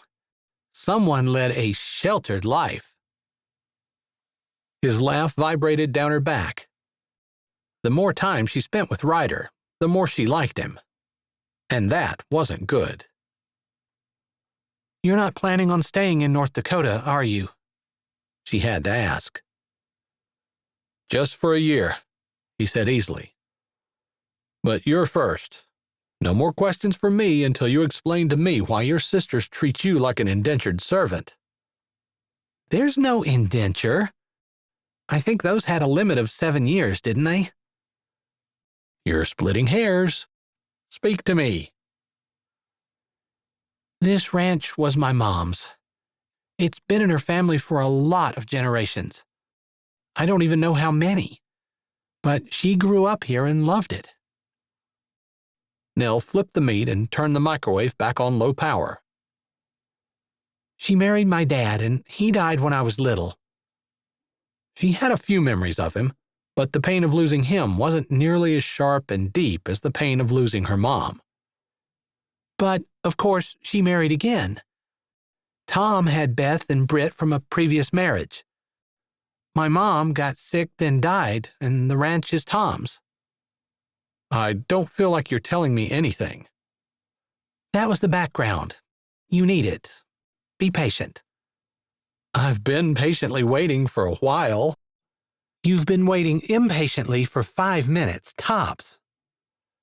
I don't think we're going to come to an agreement on that. Just keep talking. I was trying to, but then you interrupted me. I won't interrupt you, Ryder said in mock exasperation as he gently set a dish down on the table.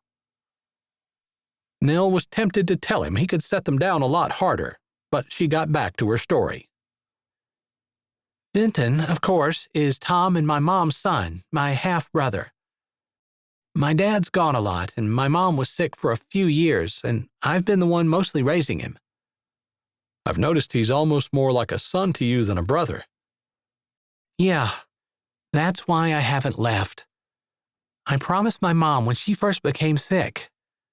Vinton wasn't even in school yet. She wanted me to take care of him. I loved my mom, and I could never tell her no. But also, I love Vinton. He lost his mom, and Tom, for all his faults, truly loved my mother, I think. Her loss was really hard on him. Nell grabbed the recipe for whoopie pies and set it on the table. That still doesn't really explain why you don't tell your stepsisters to go fly a kite when they dump all this work on you. The microwave beeped. If I don't do whatever they want me to, they'll tell Tom and he'll threaten to kick me out. He's got custody of Vinton, of course. So I would lose my family's ranch and my brother, and I wouldn't be able to keep the promise I made to my mom. She shut the microwave door, holding the hamburger in her hand. I don't have a choice. Light had dawned in Ryder's eyes. You're doing this for Vinton. That's right. If it weren't for Vinton, would you walk away from the ranch? She lifted a shoulder. I don't know. I don't have to make that decision. He nodded thoughtfully and set the last plate on the table. She made patties out of the hamburger and didn't press him for a bit. She knew there weren't many people who would have blamed her for leaving. It didn't take a lot of brain power to know she wasn't being treated well here, that she could be free and happy somewhere else. but her mother had always said happiness was a choice. Nell had decided early on to choose happiness and to keep her word. Making the choice was easy. Living it had been a good deal harder. She had the hamburgers in the skillet and had covered them when Ryder spoke. "I guess it's my turn." "It is." "You know about my inheritance." "I know there is one." "Well, I'll give you the background." She laughed.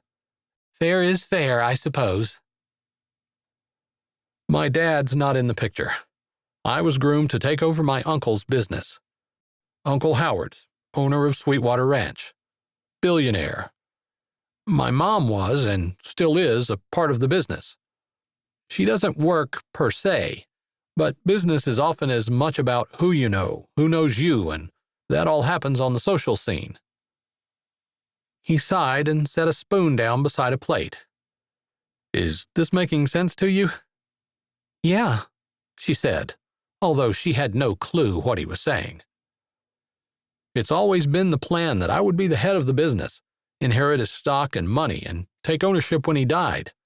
I already run it. They can't take away my job, exactly. But all the assets that he had, all the money, everything, that was supposed to be mine." "And it's not?" "I have to earn it by having this ball, choosing a wife at it, marrying her, and living in North Dakota for a year. It's stupid and dumb, and I think my lawyers could fight it and win. But he left a boatload of money for legal fees for anyone who tried. It's easier, and a whole lot cheaper, to play the game." "I see. So you don't really want to get married?" "No, and definitely not like that. But like you with the ranch, this business is what I was born to do. I don't want to lose it." "Does the Sweetwater Ranch come with it?" "It does. But I told Roxy she could have it if she wanted it, after I live here for a year." "Oh, I see." That explained why Roxy was so involved. Roxy was New York sophistication personified, but Nell could actually see her staying in Sweetwater. She'd sit in the front row at church and head up the parade committee. "What happens if you don't do what the will says?" "What do you mean?" "If you don't pick a wife at the ball, don't get married, or don't live in North Dakota." "Oh," he sighed. "I don't get anything." "Anything?" "Nope. I have some money of my own, my job, but I would no longer be the controlling owner, and I'm sure it wouldn't go well." "I see. Do you have to marry the girl you choose at the ball?" "Yep. There is no escape clause." "And that's going to be Michelle?" Nell managed to keep her tone light as she flipped the hamburgers. "That's what I think you don't understand." He set the forks around. "I'm listening." "As the head of my company, as a businessman running a multi-billion-dollar company, I'm expected to entertain and to be entertained. I have charities and galas and premieres and dinners, all kind of things I need to attend. People want me to go, to donate, even to speak or to listen. It's never ending. You're constantly making contacts that help your business, that get you contracts and shipping lanes and information, so important, that determine whether you make money or whether you blow it out of the water. Insider information, government friends, foreign associates. It's all there, and it's all important." His eyes willed her to understand. But then he dropped his gaze and fingered the silverware left in his hand. "Michelle was born into that world. She knows it, and she knows how to work it. She thrives in it." He lifted his eyes to her. His mouth opened like he couldn't think of how to form the words. But he didn't need to. She understood. She smiled and tilted her head to make it easier for him. Someone who was born and spent their whole life living on a secluded ranch in North Dakota wouldn't know how to run in those circles. His lips pressed back, but he nodded. And she would hate it. She nodded. I think it's fair to say that. Michelle knows the score. She wants the money, the prestige, and the social connections. I think you're wrong. Huh? Maybe she does want those things, but Michelle is a woman too. Nell shifted, feeling older and wiser than she had a moment ago. I can guarantee she wants you to love her. So, that's code for, even though I feel like marriage with Michelle would be a marriage of convenience, and that she would be well paid and getting exactly what she wants, you're saying that's not going to be enough. Nell shook her head. Maybe right now she'll be happy, but eventually she won't. And neither will you. I would have completely disagreed with you a month ago. He pursed his lips. But something has evolved in the last few weeks, and I'm not the same person who changed your tire. Not completely. I think North Dakota does that to people, she grinned. The hamburgers are ready. And the table is set. If the washer's finished, we're on a roll. I'll go get the boys. Chapter 14. Ryder walked out into the darkness. The sun had gone down, and he hadn't even noticed. He'd needed to have a talk like that with Nell. Pure honesty to clear the air between them. He'd all but told her he'd marry her if she weren't a redneck from North Dakota, and she'd all but said she wasn't leaving her ranch because she'd promised to take care of her brother. He'd thought she might be offended that he didn't think she could handle everything that came with being his wife. He should have known Nell would take it with a smile. He had to admit he was a little hurt that she wasn't telling him she'd happily leave everything she'd known and the promises she'd made and follow him anywhere, even to Manhattan. It hurt his ego and his pride. But common sense told him her integrity was part of what drew him to her. Nothing they talked about tonight had made him feel less attracted to her. If only. It had only made him question if there was a way, any way, he could choose Nell at the ball. He thought she might be open to the idea, if Michelle wasn't in the way and they could figure something out about Vinton. He could put his lawyers on the Vinton issue. They could at least see if anything could be done. The rest of it, he just didn't know. He found the boys in the lower part of the barn, brushing what could only be Babe, an older mare with gentle eyes and bony hips. He hoped they weren't trying to ride her bareback. Her backbone protruded up, making the idea of sitting on her back one that hurt his butt even though he hadn't touched her. If he had to guess her age, 100 years wouldn't be accurate, but it would look right. "How'd your ride go?" he asked Spencer. It was great. I want to be a cowboy when I grow up. Oh boy. Roxy might have something to say about that. Sounds fun. He looked over at Vinton, seeing him for the first time as a boy without a mother. What about you? I get to ride Babe all the time, so I let Spence do all the riding. Oh, nice of you. Obviously, the kid was learning some things from his sister. He looked at the horse. I'm glad to see you're taking care of your horse, but your sister has supper ready. It's time to go in. Their shoulders drooped, but they followed him inside, washing their hands at the sink. Nell had set the table and had the food on it. He and Nell each sat at one end, and the boys sat across from each other. It felt homey, a far cry from the crystal chandeliers, elegant tables, and sophisticated dinner companions he was used to.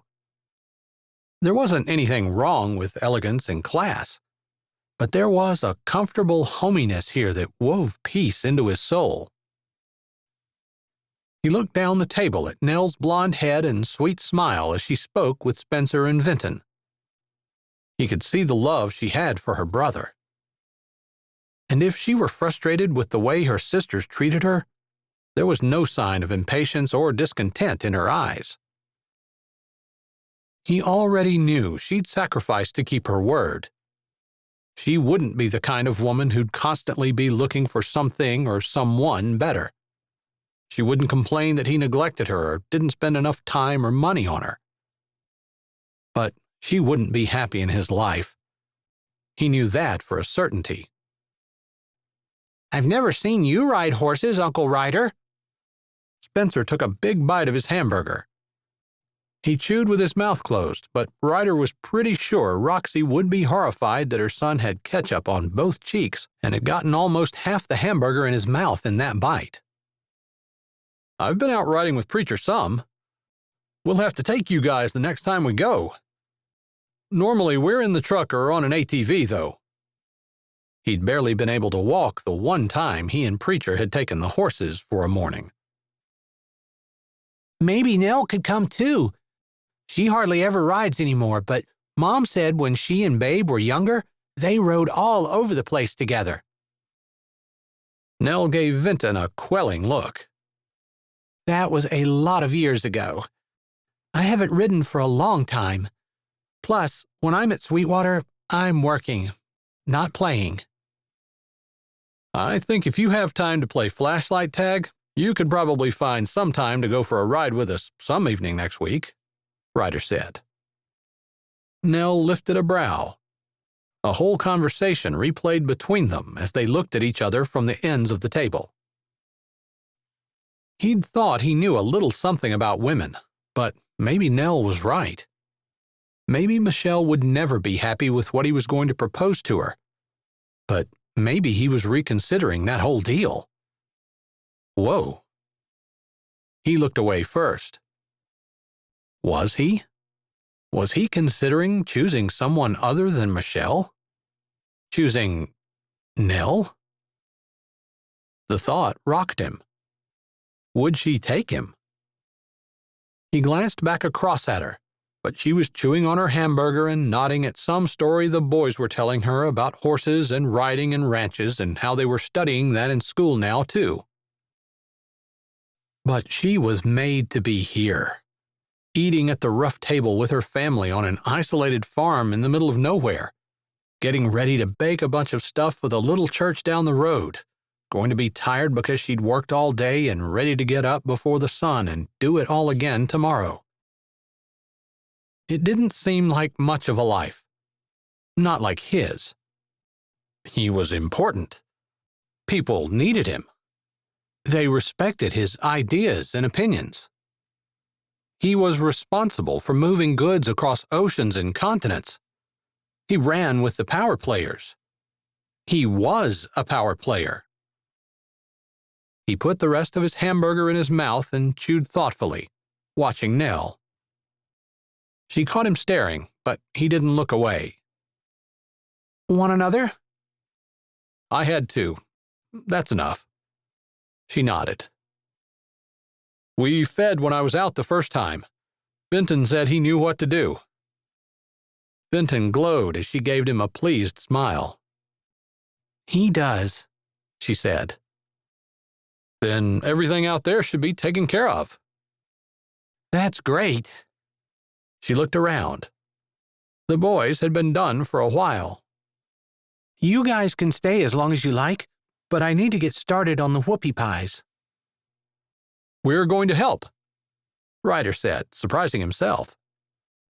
He'd kind of thought of helping, but he hadn't made that decision yet. He didn't know squat about baking anything. He was sure Spencer didn't either.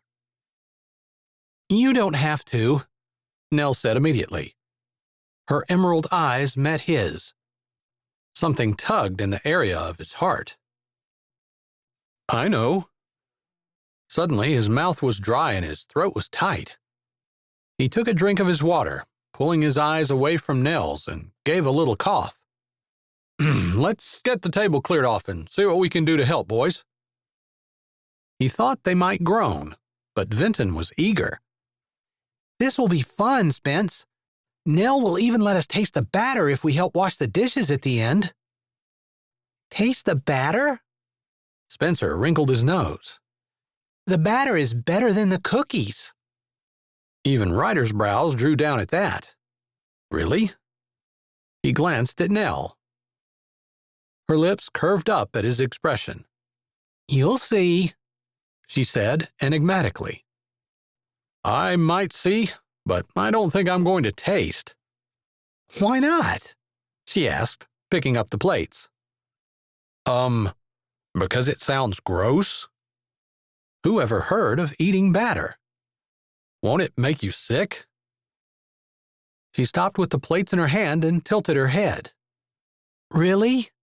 You think I'd feed you something that would make you sick? He shrugged.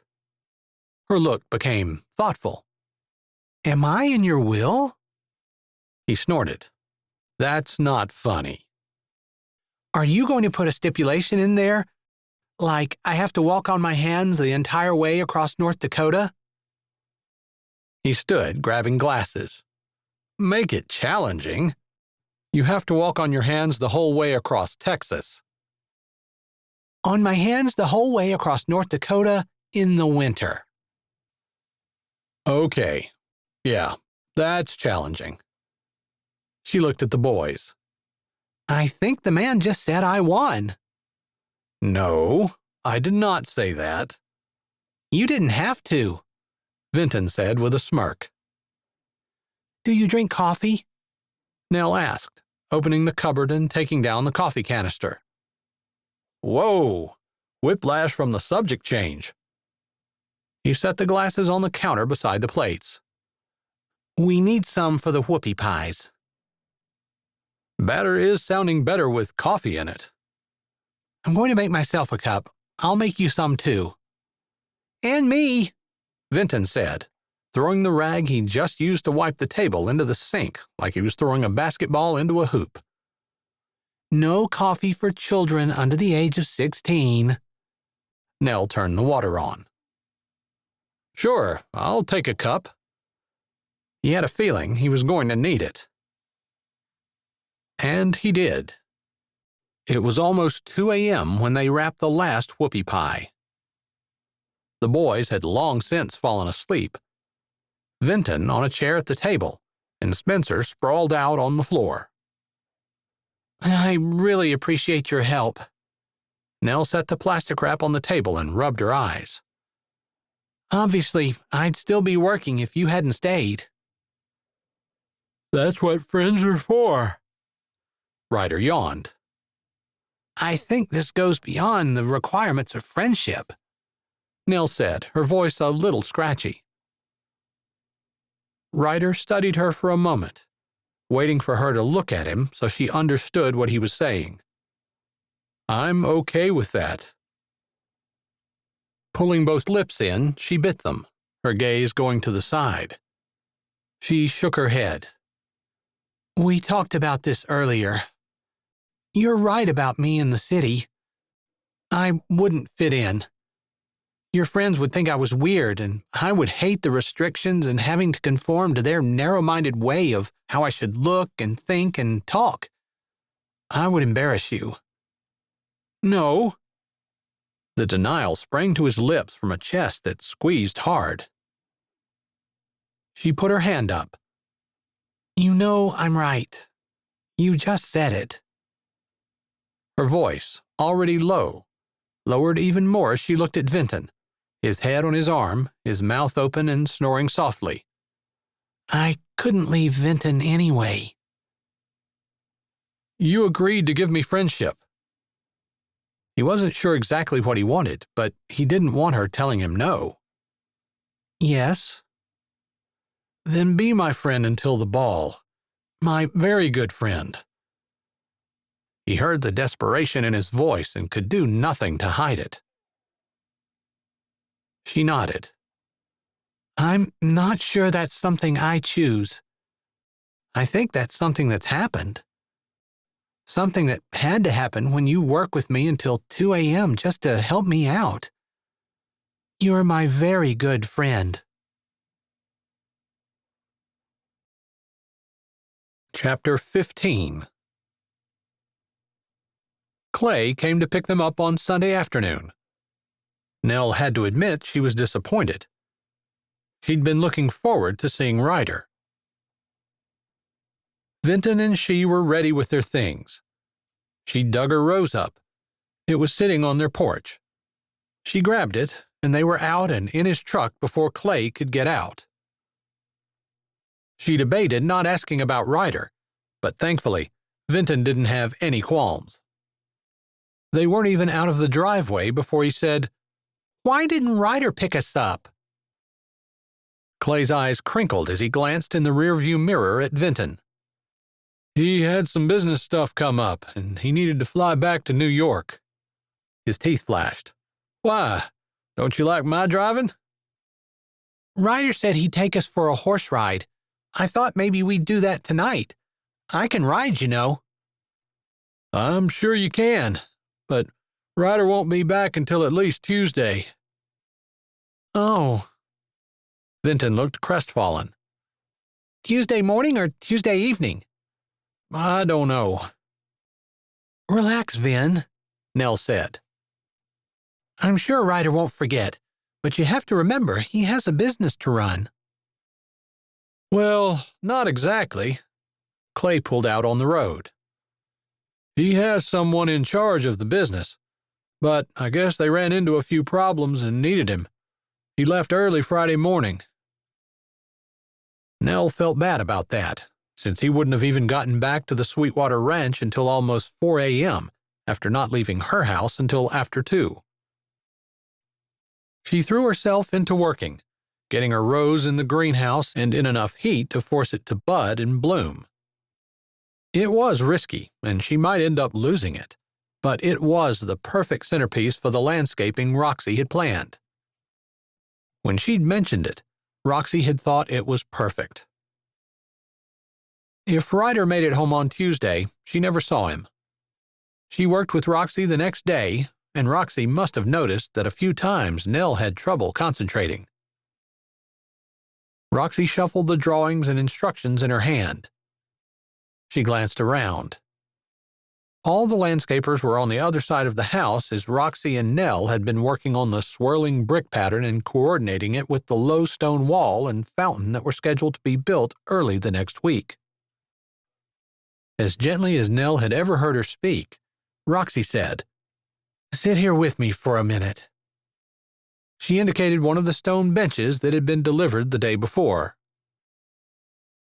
Nell bit her lip, hoping that Roxy wasn't going to give her a lecture about how she was just a country bumpkin and not sophisticated enough for Ryder.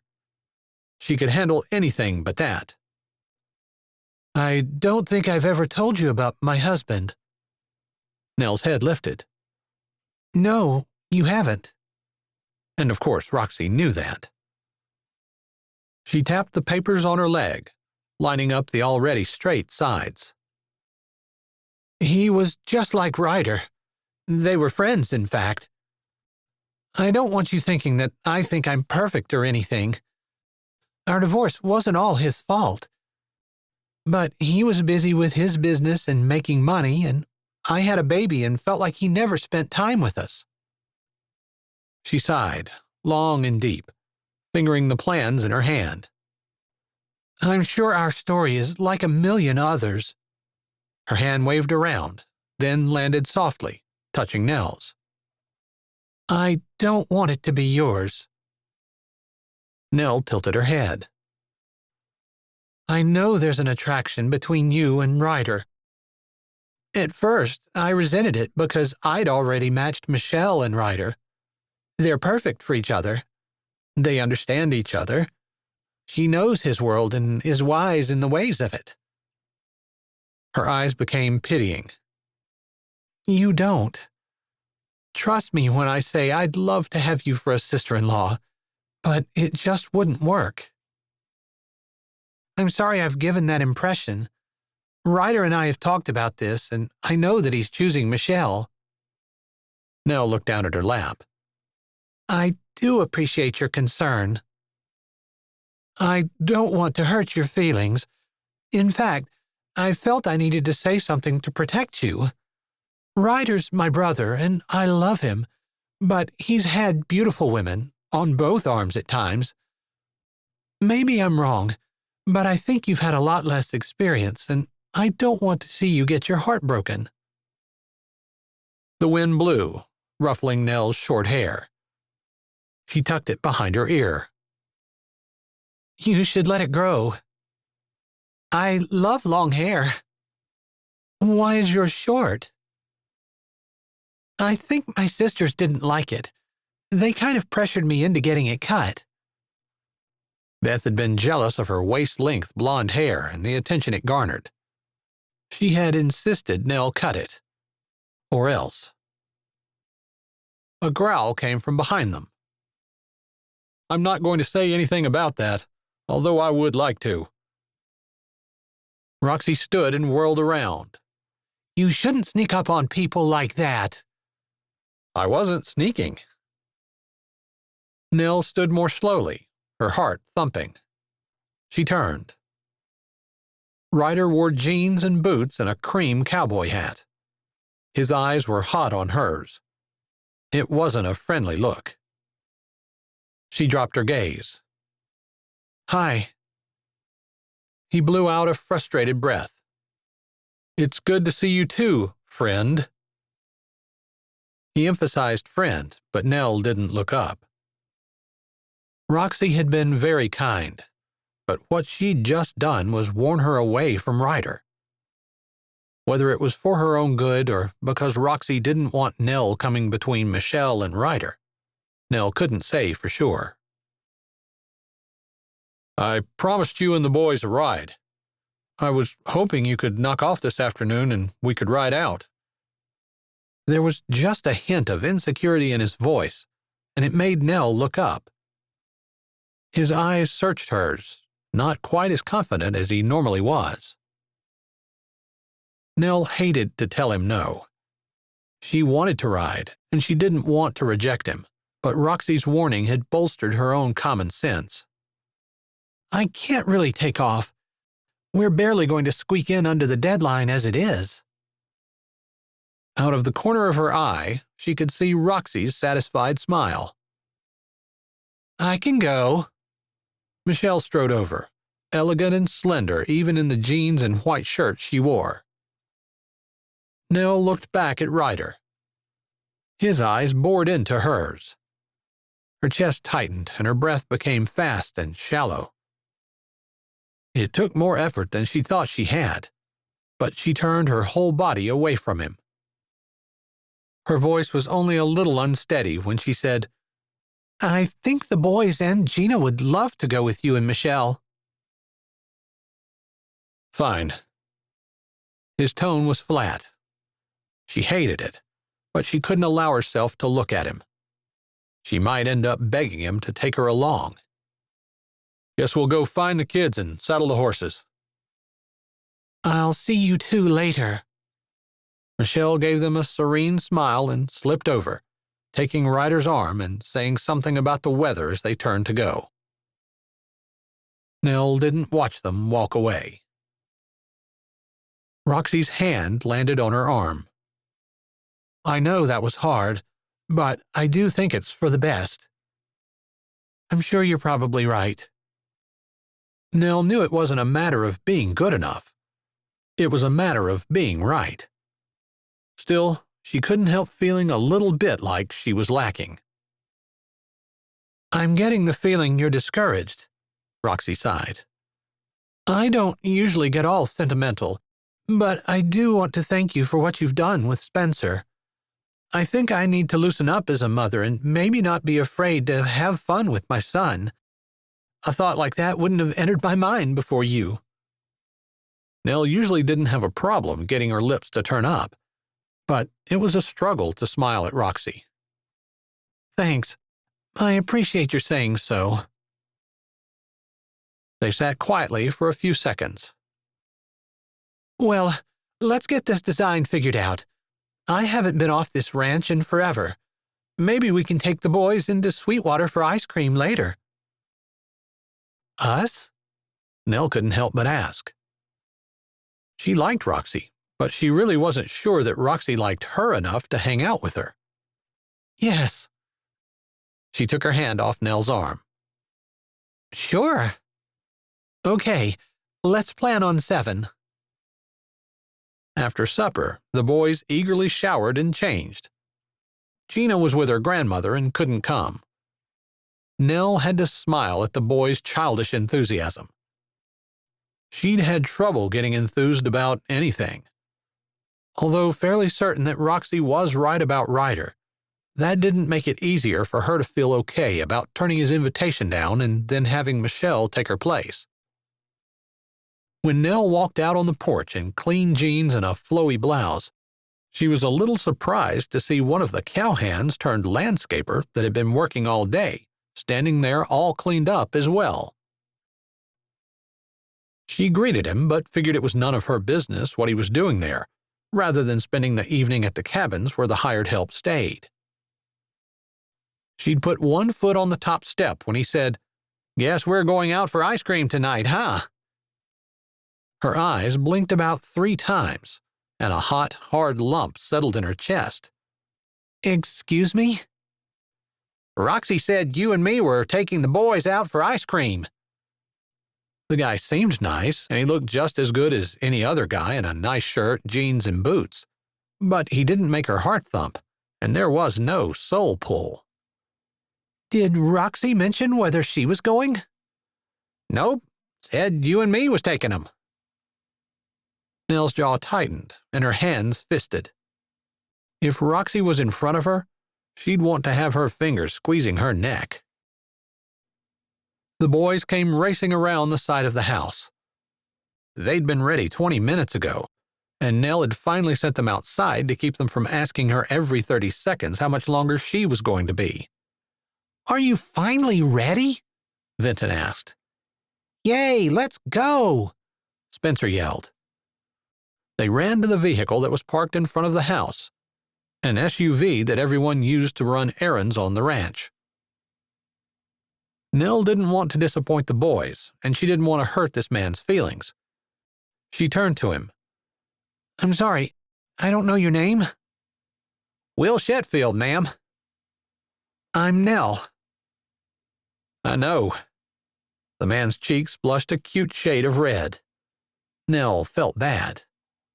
What did Roxy say exactly? She said you and the boys would like to go for ice cream and wanted to know if I'd take you. It smacked of Roxy trying to set her up, but Nell tried not to be upset. Roxy had her best interests at heart. But if the man truly thought he was just a ride for them, then that's what she'd do. They'd go for ice cream and have a good time. However, Roxy wasn't going to fool her again. Will turned out to be really nice, and they had a great time. They got ice cream and walked to the park to eat it. The boys played on the playground equipment while Nell and Will talked. Will was also a native North Dakotan, and although they went to different schools, they knew some of the same people. Will had worked at Sweetwater since he graduated, and they had a lot of things in common.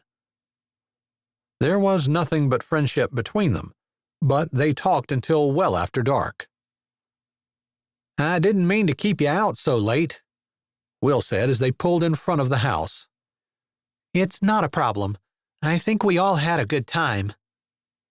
Nell's smile was firmly back in place.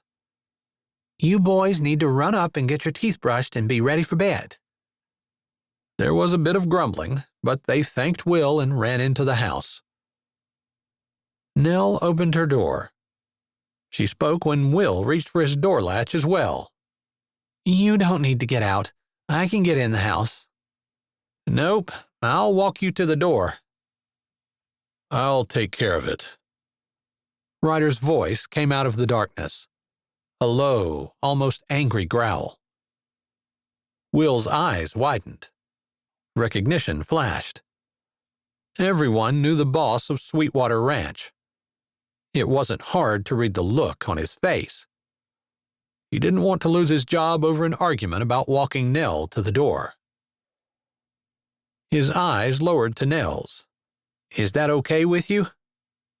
"I can handle it." She pulled on her latch. "Thanks so much for this evening. We all had a great time." "I can stay if you need me," he said low, concern in his gaze. "I'm fine, I promise." "I'll see you around tomorrow." "Sure." Nell got out and slammed her door closed. Will pulled slowly away. "What was that about?" Ryder asked in the same dark tone.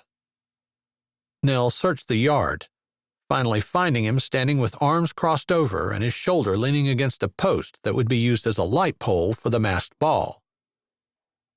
"You're asking as a friend?" Nell wasn't sure where the anger was coming from. "No." She waited. There was a little light coming from the windows of the house, but she couldn't see his expression. "I'm asking as a man who's been stupidly sick with jealousy since you got in the car with another guy and drove away." What should she make of that? "My brother and your nephew were with me." My heart went too. Nell's head jerked up. He pushed off the light pole and strode over, stopping in front of her. "I don't know if we can figure us out, make it work somehow. I just know tonight was torture for me." Something swirled, deep and bottomless, in her soul at those words. "I had a bad afternoon, if that makes you feel better," Nell offered softly. A little flash of teeth. "I had a bad afternoon too," he grunted. "I had to ride with Michelle when I really wanted to ride with you." He put his hands on her shoulders. She felt the buzzing tension thrum through her body. "Why did you go with him tonight?" Nell lifted a hand in innocence. "It was supposed to be Roxy and me. She switched out."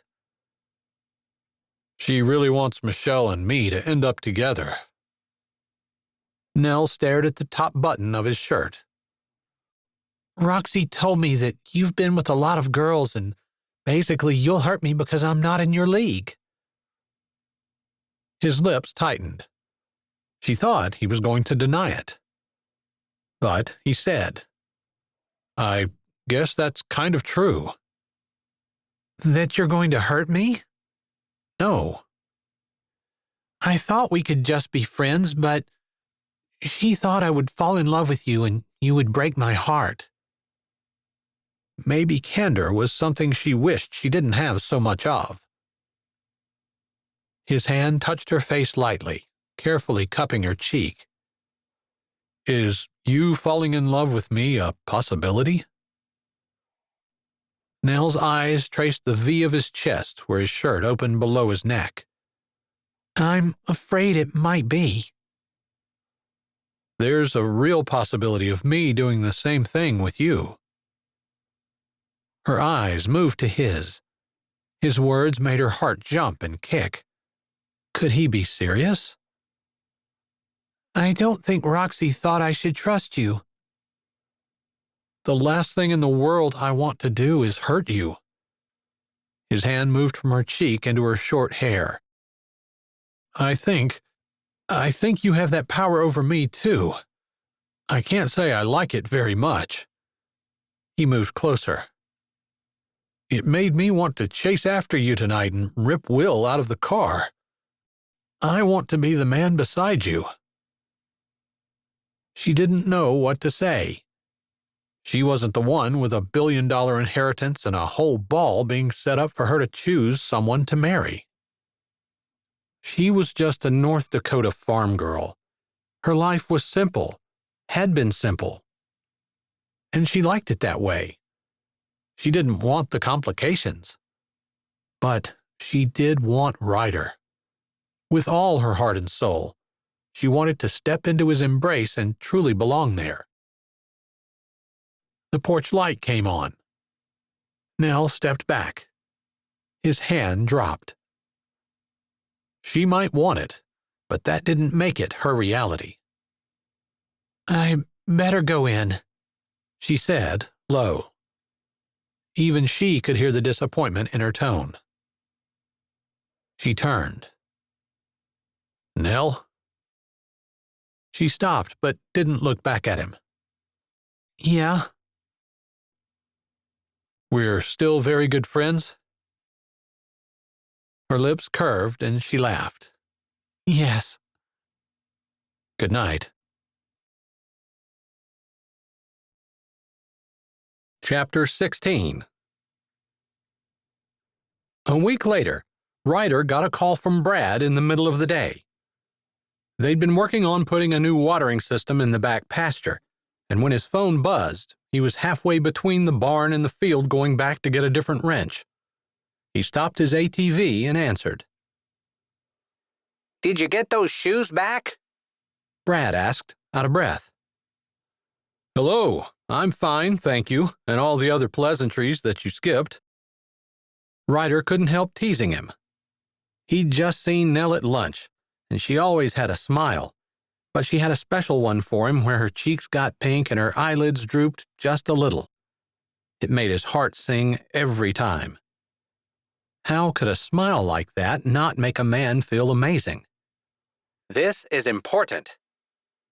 Brad's tone was all business. "The shoes?" "Yes." They weren't that big of a deal. "In the grand scheme of things, I'm sorry, but they're really not that important." "I don't think you understand. You need to get the shoes back. You can't give them to anyone but the woman you've chosen to marry." "Why not?" Ryder leaned back on his ATV and watched a golden eagle lazily ride a thermal. "I can't say. Just trust me on this." Brad seemed more upset than the situation warranted. "Well, I gave them away, and I can't take them back." "You're having trouble getting me another pair?" There didn't seem to be anything that special about them. Brad sighed. "No, I've been trying, scheming, flat out lying, and I can't get another pair." "I don't see what the big deal is. Just get another pair that's similar. In fact, never mind. Don't worry about the shoes. She can buy her own." Ryder didn't even know why Brad had given him the shoes in the first place. He had too many other things to think about to fuss with footwear. His phone beeped. "I've got another call coming in. Talk to you later." He switched calls. This one was from the lawyer he'd put on Vinton's case. "Hello?" "Ryder, it's Philip. I've got some preliminary findings for you." "Great. Shoot." "Child welfare would have to be involved. Neglect would have to be proved. And it will probably end up being traumatic for the child, since he'd need to be moved to a foster home, even if you're ready and willing to adopt him right away. That's just protocol." The lawyer sighed. "My recommendation is to forget it. Unless the child is not being cared for, it's best for him if you don't rock the boat. It's going to be a tough road, and you might not, probably won't, win." Well, that was enough to wipe the smile off his face. A second eagle had joined the first, and their circles looked like a slow, weaving dance. He wondered if they were male and female. "All right, thanks. Don't do anything for now, but if you think of anything else, let me know." "I'll do that." They hung up. On his end, Ryder had already decided he'd rather be with Nell. After they spent the full year required for his inheritance, they could live half the year in North Dakota, half in New York. If she hated the social aspect, they wouldn't go out. If she wasn't good at entertaining and making the social rounds, he wouldn't care. He could make it work. He'd go to the functions by himself. He'd send someone else. They'd skip them altogether. Whatever. But he needed to figure out something with Vinton. If Nell were willing to allow her sisters to use her the way they did for the boy's sake, he couldn't ask her to leave her brother for him. He was that close to being able to choose Nell at the masked ball. He had to figure something out. 2 nights before the ball, he hadn't figured anything out. He'd spent some hairy moments waiting for business deals to come to fruition. He'd been in some tight spots and had some close calls with fulfilling contracts and delivering goods. But he'd never had this much, personally, at stake. He and Nell had spoken together every evening they'd been at the ranch since she'd come home with Will, and they'd already spoken tonight, but he was restless and couldn't sleep. He walked around the house, through the designs, fountains, walks, and arbors that had been built especially for the ball. Roxy had done an amazing job. It truly would look like a fairy tale come to life. Not that he cared about such things, but Roxy had accomplished what she'd set out to do. He went to where Nell's Blue Girl Rose bloomed in amazing profusion in the center of a circular bench, surrounded by a beautiful circular walk. An arbor on both sides made for a bit of privacy while still being close to the house. Low lights around the edges of the pavers provided plenty of light to see to walk, but the air was still sweetly dim and romantic. He wished he could talk to Nell. Talk to her and not have to worry about someone seeing them.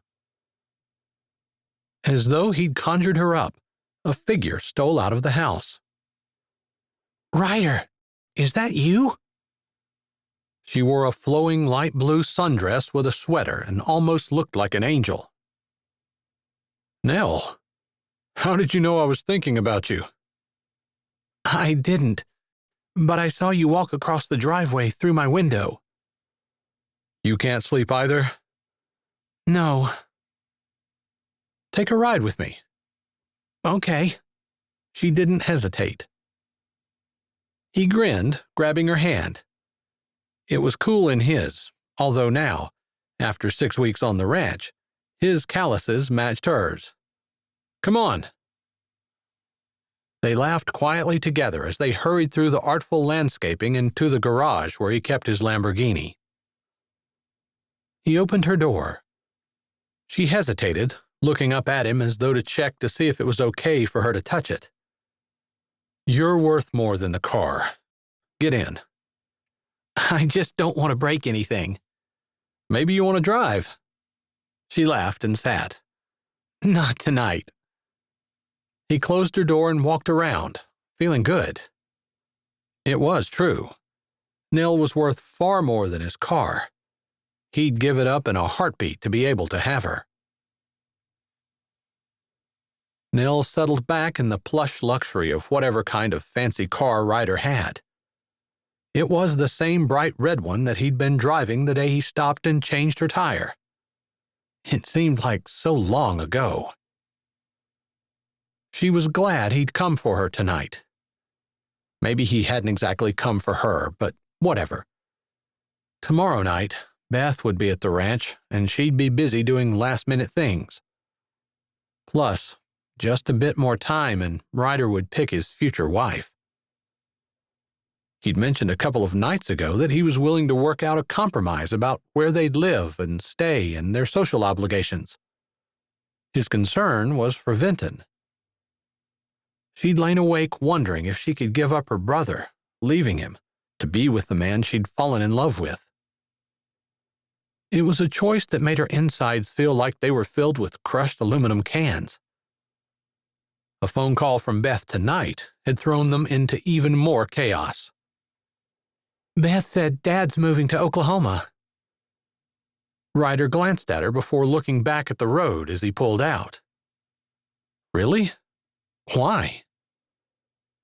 "She said he called yesterday and told her he was putting the ranch on the market. I guess, from kind of putting the pieces together, While he's been gone so much the last 6 months, there's been a woman he's been seeing. She's been up in the oil wells in the northwestern part of the state, but she's just been transferred back to her hometown to work in the yard there. Tom's moving down to be with her. And he's taking you all with him? Well, the girls are 19 and technically they don't have to go. I don't know what they're going to do. Beth wasn't sure. Beth had said maybe she could get Ryder to choose her at the ball. Him choosing a wife wasn't exactly something that had been advertised, but rumors had made their rounds. It was a small town and everyone knew it. Vinton will have to go, of course. She sighed. I don't know if he'll let me come too or not. I tried to call him as soon as I hung up with Beth, but he didn't answer. She twisted her fingers in her lap. Wherever Vinton went, she wanted to go too. At least, that's the way she had felt until she'd met Ryder. He shifted the car into high gear, opening it up on the highway, then held his hand out, palm up. It only took her a second to look at it, then slide hers into its solid warmth and comfort. You don't know exactly what's happening with your dad, he said softly. Right? Right. Let's try not to worry about it until we can get all the information we need to make the right decision. I know you. If Tom moves to Oklahoma and takes Vinton with him, you'll go too. I know that. She turned to face him in the dark, grateful that he understood and wasn't trying to get her to renege on her promise to her mom because it was suddenly looking too hard to keep. They rode in silence while the miles slipped by. Nell looked over when Ryder slowed, miles since they'd passed the nearest house, and pulled into a field road that ran between a field of flax and one of wheat. You mind getting out and looking at the stars with me for a bit? He asked. There seemed to be some hesitation in his voice. If he'd been arrogant or overconfident, she might have hesitated. After all, the masked ball was only 2 days away. But she wanted to be with him as much as he seemed to want to be with her, and his insecurity made her feel like it mattered. But even though there was so much going through her head and heart, worries and anxiety, she couldn't resist teasing him. Is this as friends, very good friends, or more? He wasn't smiling. More. Suddenly, her throat felt like it was stuck to her backbone. Maybe she was making a mistake, but she breathed out. Okay. He got out, walking around and getting her door. Maybe I just wanted an excuse to hold you. Maybe I hoped you'd find one. She put her hand in his and stood up out of the low-slung car. He closed the door, tugging her around and pulling her back against his chest. She felt him sigh behind her, like holding her eased something in him. She allowed her body to lean back against him, feeling the comfort of shared burdens. A shooting star streaked across the expansive sky, and she gasped. His arms tightened. She loved the feeling of not needing to talk and communicating without words. They stood like that for a long time, him leaning against his car, she leaning into him with his arms holding her close. Their bodies pressed together, stirring heat and contentment. The cool breeze flowing over them, sifting through her hair and blowing her skirt around his legs. The sandy stirring of the leaves and the scent of wild air in springtime seeped into her heart. They weren't doing anything. They weren't even talking. But she knew this would be one of the best memories of her life. She wished the night would last forever. If you could do anything, be anywhere, have anything you wanted, tell me what it would look like. He finally whispered on the night wind. It'd be this. She didn't have to think. And we'd go home together. You and me. Vinton would be there. Where's home? She shook her head, lifting a shoulder. Sweetwater? He prompted. She sighed. You probably can't stand outside like this in Manhattan. Hear the quiet night sounds, pull in the pure night breeze. She felt, more than heard him grunt under her. No. But there's probably other things that make Manhattan beautiful at night. I suppose. He traced his finger over her hand at her waist. There are people who love the city for a variety of reasons. Because it never sleeps. There's always bustle and something to do. Because one is right in the middle of action every day. That's not me. I'm there because it's the best place for my business. Not because I love it. She was content with that answer.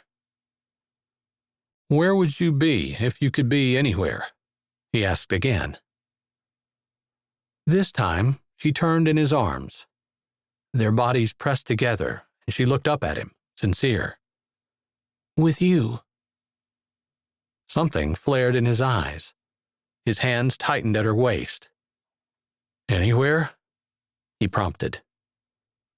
She nodded and knew with all her heart it was true. I feel like this is goodbye. I'm not going to let it be goodbye. He pulled her close and tucked her head under his chin. We'll figure something out. His heart beat strong and steady under her cheek, and his arms felt solid and real around her. She wasn't sure how long they stood like that before his voice came out of the darkness. I was married before. Surprise made her stiffen. You said was. Yeah. Didn't work. A soft breeze blew, and the field of wheat beside them rustled and bent beneath it. What happened? She asked, without lifting her head. She hadn't known he was married. Roxy had warned her that he'd had a lot of experience with women. Maybe his marriage was a part of that. I guess it's easy to blame her. She liked that he didn't seem like he was going to. It was almost 10 years ago. I suppose I was just as much to blame as her. What you'd said about Michelle wanting love because eventually the money wouldn't be enough made me think that maybe I'd made mistakes without knowing it. You didn't spend time with her? I guess I just thought it was more important to build the business. I thought she should be able to see that. She wasn't a part of it? He shifted and she lifted her head.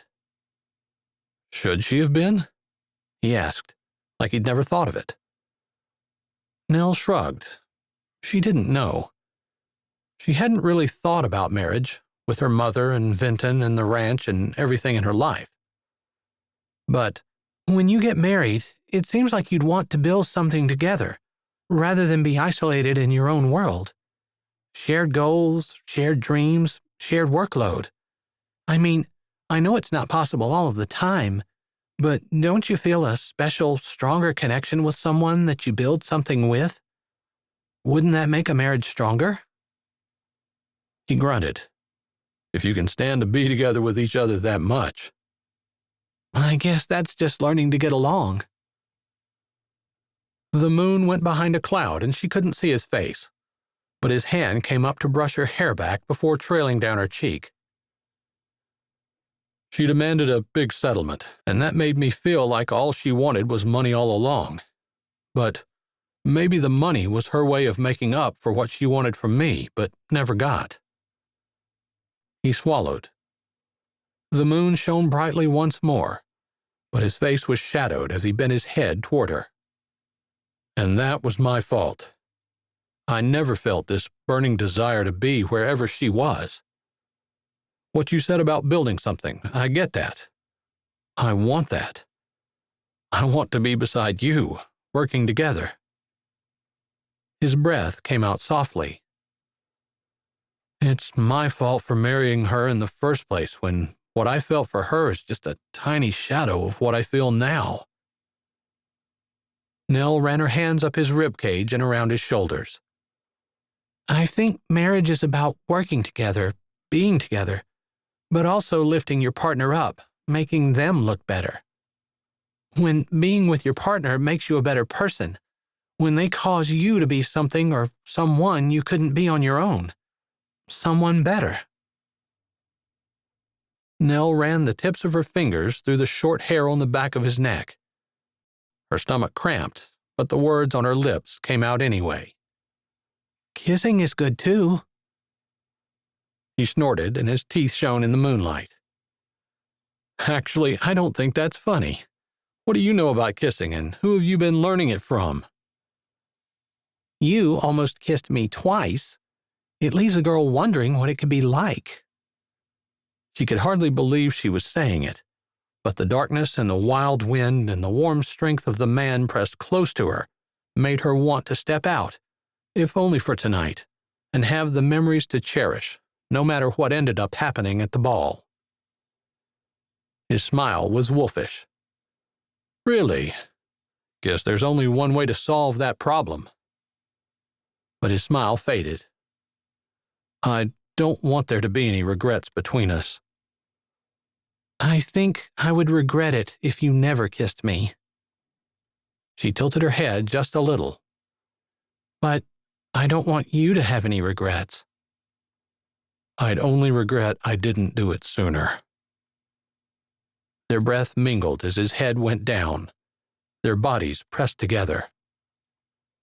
Nell lifted her head, meeting his lips with hers, feeling the shock that went through them both as they finally touched. The night sky became bright with shooting stars. Or maybe it didn't. She couldn't tell. Her eyes were closed, her head spun, and she held on to the broad shoulders in front of her with all her might as her knees weakened and her heart whipped and rioted in her chest. He tasted like moonlight and shadows mixed with the sweet spring of the North Dakota flatlands. Her home and her heart woven and tied to the man before her. Long moments later, when he finally lifted his head, breathing hard, his hands trembling on her back, pressing her closer to him, she could barely open her eyes, didn't want to do anything but stand in his embrace and feel his strong arms holding her all night long. His cheek whispered past hers. She pressed into it, wanting every bit of contact she could draw from him. Nell, he whispered, what have you done to me? His breath whooshed out. My legs are shaking and my heart is pounding so hard it's shaking my car. She laughed, a little wobbly sound. I appreciate your car. I think it's holding us both up. It's probably not manly to admit it, but yeah, kissing you is dangerous to my equilibrium. His hands floated up her back and she shivered. Thank you, she said. For kissing you? Don't thank me. So I just tell you to do it again? He chuckled. I still haven't recovered from the first one. I was thanking you for telling me about your first marriage and what you'd learned from it. I think it takes growth and a certain amount of maturity to not always throw the blame completely on someone else. I don't want to make that mistake again. I think the knowledge of what you did wrong will help keep you from doing it again. She tilted her head. Maybe if you didn't need to inherit the money, you'd never get married again. A month ago, I would have said a resounding yes to that statement. He settled her body more deeply between his legs as another stiff breeze blew, this one a little colder than the others. I wasn't kidding about how I feel about you. You'd asked me where I would want to be. What about you? Where is the best place in the world for you? Would he say New York City? He claimed not to love it. She held her breath. He looked out, past her shoulder, to the deep dark sky and the waving fields of young grain that would help feed an entire country come winter. I'm falling for a farm girl from North Dakota, and I'm feeling like her home is a place where I could put down roots too. His voice held wonder, like he couldn't quite believe that he might be able to be happy in a place like North Dakota, but she didn't doubt the sincerity of his words. His chest moved in and out. But my brain's a jumble right now. Just let me hold you for a little bit, please. Let me enjoy the peace and rightness that comes from having you in my arms. It was a long time before they drove home. Chapter 17. The next day was filled with last-minute preparations. Nell was everywhere, from hanging lights in the ballroom at the back of the house to helping chop vegetables in the kitchen. She didn't sit down from the time she got up in the morning until Will dropped Beth off at 8 that evening. "You'll be off early tomorrow afternoon. Then you'll have time to break until around 5. All the servers get a half-hour off during the ball, so keep that in mind. There's probably enough time for you to slip a dress on and sneak in a dance or two." Roxy wiggled her eyebrows at Nell. "There will be a lot of East Coast businessmen here." Roxy neglected to mention, but Nell had figured out, that there would be a lot of East and West Coast ladies who hoped to be chosen by billionaire business tycoon Ryder Peterson as his fiancée.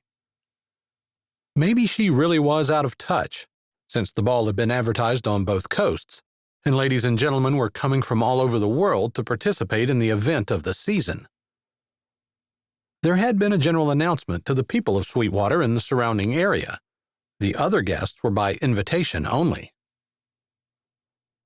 Beth practically bubbled in her excitement as she followed Nell up the stairs.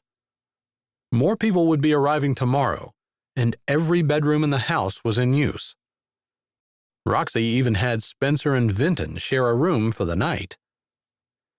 "I can't believe I'm actually here," Beth gushed as they walked in. "Did you see the driveway?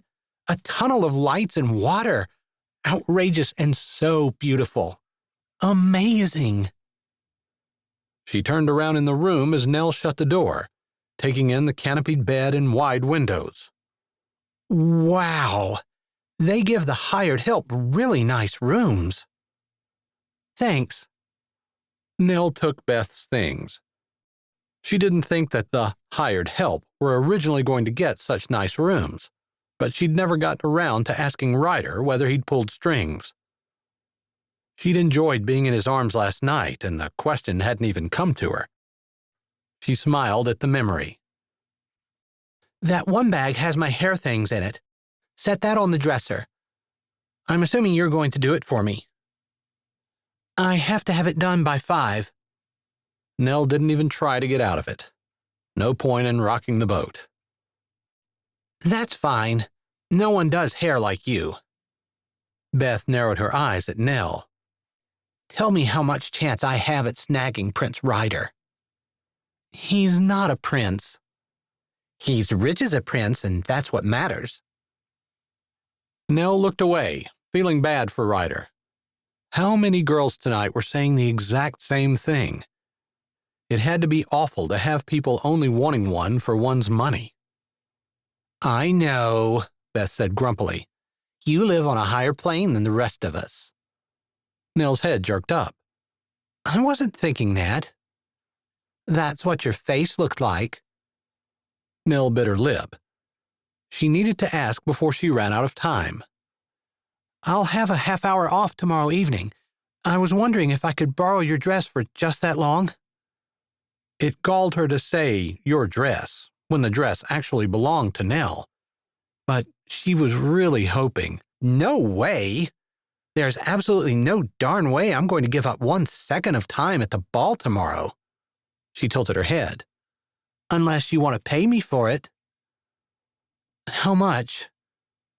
For some reason, Nell was almost desperate to mingle on the dance floor and look beautiful, even if it were for just a few minutes. $100,000. Beth smiled, big and fake. I'll have to think about it, Nell said, biting her tongue. She could be nice. She could. That reminds me, you better get my dress and the scarf and mask out and hang them up. Beth set a box down. There's the shoes. I'll need tissue stuffed in the ends of them. Okay. Is there food downstairs? I'm starving. Yes. If you give me a minute to shake this out and hang it up, I'll come down and help you. Beth opened the door. You can come find me when you're done. This house is so beautiful. I'm going to go check things out. She walked out and closed the door. Nell dropped to her knees, then stretched out face first on the carpet. She felt like crying, but no tears would come, which was just as well. Tears were a waste of time, and they didn't help anything. There was no point in getting angry, no point in retaliation. Either of those two things would just make Beth complain to Tom, and she'd lose Vinton. She was already losing Ryder, not that he'd ever been hers to begin with. Last night had been beautiful, but it was only a fairy tale. His world, her world. There was no in-between. She couldn't stand to not have Vinton, which is what would happen if she didn't do what Beth wanted. She shoved the thought aside. She was only going to depress herself if she borrowed trouble like that. Pushing herself up, she grabbed the garment bag and pulled the dress out. It was as fantastical as she remembered. Shaking it, then smoothing it lovingly, she took it to the closet and hung it up, placing the scarf and mask on the shelf. She took the shoes from the box, silver and sparkling and more exquisite than she remembered, and put them on the floor. She didn't want Beth to roam around and get in trouble, but she hadn't quite gotten herself to the place where she could talk to her without being bitter and resentful after she'd so blithely refused to share the dress that was Nell's to begin with.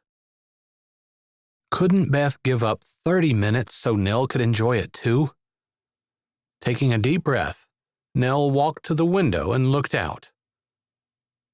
Full dark had settled, but the walk was lit, and people were milling around, some with cameras, some like they were admiring the view, and a few striding with purpose.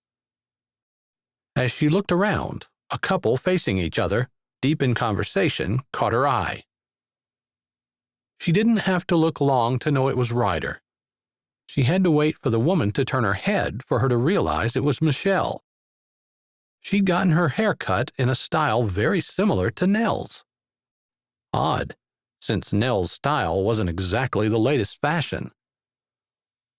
The hair slipped from her mind when Michelle crossed her arms over her chest. Ryder put a hand on her shoulder and seemed to be pleading as he gestured with his other. Michelle shook her head back and forth. Nell turned from the window. She couldn't keep watching. The ball that she'd looked forward to 6 weeks ago could end up being a nightmare. She thought she'd been prepared all along for Ryder to choose Michelle. Had known it was going to happen. But maybe, in her heart, she'd hoped that things could work out differently, especially after last night. She could still feel his lips on hers, his body pressed close, his arms holding her tight.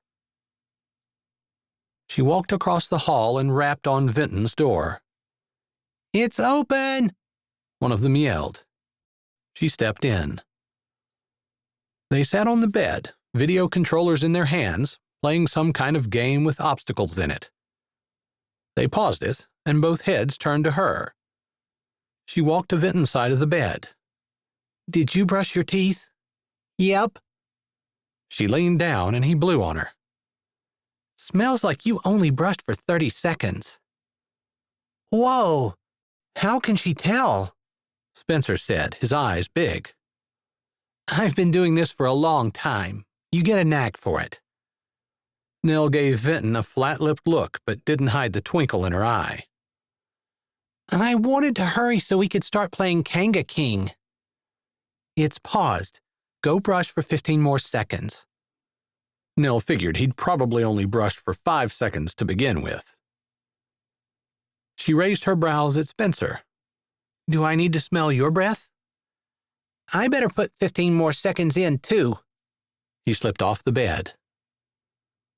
Nell's heart swelled as Vinton came back, running, and jumped into her arms, squeezing her around the neck with his thin little boy arms. How could she leave him? Even if she hadn't promised her mother to take care of him, she loved him with her whole heart and soul, and had to do her best to keep his world stable and nurturing. Lights out at 10. She walked to the door. I already have my phone alarm set. Spencer held his phone up as he got back on the bed. Okay, I'll be checking. She closed the door softly behind her, a small smile still on her face. Tomorrow, the tutor was taking the boys to see some of the sights of the area, a school field trip. They'd be home during the ball, but had already been given permission to watch all the episodes of their favorite series, which they'd been too busy being outside and running around to watch. Being little boys, they weren't the slightest bit interested in the ball, although Vinton had asked if he could be a parking attendant. She'd given the classic parenting response, maybe next time. Nell walked slowly down the stairs, wondering if she even wanted to look for Beth. It wasn't like Beth didn't land on her feet wherever she went, and Nell didn't really want to run into Michelle or Ryder. Halfway down the stairs, she could see a door off to the right, a sitting room that connected to the ballroom. Beth and Michelle stood just inside. The light in the room was off, but Nell could see their heads bent together. Michelle's lips moved fast, and Beth nodded, a little grin on her face. Nell didn't believe in running. She had always tried to face her problems head on. It was always the best way to handle things. No ducking, no dodging. Deal with it. But tonight, she just couldn't handle one more thing. She whirled on the step and ran back up and sprinted to her room, closing the door behind her and leaning against it. Enough was enough. Tomorrow was another day. She'd taken her shower and checked on the boys and was about to get into her side of the bed when Beth burst in. Hey, sis, you going to bed already? Yes, it's late and I'm tired. There's a theater room and a wet bar in the basement. Some of the girls that came are going to get together and hang out down there. I'm sure you could come if you wanted. You were invited, right? No. She'd been told that her first duty tomorrow was to clean up the basement. That was probably why. Oh. Beth pursed her lip and tapped her chin in a fake, "I'm sorry, I shouldn't have mentioned that" look. Nell didn't even care. Have fun. Oh, Nell. Beth walked over and stood on Nell's side of the room. Did you hang up my dress? Yes, Nell said without opening her eyes. And put my scarf and mask where? In the closet along with the shoes. Nell's shoes. Great. You know, I was thinking, maybe it was a little selfish of me not to share the dress. Nell's eyes shot open, but there wasn't a trace of trickery on her sister's face. You can wear it for 30 minutes on your break. Not a second longer. Beth gave a little smile, then flounced out before Nell could get over her shock enough to thank her. Chapter 18. The next day was a blur of activity. By the time Nell got the basement cleaned up, there was food to make and a delivery of chairs to set up. The string orchestra that had been hired needed some things changed around, and there was cleaning up to do after that. She did get about 15 minutes shortly after 1 to walk out and see that her blue girl rose was blooming in profusion. All the plants that they'd potted almost 2 months ago were lining the walks in a carefully coordinated, riotous display of color. The fountain was on and working, and all the thousands of lights that would turn the house and grounds into a close approximation of a fairy tale were carefully strung. Maybe because of how hard she'd worked to get everything set up, Nell gave an inward groan at the thought of the many days' worth of work it would take to take everything back down. She hadn't talked to Tom, though. He'd only given her permission to work through the ball. Vinton and she might be back to their old life next week. Although, if she didn't get a hold of him, she would be staying and working. All morning, she watched for Ryder. She'd assumed he'd want to avoid all the attention, although maybe he thought it would be good for business. There were certainly a bunch of people with cameras and official-looking badges walking around. None of them gave her a second glance in her black and white maid uniform, which suited her just fine. The uniform made her fade into the woodwork, but it also emphasized the differences between her and Ryder. She finally saw him just before 2 in the afternoon. It looked like Will and he were just getting in from working outside.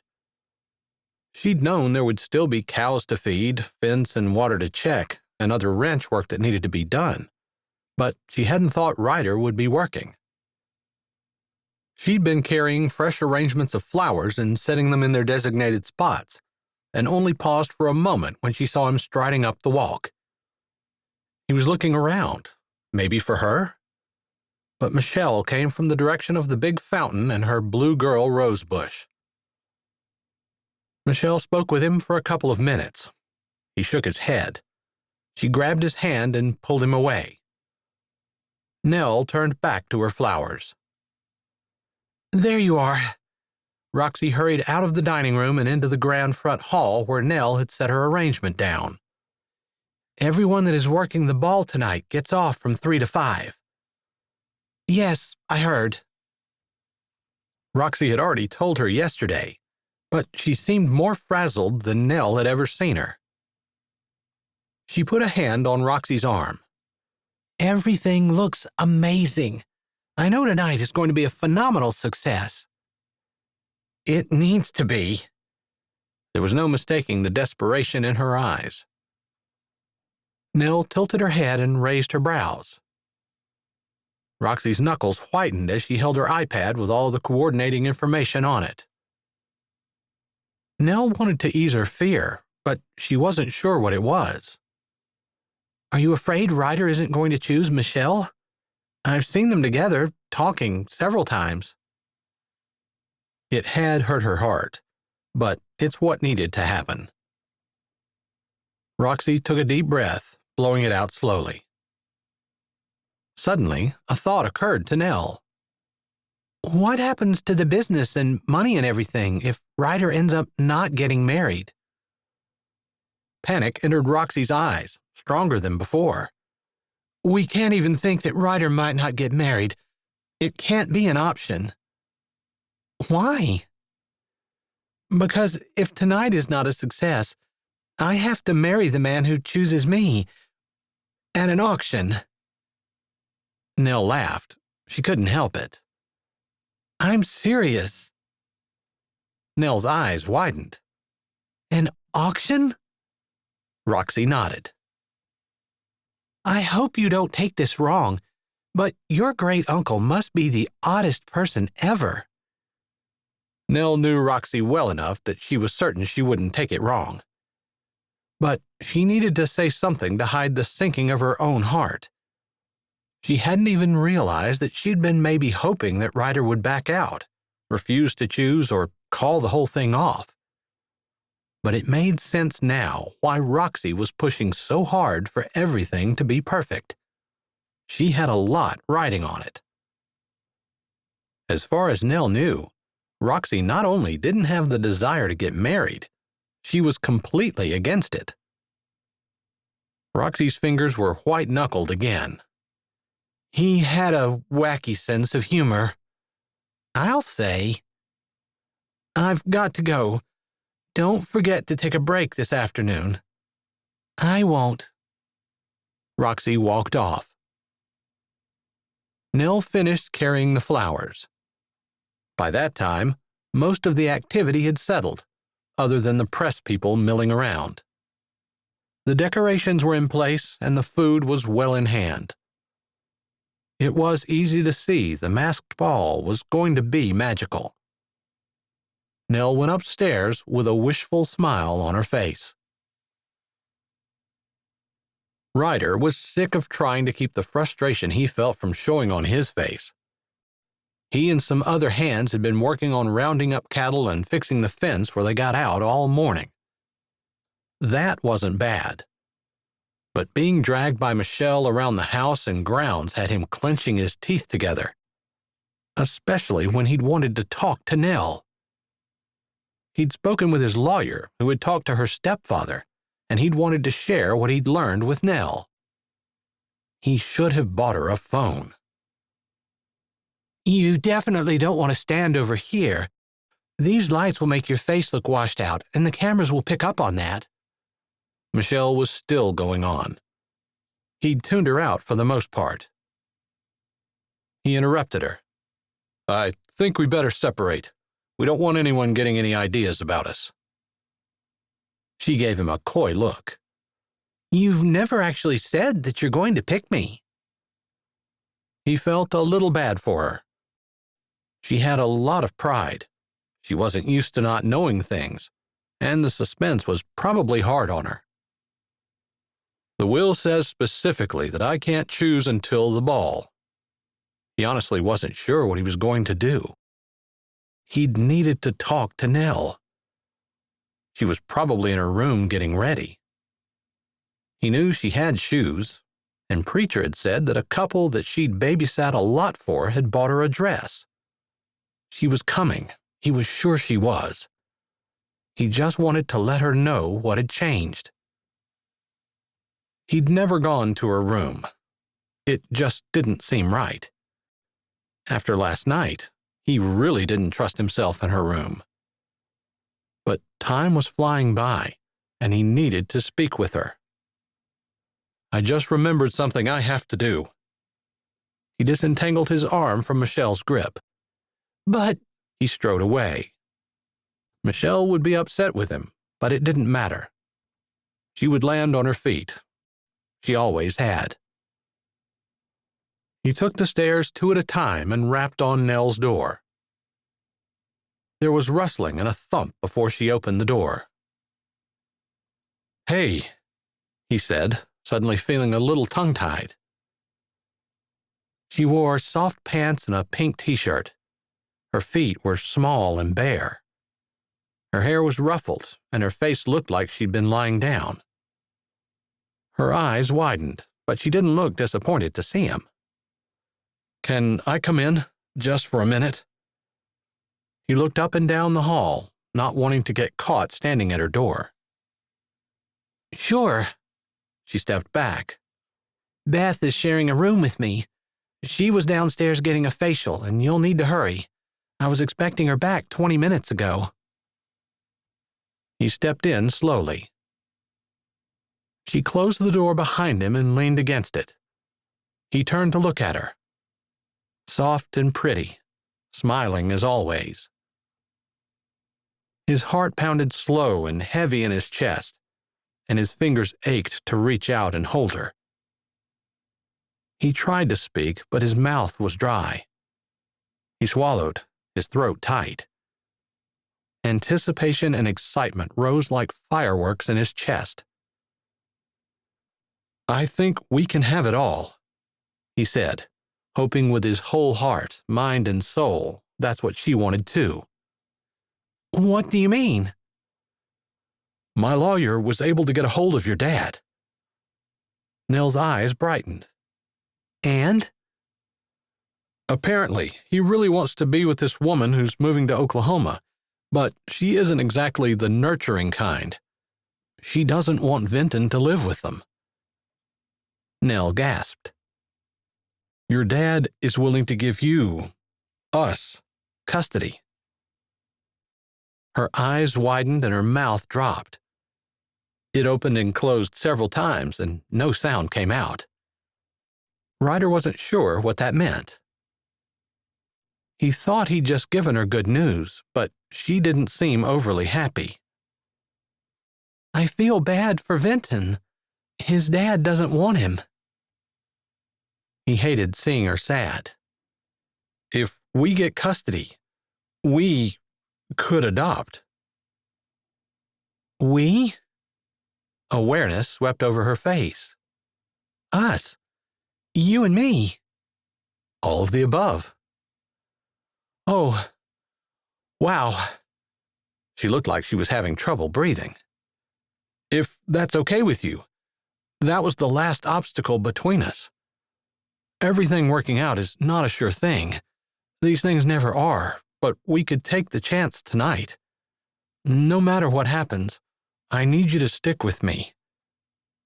He didn't add that was the only way for him to get the inheritance. She already knew it. Your lawyer thinks it's a safe bet? Unless your dad changes his mind. But we can have it done pretty fast. Money had a tendency to grease these things. Nell wouldn't know that. We'd let Dad visit. Of course. But I think Vinton likes me okay. Maybe he'd start to think of us as his real parents. I can't believe it's going to work out. She put her hands on her cheeks. This has gone from an awful day to one of the best days ever. Her eyes shone up at him, and she smiled the smile that made him feel like the whole world was an amazing place, full of potential and possibilities, and he could access them all.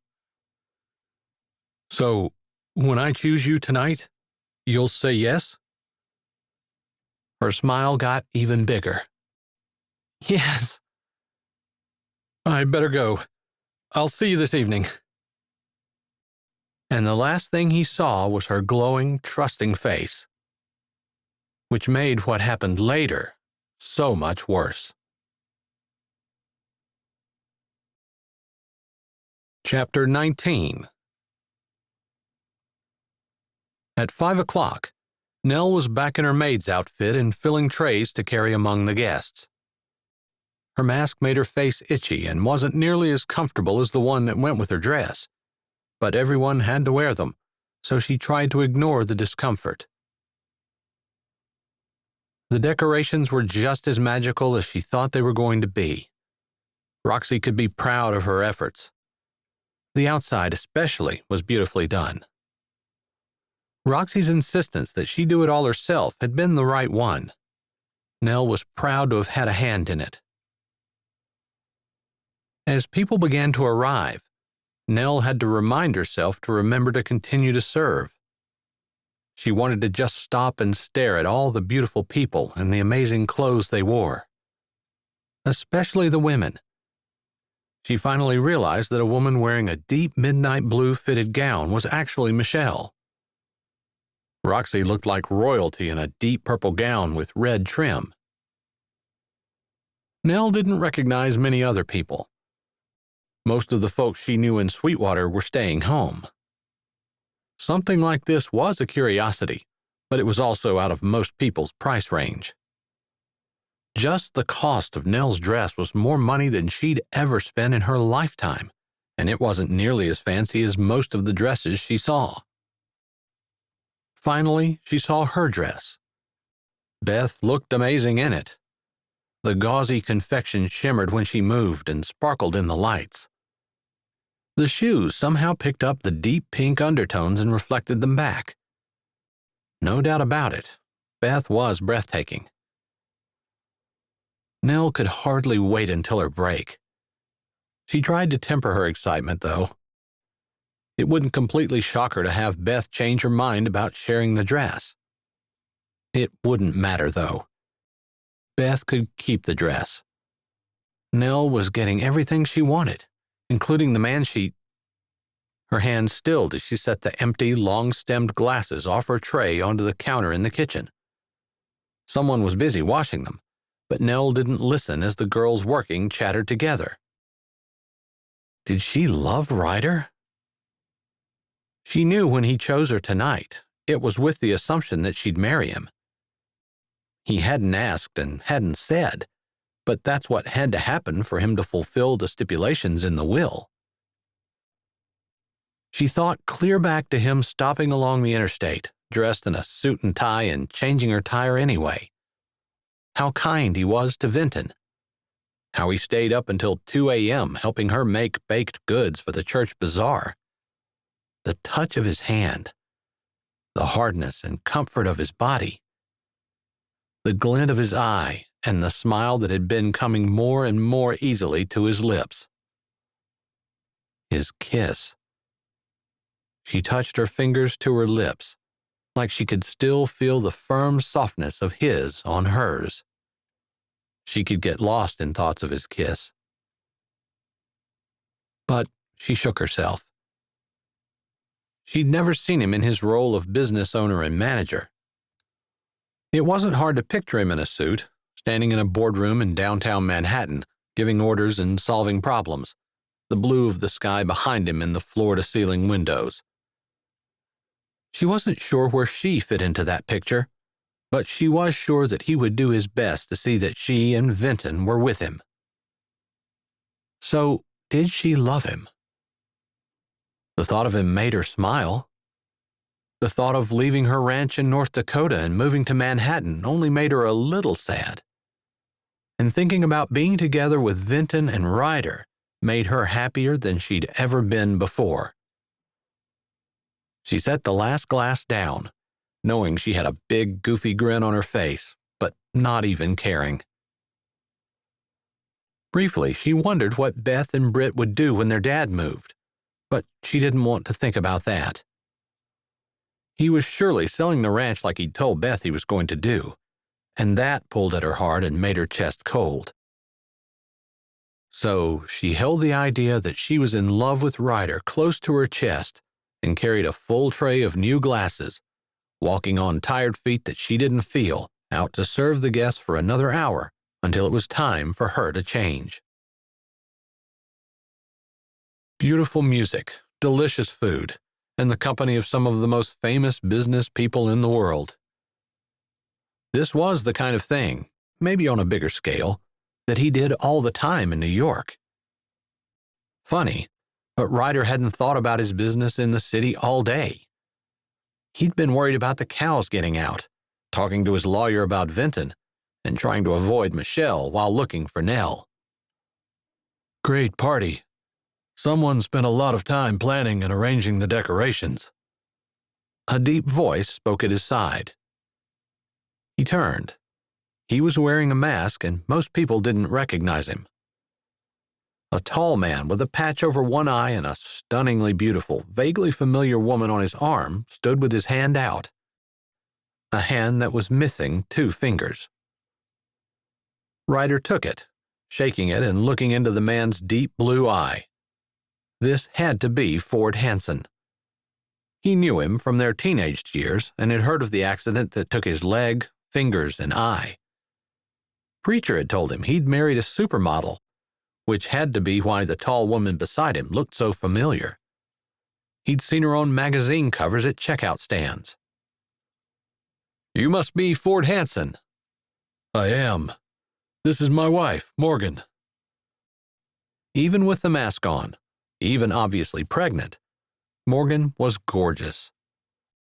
Ryder took her slender fingers in his. Her smile was genuine. There was no mistaking the loving look she gave her husband before she settled her eyes on Ryder. "It's good to meet you. Sweetwater Ranch has been a bit of a mystery and has given a lot of prosperity to ranches around the area."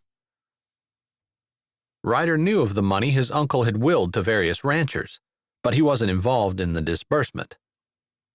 He wondered if Ford and Morgan had been recipients. He decided not, since Preacher had mentioned Ford's brilliance and his business success long before his uncle died.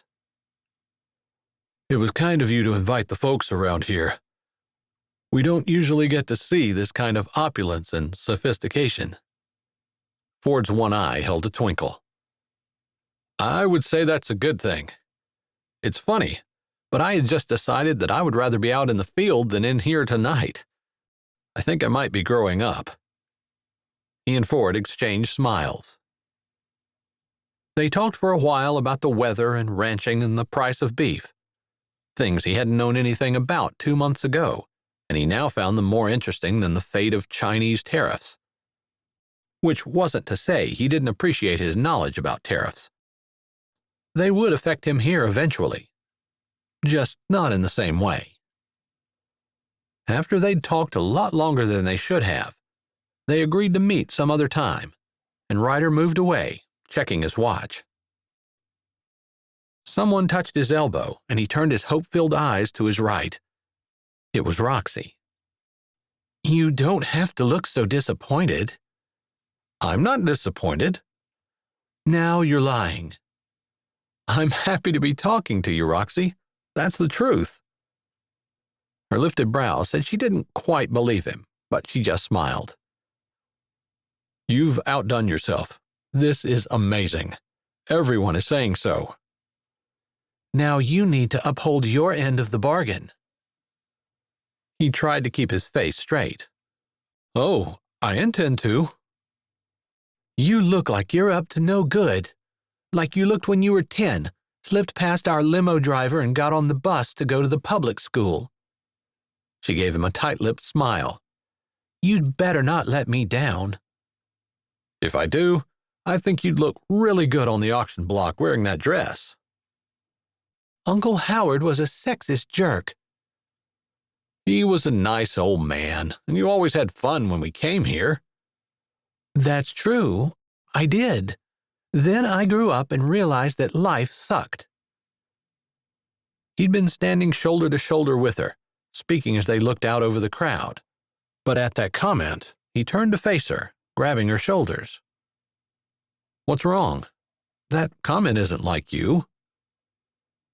If he didn't know her better, didn't know that she had a backbone stronger than tempered steel, he'd say those were tears in her eyes.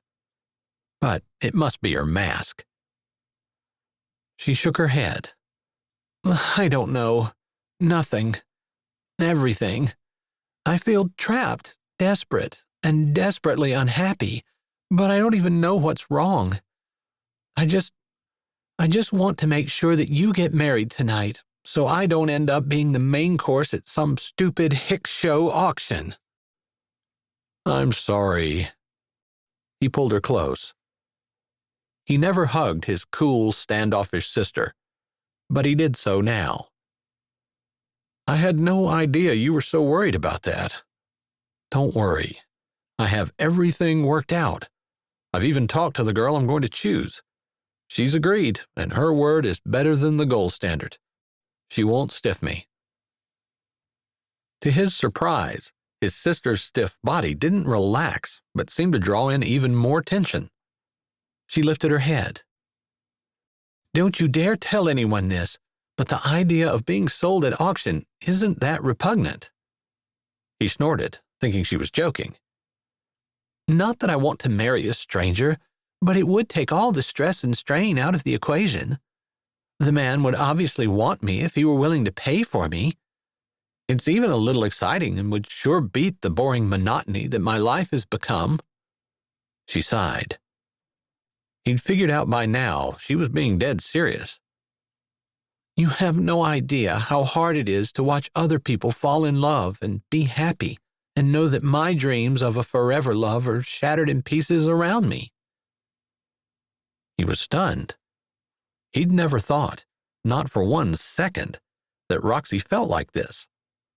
She was always so controlled and unaffected. "Why did you throw yourself into this party then? If you don't care whether I find someone or not, or if you actually prefer that I don't?" "Because I might feel that way, but I'm still lucid enough to know that I can't act on my feelings," she exclaimed. She sucked in a deep breath, her chest expanding. As she did so, her face developed a calm facade. "If you ever breathe a word of this, I will deny it to my dying day." "Your secret's safe with me, sis." She gave him a look like she didn't quite believe him. "I know how to kill a man without waking him up." "You act tough, and you look tough too, but I know you're a cream puff under all that fearsome glowering." I'm going to take my fearsome glowering to someone who appreciates it. You, brother dear, need to dance with some of these ladies." He did what Roxy suggested and danced with women he didn't know. Maybe he did know them, but it was nice to not know who they were. After several hours, he was tired of simpering and banal chatter. He was frustrated, too, because he couldn't figure out where Nell was. He'd never thought to ask what color her dress was. He'd seen several pairs of shoes that were silver, but he couldn't remember exactly what the shoes he'd given her had looked like. They were silver, but did they have buckles that clasped around the ankle or over the foot? Was the toe pointed or square? He couldn't remember. Plus, he couldn't be rude to the ladies he was dancing with and stare at other women while he turned them around the dance floor. At 5 till 11, he'd had enough. He was supposed to announce his choice at 11:45. It would have been more dramatic to do it at midnight, but the ball officially ended at midnight, and they needed time to dance together. He couldn't wait to have Nell in his arms. Chapter 20. Nell slipped into her dress. The cool satin felt good against her skin. Much better than the scratchy maid's uniform. It fell around her in shimmering waves, making her feel like a real princess. She twirled, even though she was in a hurry, because she'd always dreamed of having a dress that fanned out when she spun, and this one did, full and waving and beautiful. Not many things were as perfect as a dream, but this dress exceeded any dream she'd ever had. She put the mask on, then picked her scarf up and wrapped it around her head, leaving her bangs out but covering her exposed back, neck, and shoulders, where the skin, brown from being out in the sun, contrasted with the ghost-white skin that always lay under her shirt, protected from the sun, but was exposed by the dress tonight. Beth had put her maid outfit on and left. Nell had assumed she'd just wait in the room upstairs, but at the last minute, the room she'd been staying in had been turned into a changing room, since the rooms in the basement were full to overflowing. Nell had ended up changing in the pantry. She bent down, picking up the shoes. They'd fit her perfectly the first and only time she'd tried them on. But Beth's feet were bigger than hers, and they were too big for Beth. But they looked like the perfect size for her. Biting her lip, she pulled out the tissues Beth had stuffed into the toes to keep the shoes from falling off and slipped the silver dress shoes on her feet. They fit perfectly, light as a cloud and soft as cotton. Lastly, she grabbed the gloves. Beth had pulled them off so they were inside out. Nell stuck her hand in the right glove and pulled it right side out. A red stain marred the perfect white of the wrist. She sighed and bit her lip. Her tanned arms looked awful with the soft pink of the dress. Elaine had said she needed the gloves. Otherwise, she would have picked a bolder color. But she didn't want to wear the gloves when they were stained. She didn't want to waste any more time either. So she straightened the other glove and put them both on. A little punch stain wasn't going to ruin her enjoyment of the most magical night of her life. It certainly didn't dim her eagerness to go to Ryder, wherever he was. Descending the large staircase slowly, she soaked in the glittering lights, the cheerful yet mysterious atmosphere, the amazing smells, music, and swirling colors. No one noticed her particularly as she walked through the crowd. Grateful for the mask and scarf that kept her identity secret, she glided along, looking for Ryder. All of those other things were just temporary enjoyments, but Ryder was a rock. He would stand by her forever. But she couldn't find him. Not wanting to be obvious about searching for him, she meandered outside and stood by the fountain where she could see her blue girl rosebush, heavy with blooms. She couldn't look at it without her heart warming. Turning slowly, she searched the area. A man stood on one of the paths, just at the edge of the light. He shoved his hands in his dress pants pockets and turned his head. She'd recognize that profile anywhere. Trying to walk sedately, loving the feeling of floating in her gown and shoes, she came within 3 feet of him and stopped, breathless. "Ryder?" His head snapped up. He closed the distance between them in 2 long strides. "Where have you been?" He took her in his arms, pulling her close. "I've looked everywhere for you tonight. These crazy masks make it tough." "I think that's the point," she said with curved lips. He looked down into her eyes for a moment. "I want to kiss you, but maybe that's not a good idea at the moment. Dance with me instead," he whispered. "I don't know how." "It doesn't matter as long as your arms are around me and you're holding me tight." They held each other and swayed with the music as the string quartet played something Nell had never heard before. The tight harmonies and haunting melody stirred her soul and made the fairy tale seem real. They were quiet for a while, content just to let the enchanted evening pull them in, flowing around them and making anything seem possible, even a relationship with a New York billionaire and a North Dakota farm girl. If they could happen, anything could happen. The music finally floated away on the breeze, and the trickle of water was the only background for the murmur of voices. "I think it's too cold out here for everyone else," Ryder murmured. "There must not be too many North Dakotans in there, then." "I don't think there are. I think all this pomp and circumstance scared them away." "Probably possible. I guess if you want the natives to attend, the dress code needs to be a little more relaxed." "Overalls and flannels?" "A parade might help, too." "Are you saying for our wedding you want a parade? Isn't something like this enough?" A thrill shot through her, bouncing at her toes and careening back up through her body. Her cheeks heated. But there was something on his face, something she couldn't read. She thought he might tell her, but something else came out of his mouth. "You are going to marry me?" His voice held a teasing note as his eyes skimmed over her red cheeks. "In overalls or a white dress, I don't care which. As long as the preacher says you're mine." "I think he's going to say that you're mine." "We belong to each other?" They laughed softly together.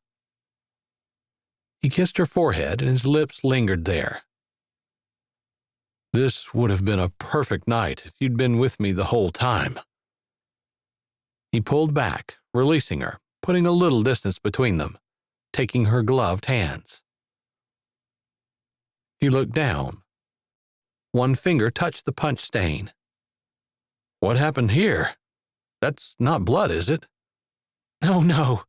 I think that's punch." "You think?" He laughed. "Where have you been all evening?"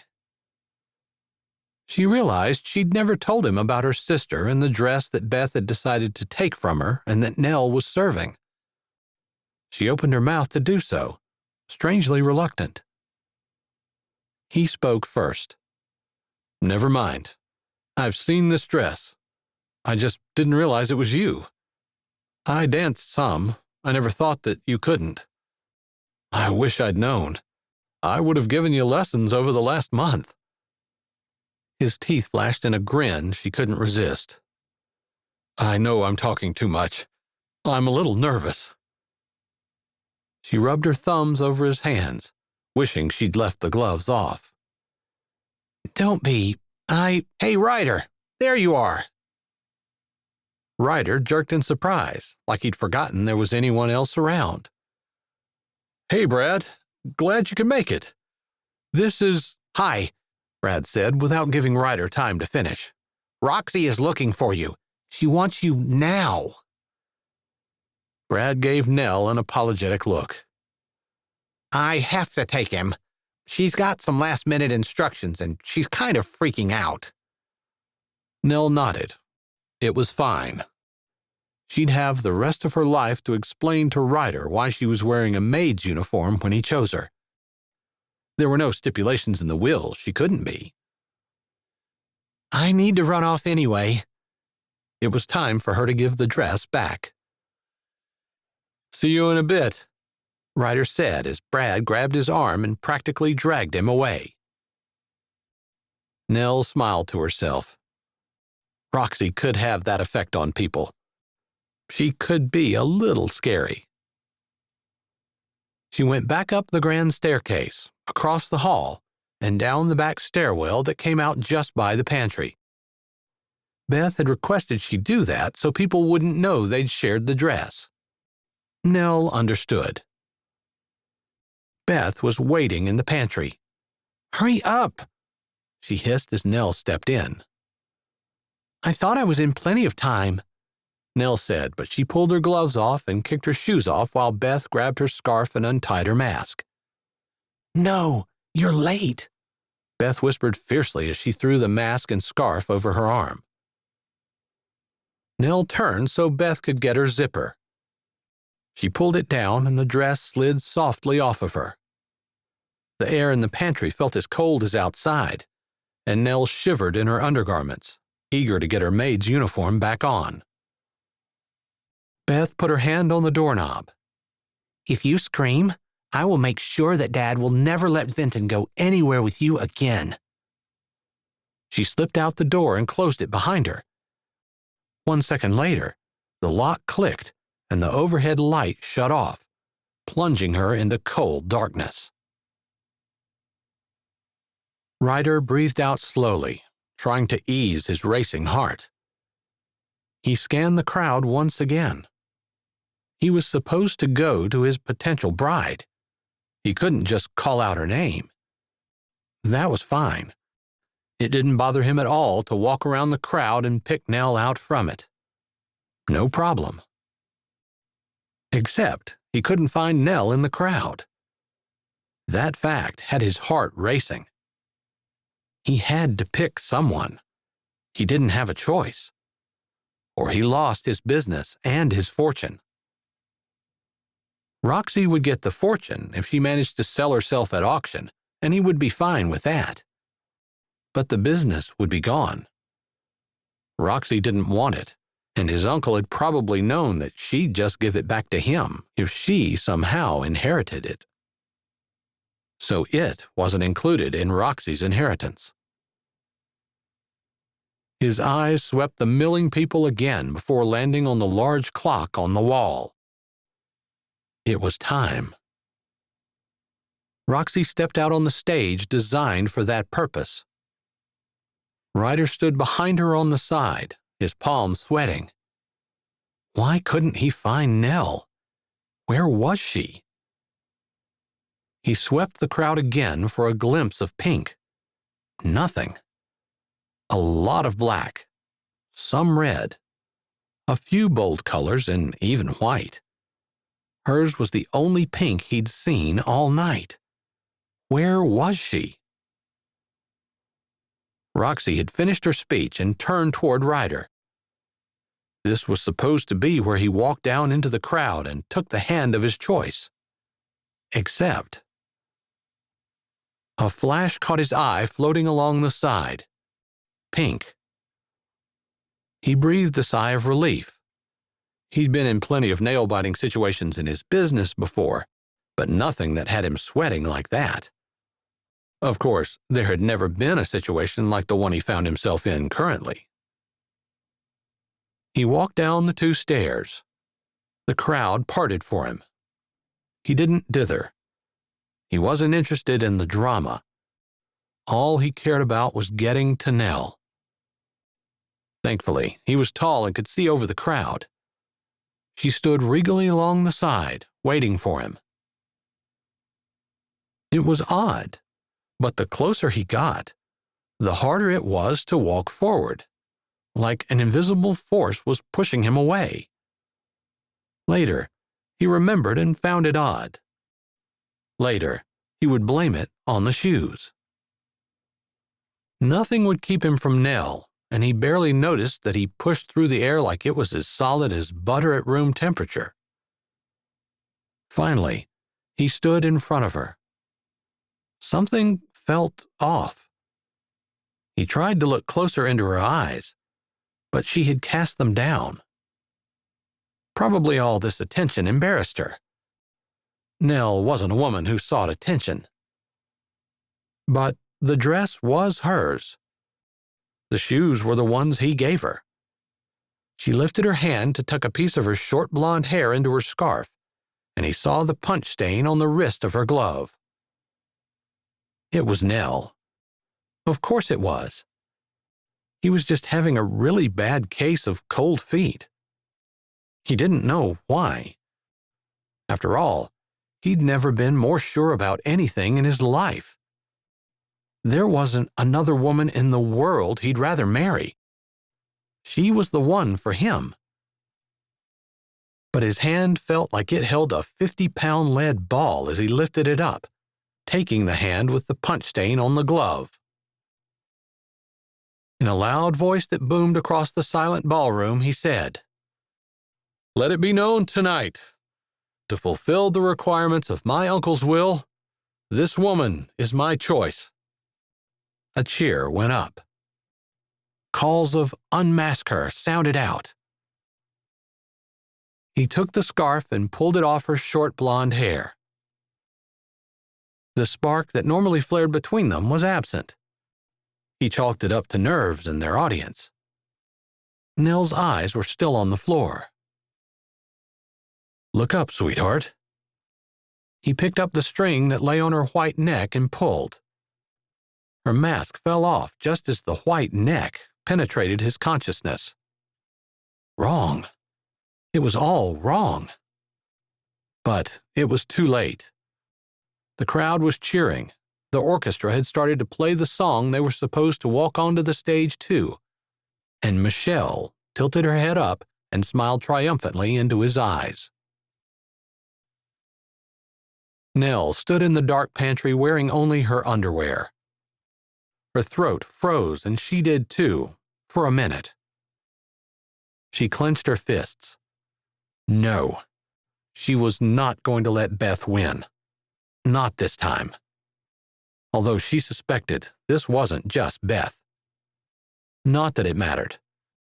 Whoever was trying to keep her down wasn't going to succeed. Not this time. Anger and determination burned in her chest. She would allow her family to treat her like a servant for Vinton's sake. She would choose to serve.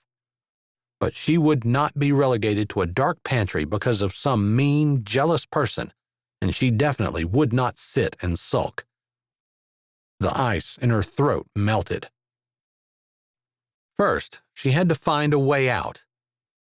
She felt around in the dark, unable to see a thing. Cans of vegetables, spices, a big bag that felt like a 50-pound sack of flour. Her hand swept by it all. At the end, there were a separate set of shelves.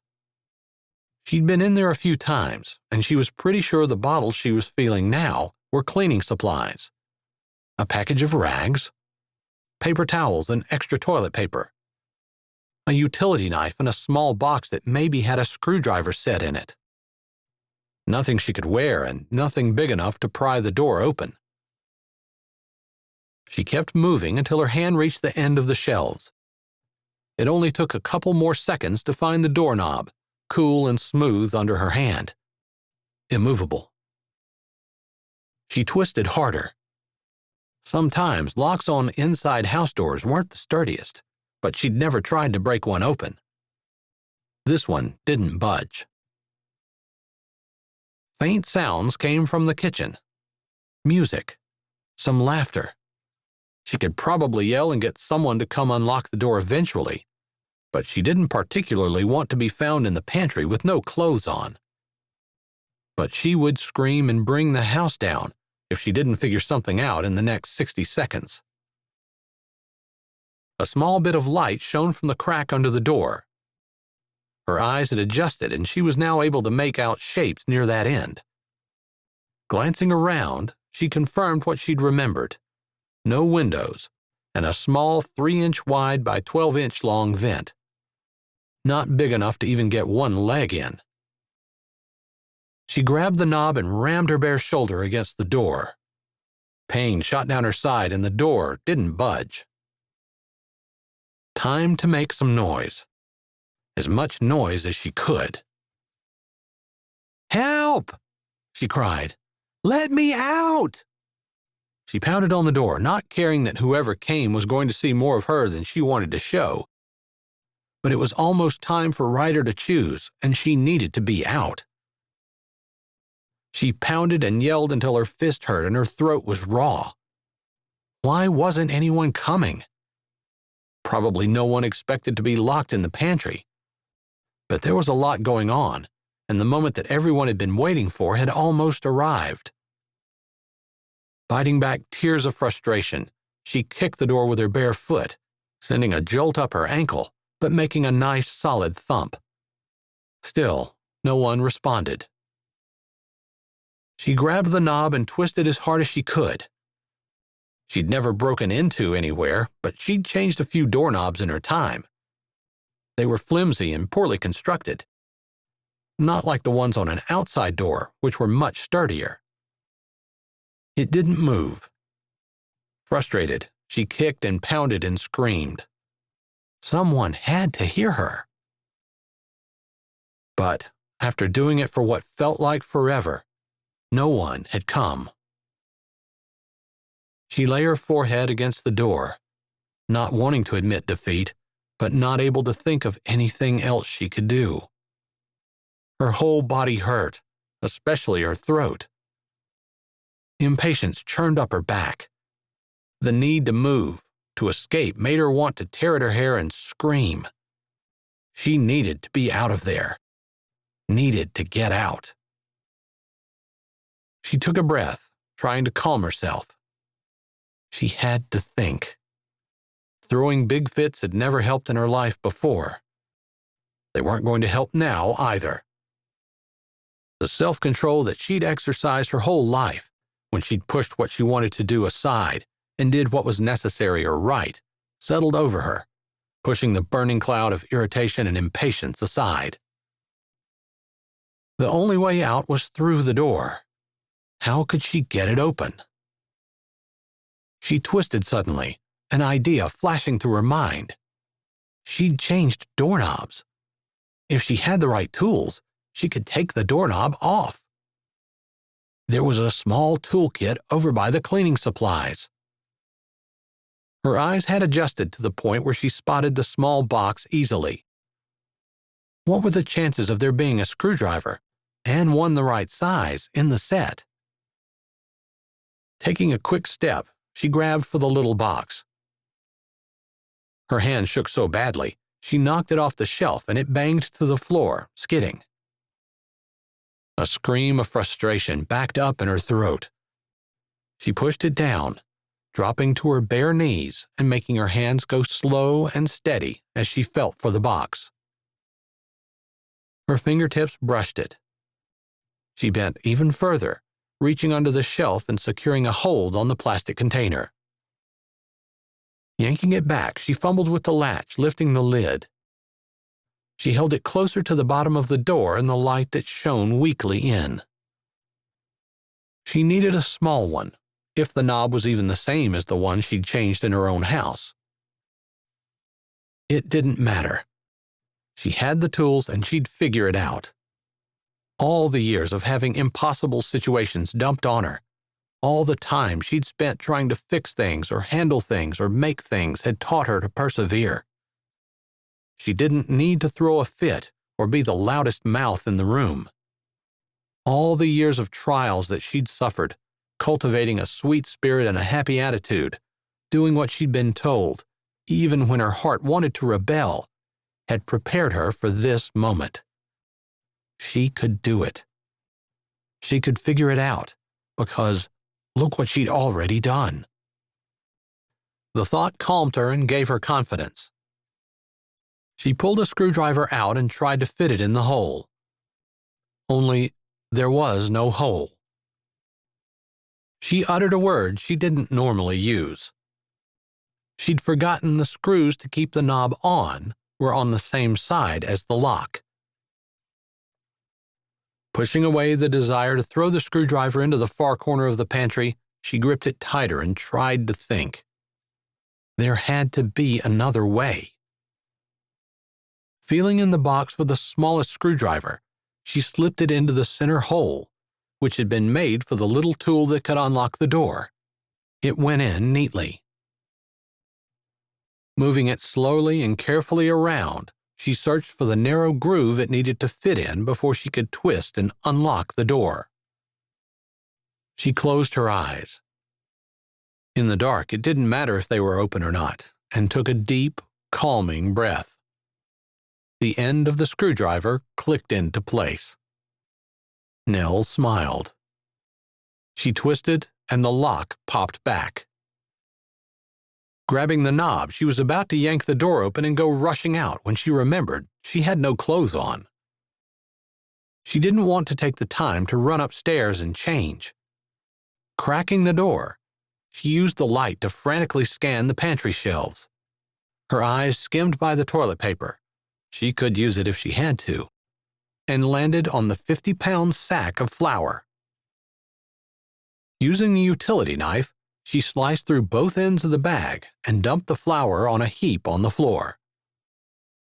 She stepped into it. It covered her. Barely. Better than a bikini at the beach, but it also said unbleached flour across her stomach. A part of her wondered if it would matter to Ryder that she was wearing a flour sack. A bigger part of her wanted to go somewhere and find something, even jeans and a t-shirt, that would be more flattering. But common sense said that she'd been locked in that pantry too long to waste any more time. She ran through the kitchen, which was completely empty. No wonder no one had heard her, her bare feet pattering on the floor, and rushed to the ballroom where the kitchen staff were all lined up at the doorway. Nell pushed through. Her bag rattled and cracked as she brushed by. Ignoring the odd look she received, she reached the edge of the crowd in time to see Ryder standing in front of a woman wearing a pink dress Nell had just had on.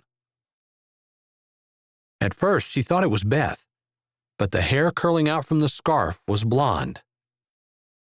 Her suspicions were confirmed when Ryder removed the scarf and untied the mask. Michelle. The choice was binding. That's all Nell could think of as she stood at the back of the ballroom. She wanted to say she couldn't believe Beth had done this to her, but honestly, it was all too believable. Her body felt numb. She supposed the anger would come. She'd fought it all her life. Her mother, so sweet and patient, had wanted her to be the same. But surely, her mother would understand that this could not be ignored. Maybe this was what happened when she allowed her sister to have whatever she wanted. Even as those thoughts ran through her head, she knew she wouldn't go back and change it. Never. Not a thing. Not if it meant she wouldn't have Vinton. She'd put up with it all again. Except for this pain in her chest that had started to morph into something big and hot and burning.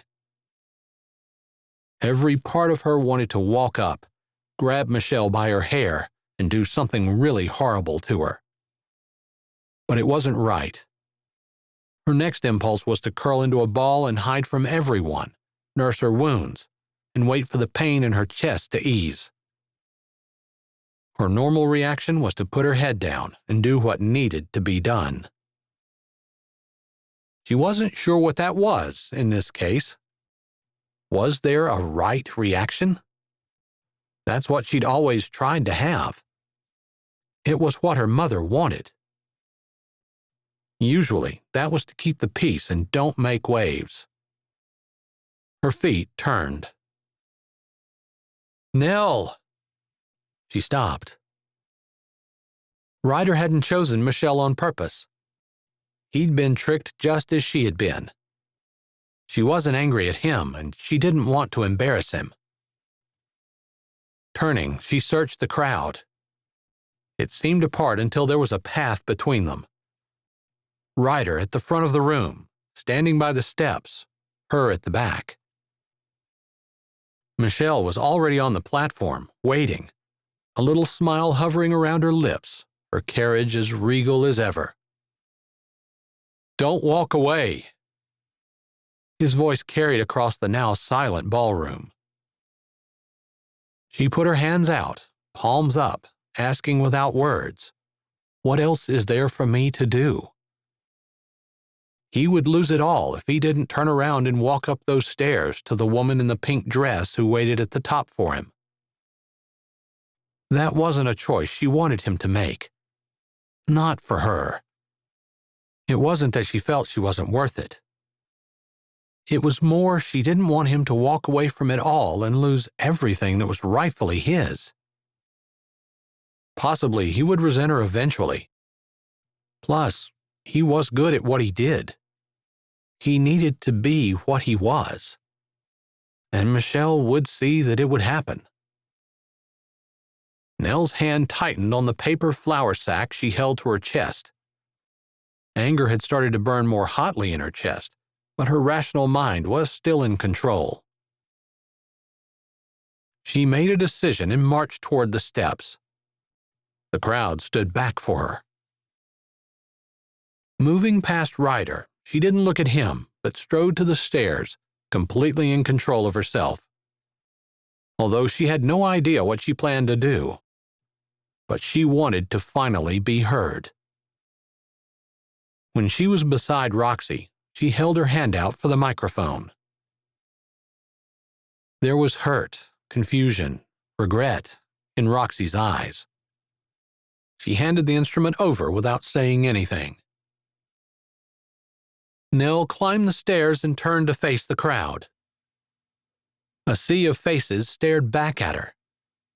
Some eyes held surprise, maybe at the flour sack. Some held suspicion or anger. A few held pity. She didn't want any of it. "I'm not on the program," she said into the mic. A few titters ran through the crowd. "Take that away from her," Michelle said in a loud, cultured voice as she looked at Roxy. Roxy shook her head. "I don't know how she ended up like that, but she deserves a few minutes." "I'll do it myself, then." She rushed toward the stage. "That's fine. You can let her up." Nell was actually surprised at how gracious she sounded, considering the anger in her chest. "I wanted everyone to see my dress anyway." The crowd murmured. "Yeah, maybe you all know Remington and Elaine from a ways west of here?" She didn't wait to see if anyone would acknowledge the acquaintance. "Elaine and I went shopping. She bought me the dress." Michelle had stopped on the middle of the stairs. Nell stared at her. "And the gloves, scarf, and mask." She looked out over the crowd, then her eyes rested on Ryder. She knew they softened. "But not the shoes. Ryder gave those to me." Someone stirred at the edge of the crowd. A man. He jogged across the ballroom, stopping at Ryder's side, but looking at Nell with the microphone. "Sorry, don't mean to interrupt, but I'm Brad and I made the shoes." He turned to Ryder. "Those are the shoes? That's the girl you gave them to back in March?" Nell didn't give Ryder a chance to answer. "No, he gave them to me. I'm the one." She tilted her head. "That was my dress, my scarf, my shoes. Everything she's wearing is mine. I just wanted everyone to know." It didn't change anything, and pointing out Michelle didn't even really make her feel any better. She didn't want to embarrass Ryder or make him look bad because he'd chosen a thief. But Michelle would recover. Nell didn't know much about New Yorkers. Maybe they admired thieves. "You're lying," Michelle said forcefully and regally. "What I'm wearing might be yours, but you allowed me to borrow it." Nell lifted a brow at Michelle. It was hard to look haughty while wearing a flour sack, but she gave it her best shot. "Sure looks like I am, doesn't it?" She deliberately looked down at the flimsy paper that covered her torso, just in case there was anyone in the crowd who was a little slow on the uptake and had missed the fact that she was clutching a flour sack to herself, or the telltale signs of white flour that were powdered over her skin. Hardly what she would have picked to wear if she were allowing someone to wear her dress. There was nothing else she wanted to say. Nothing else she could say. Well, maybe one thing. Her eyes found Ryder's. "I just want you to know that I don't care about the inheritance, the money, the business, or any of it. Not any farther than knowing that's who you are and what you do. If it were all to disappear tomorrow, it wouldn't matter to me, because that's not what I love about you." Oh boy, she'd said the L word. Oh well, in for a penny, in for the whole shebang. "I love you." Her voice sounded breathy coming out of the speakers, and her stomach felt like all the winds of January were whipping around in it. "I wish you the very best." She glanced around the platform to see if there was a back door or something where she could, if not slip away quietly, at least leave without having everyone stare at her. Ryder stepped to the platform, ignoring the frantic whispering of Michelle and the tug on his arm from the man who had made his shoes. "You love me?" he asked in a voice that was soft and almost threatening. Maybe she shouldn't have admitted to a man who was about to become engaged to another woman that she loved him. "I wouldn't be standing up here in a flour sack if I didn't." He put a hand on the platform and jumped up. Her heart jumped with him. She reminded herself to keep a good hold on the flour sack. "I wanted to say it first. I wanted to show you by choosing you." "That one didn't quite work out." "I think there are a lot of things that aren't going to quite work out." He touched her cheek. "I don't want Michelle. I thought it was you." All the tightness in her chest eased when he said that. "That's what I assumed." "I was worried you wouldn't believe me. I was down there trying to figure out how to tell you. Otherwise, I'd have been up here a lot sooner, and I'd have been the first to tell you that I love you. More than the business. More than the money. More than any inheritance. More than anything." Ryder took her hand. "I've just lost everything, because I'm not going to marry Michelle. Will you still have me?" "What if I say no?" "I'm not going to marry Michelle. Not for anything. Not when I'm in love with you." Her heart slammed against the back of her throat. Her stomach hugged her backbone, and she couldn't pull her eyes away from his, hot and dark. "I love you too," she whispered. "What did she say?" Someone in the crowd shout whispered.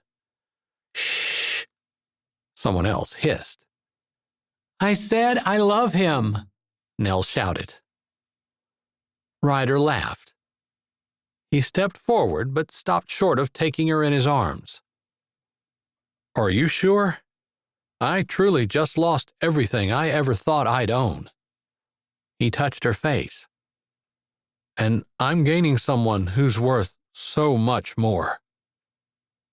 He stepped even closer, sliding his arms around her back. I love you, Nell. I love you too, and I'm sure. The pastor, dressed in a long robe, strode out onto the stage. I believe that was my cue? He asked.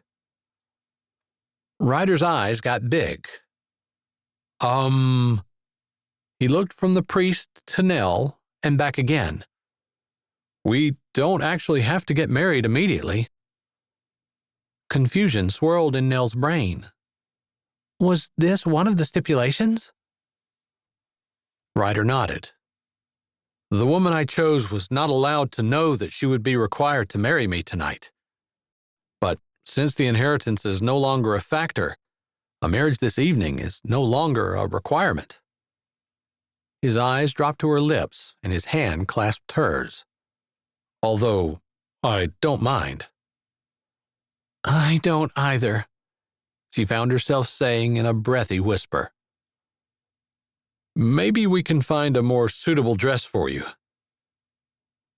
She could hardly believe how things had turned out. She'd accepted the fact that she'd lost Ryder, hadn't even had time to grieve and process the pain, and now, not only were they back together, but about to get married. And she was still wearing the flour sack. But it wasn't hard to think about what she really wanted. I don't care about the dress, or the shoes, or anything else.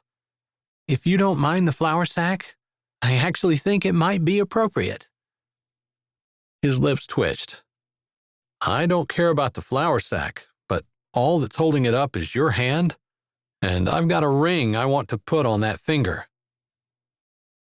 Then I'll change. But she was strangely reluctant to wear the dress Michelle had taken from her and now wore. As though Roxy could read her mind, she spoke for the first time. I have a dress. Give us a few minutes. She put her hand on her hip, giving Michelle an arrogant, no-nonsense look. I want the shoes. Now. Roxy wasn't known as a pushover, but Michelle was used to being in charge too. Nell wasn't sure who would win. There wasn't a contest. Michelle stooped and pulled off the shoes without comment, handing them over. The little man who had scurried across the floor earlier and claimed to have made the shoes hurried forward and reached out. I want to see them. He grabbed them from Michelle. Amazing, he muttered, turning the shoes over and over in his hand. He narrowed his eyes and spoke to Ryder. And you say that you gave these to that girl first? He nodded at Nell. That's what I said, Brad. Ryder's voice sounded impatient, but he didn't try to hurry Brad as he continued to mumble and look at the shoes. But that woman was wearing them tonight, and you chose her. I didn't want her. But you felt compelled to choose her? No, actually. Ryder scrunched his face up. Actually, I had to force myself to move forward, even though I thought she was Nell. I see. Brad nodded thoughtfully. Finally, he shook his head and handed the shoes to Nell. It was a bust, he muttered to himself. But maybe the fruit powder will work on the apple. Nell couldn't hear any more of his mumblings as he moved away. Nell? Roxy said her name in a soft, almost hesitant voice, which Nell didn't even recognize right away. Roxy's eyes held a question. Nell nodded. I'm coming. You really can change your mind. This doesn't have to be a shotgun wedding that is rushed. You don't have to be rushed. Nell looked around at all the decorations, the sparkle and glitter, the crowd of people. As she was thinking, there was nothing rushed about the preparations, nor about her mindset, which had been set to marry Ryder anyway. The clock struck midnight. It seemed to press on her that there was no better time than the present. She didn't know what the future held or what it would look like for her and Ryder, but she wasn't going to hesitate stepping forward, especially since she knew that there was no one for her but Ryder. Why not tonight? "I'll be right back."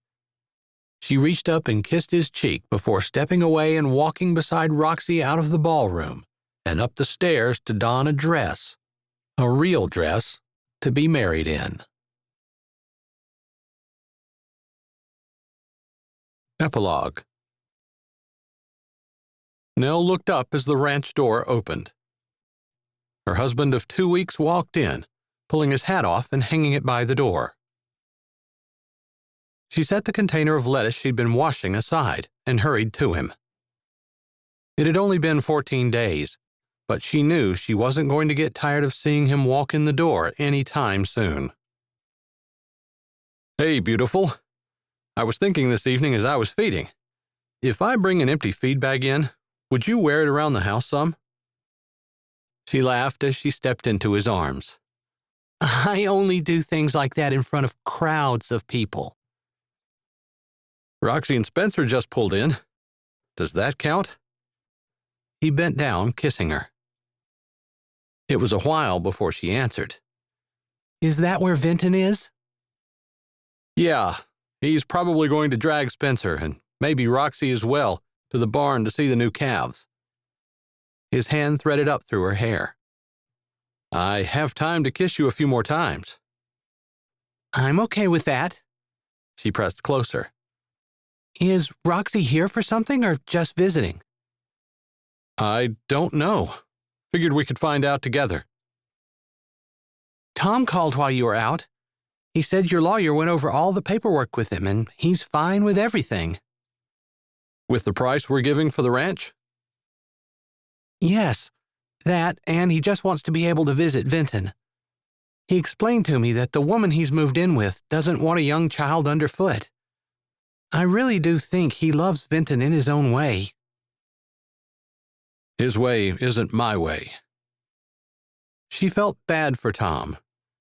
He had loved her mother. She wasn't sure he'd ever really be happy again. Surely the way to happiness wasn't giving up his son to be with a woman who didn't want his kid hanging around. The idea was inconceivable to Nell. "Mine either." "What about Beth and Britt?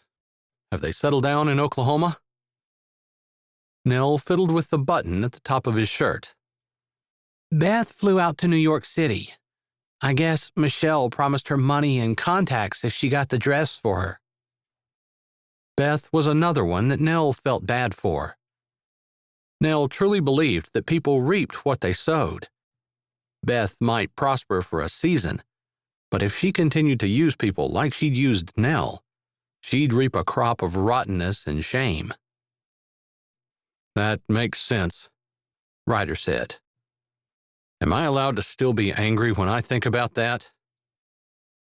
From the flash in his eyes, Nell was sure he wasn't joking about the idea of Beth taking her dress making him angry. "No, everything worked out.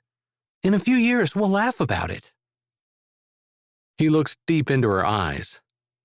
"Really? Do you really think you'll laugh about that?"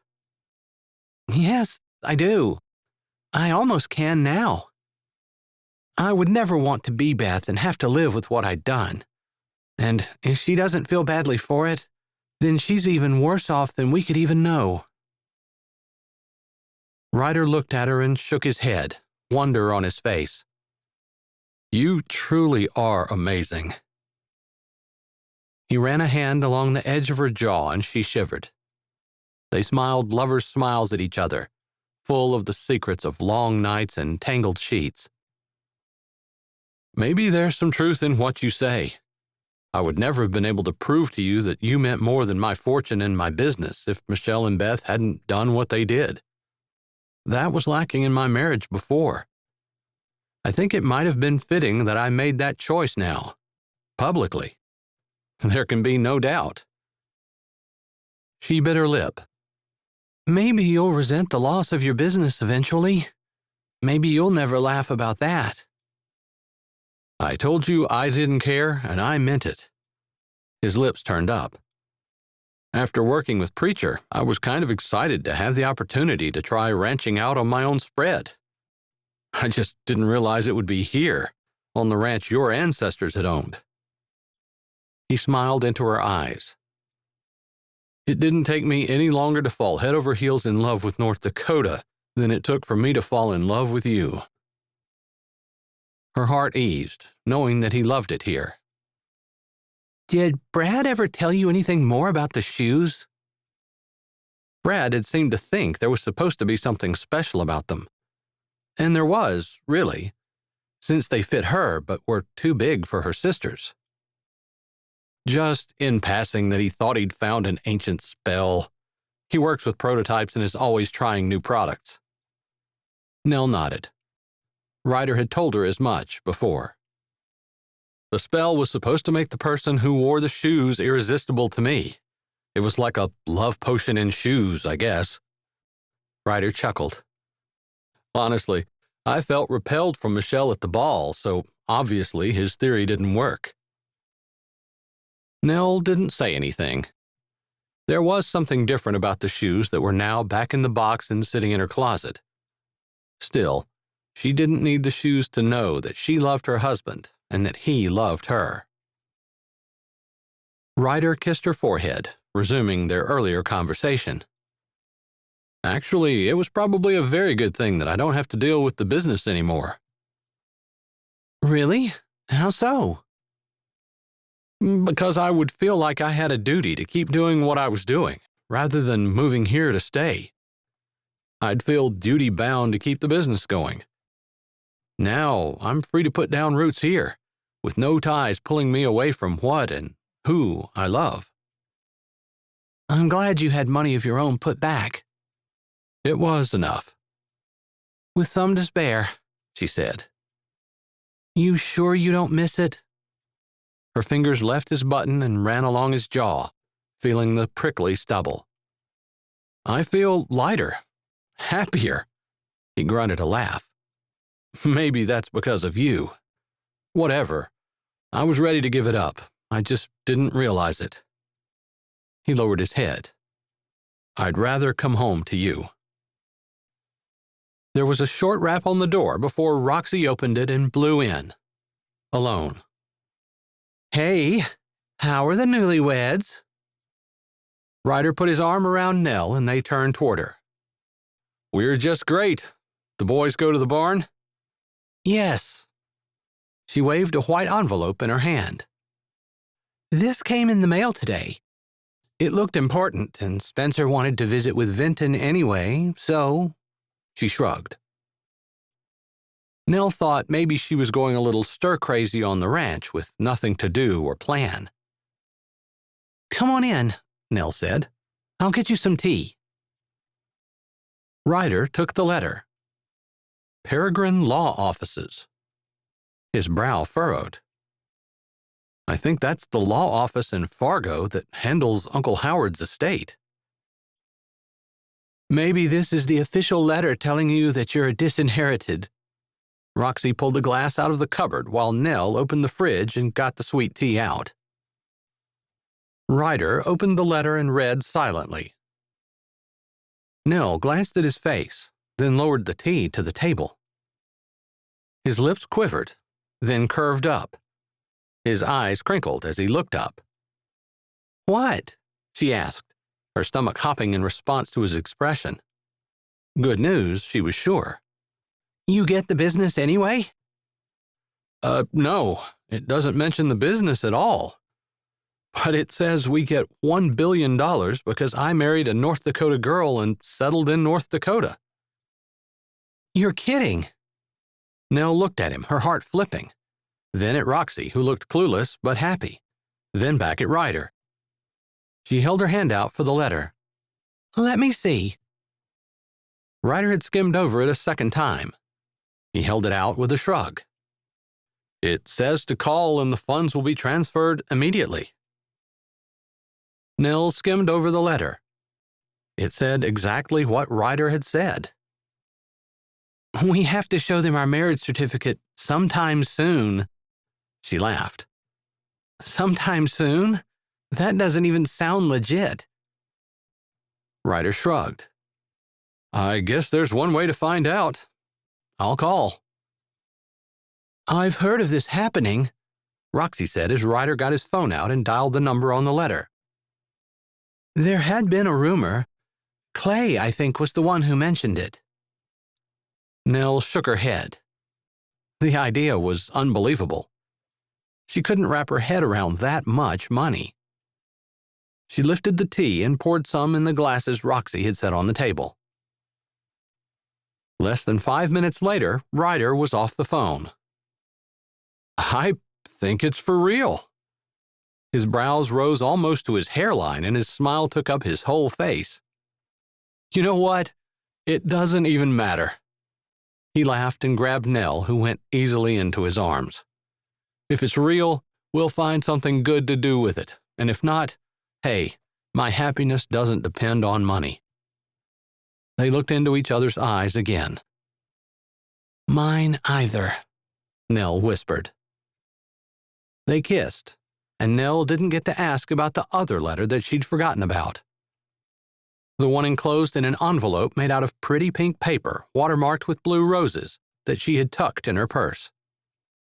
The letter Vinton said he'd found on the floor of the Sweetwater Ranch SUV while Roxy had been watching them when Ryder and Nell were on their week-long honeymoon. She could ask him tomorrow. Ryder wasn't going anywhere, and Vinton wasn't either. That was all the proof she needed to know that fairy tales really did come true. The contents of the letter that was sitting, unopened and unmailed, in Nell's purse. "Dear Angela, I still close my eyes and dream of your sweet blue eyes and charming pink cheeks. Your kind voice, tenderly soothing the small bumps and hurts of the children in your classroom. Your willing hands, working faithfully to ease the many burdens of others. Your delicate personality, bringing rays of sunshine to everyone you meet. It hurts my heart to know that your mother still does not approve of me. I would never ask you to go against her wishes, not for anything. I understand and even agree with her that I am not your spiritual equal. I will never be as good as you. I can only hope to work hard and attain some level of financial and personal success, hoping and praying that it will be enough to convince her that her darling daughter will be safe and well cared for in my home, should I one day have the glorious privilege of making you my wife. Regarding my daughter, Gina, her mother is soon to have completed her schooling. I will discuss with her what her intentions are involving her offspring. She has a valid reason to perhaps not want the child. I know this is a sticking point with you and your mother, but I implore you not to judge too harshly. I am not at liberty to give details, but all is not what it seems. Gina's mother is a brave woman who has been through horrors that a gentlewoman like yourself could barely even imagine. I've made promises and I must keep them. Would it be counted some small measure of good that I am a man of my word? Gina is a happy, well-mannered little girl and a pleasure to be with. You may not instantly fall in love with her, but I know you will come to adore her in time. My plans are the same as every year. My crew and I should be harvesting in the area around your father's church for the entire month of July. Gina will be with me this year. I can't wait for the two of you to meet. I know you will love each other. Like I said earlier, I may have some business to deal with regarding her mother. Nothing that will affect us, other than if she decides to take Gina, I have to let her go. Although it would take most of my heart, maybe it would be for the best. It would remove that small obstacle between us, leaving only the chore of me securing your mother's approval. I'm counting down the days until I may see you again. Maybe this year I can walk you home after Sunday evening church. I hope with all my heart that pleasure will be mine. Your humble servant, Clay Stryker.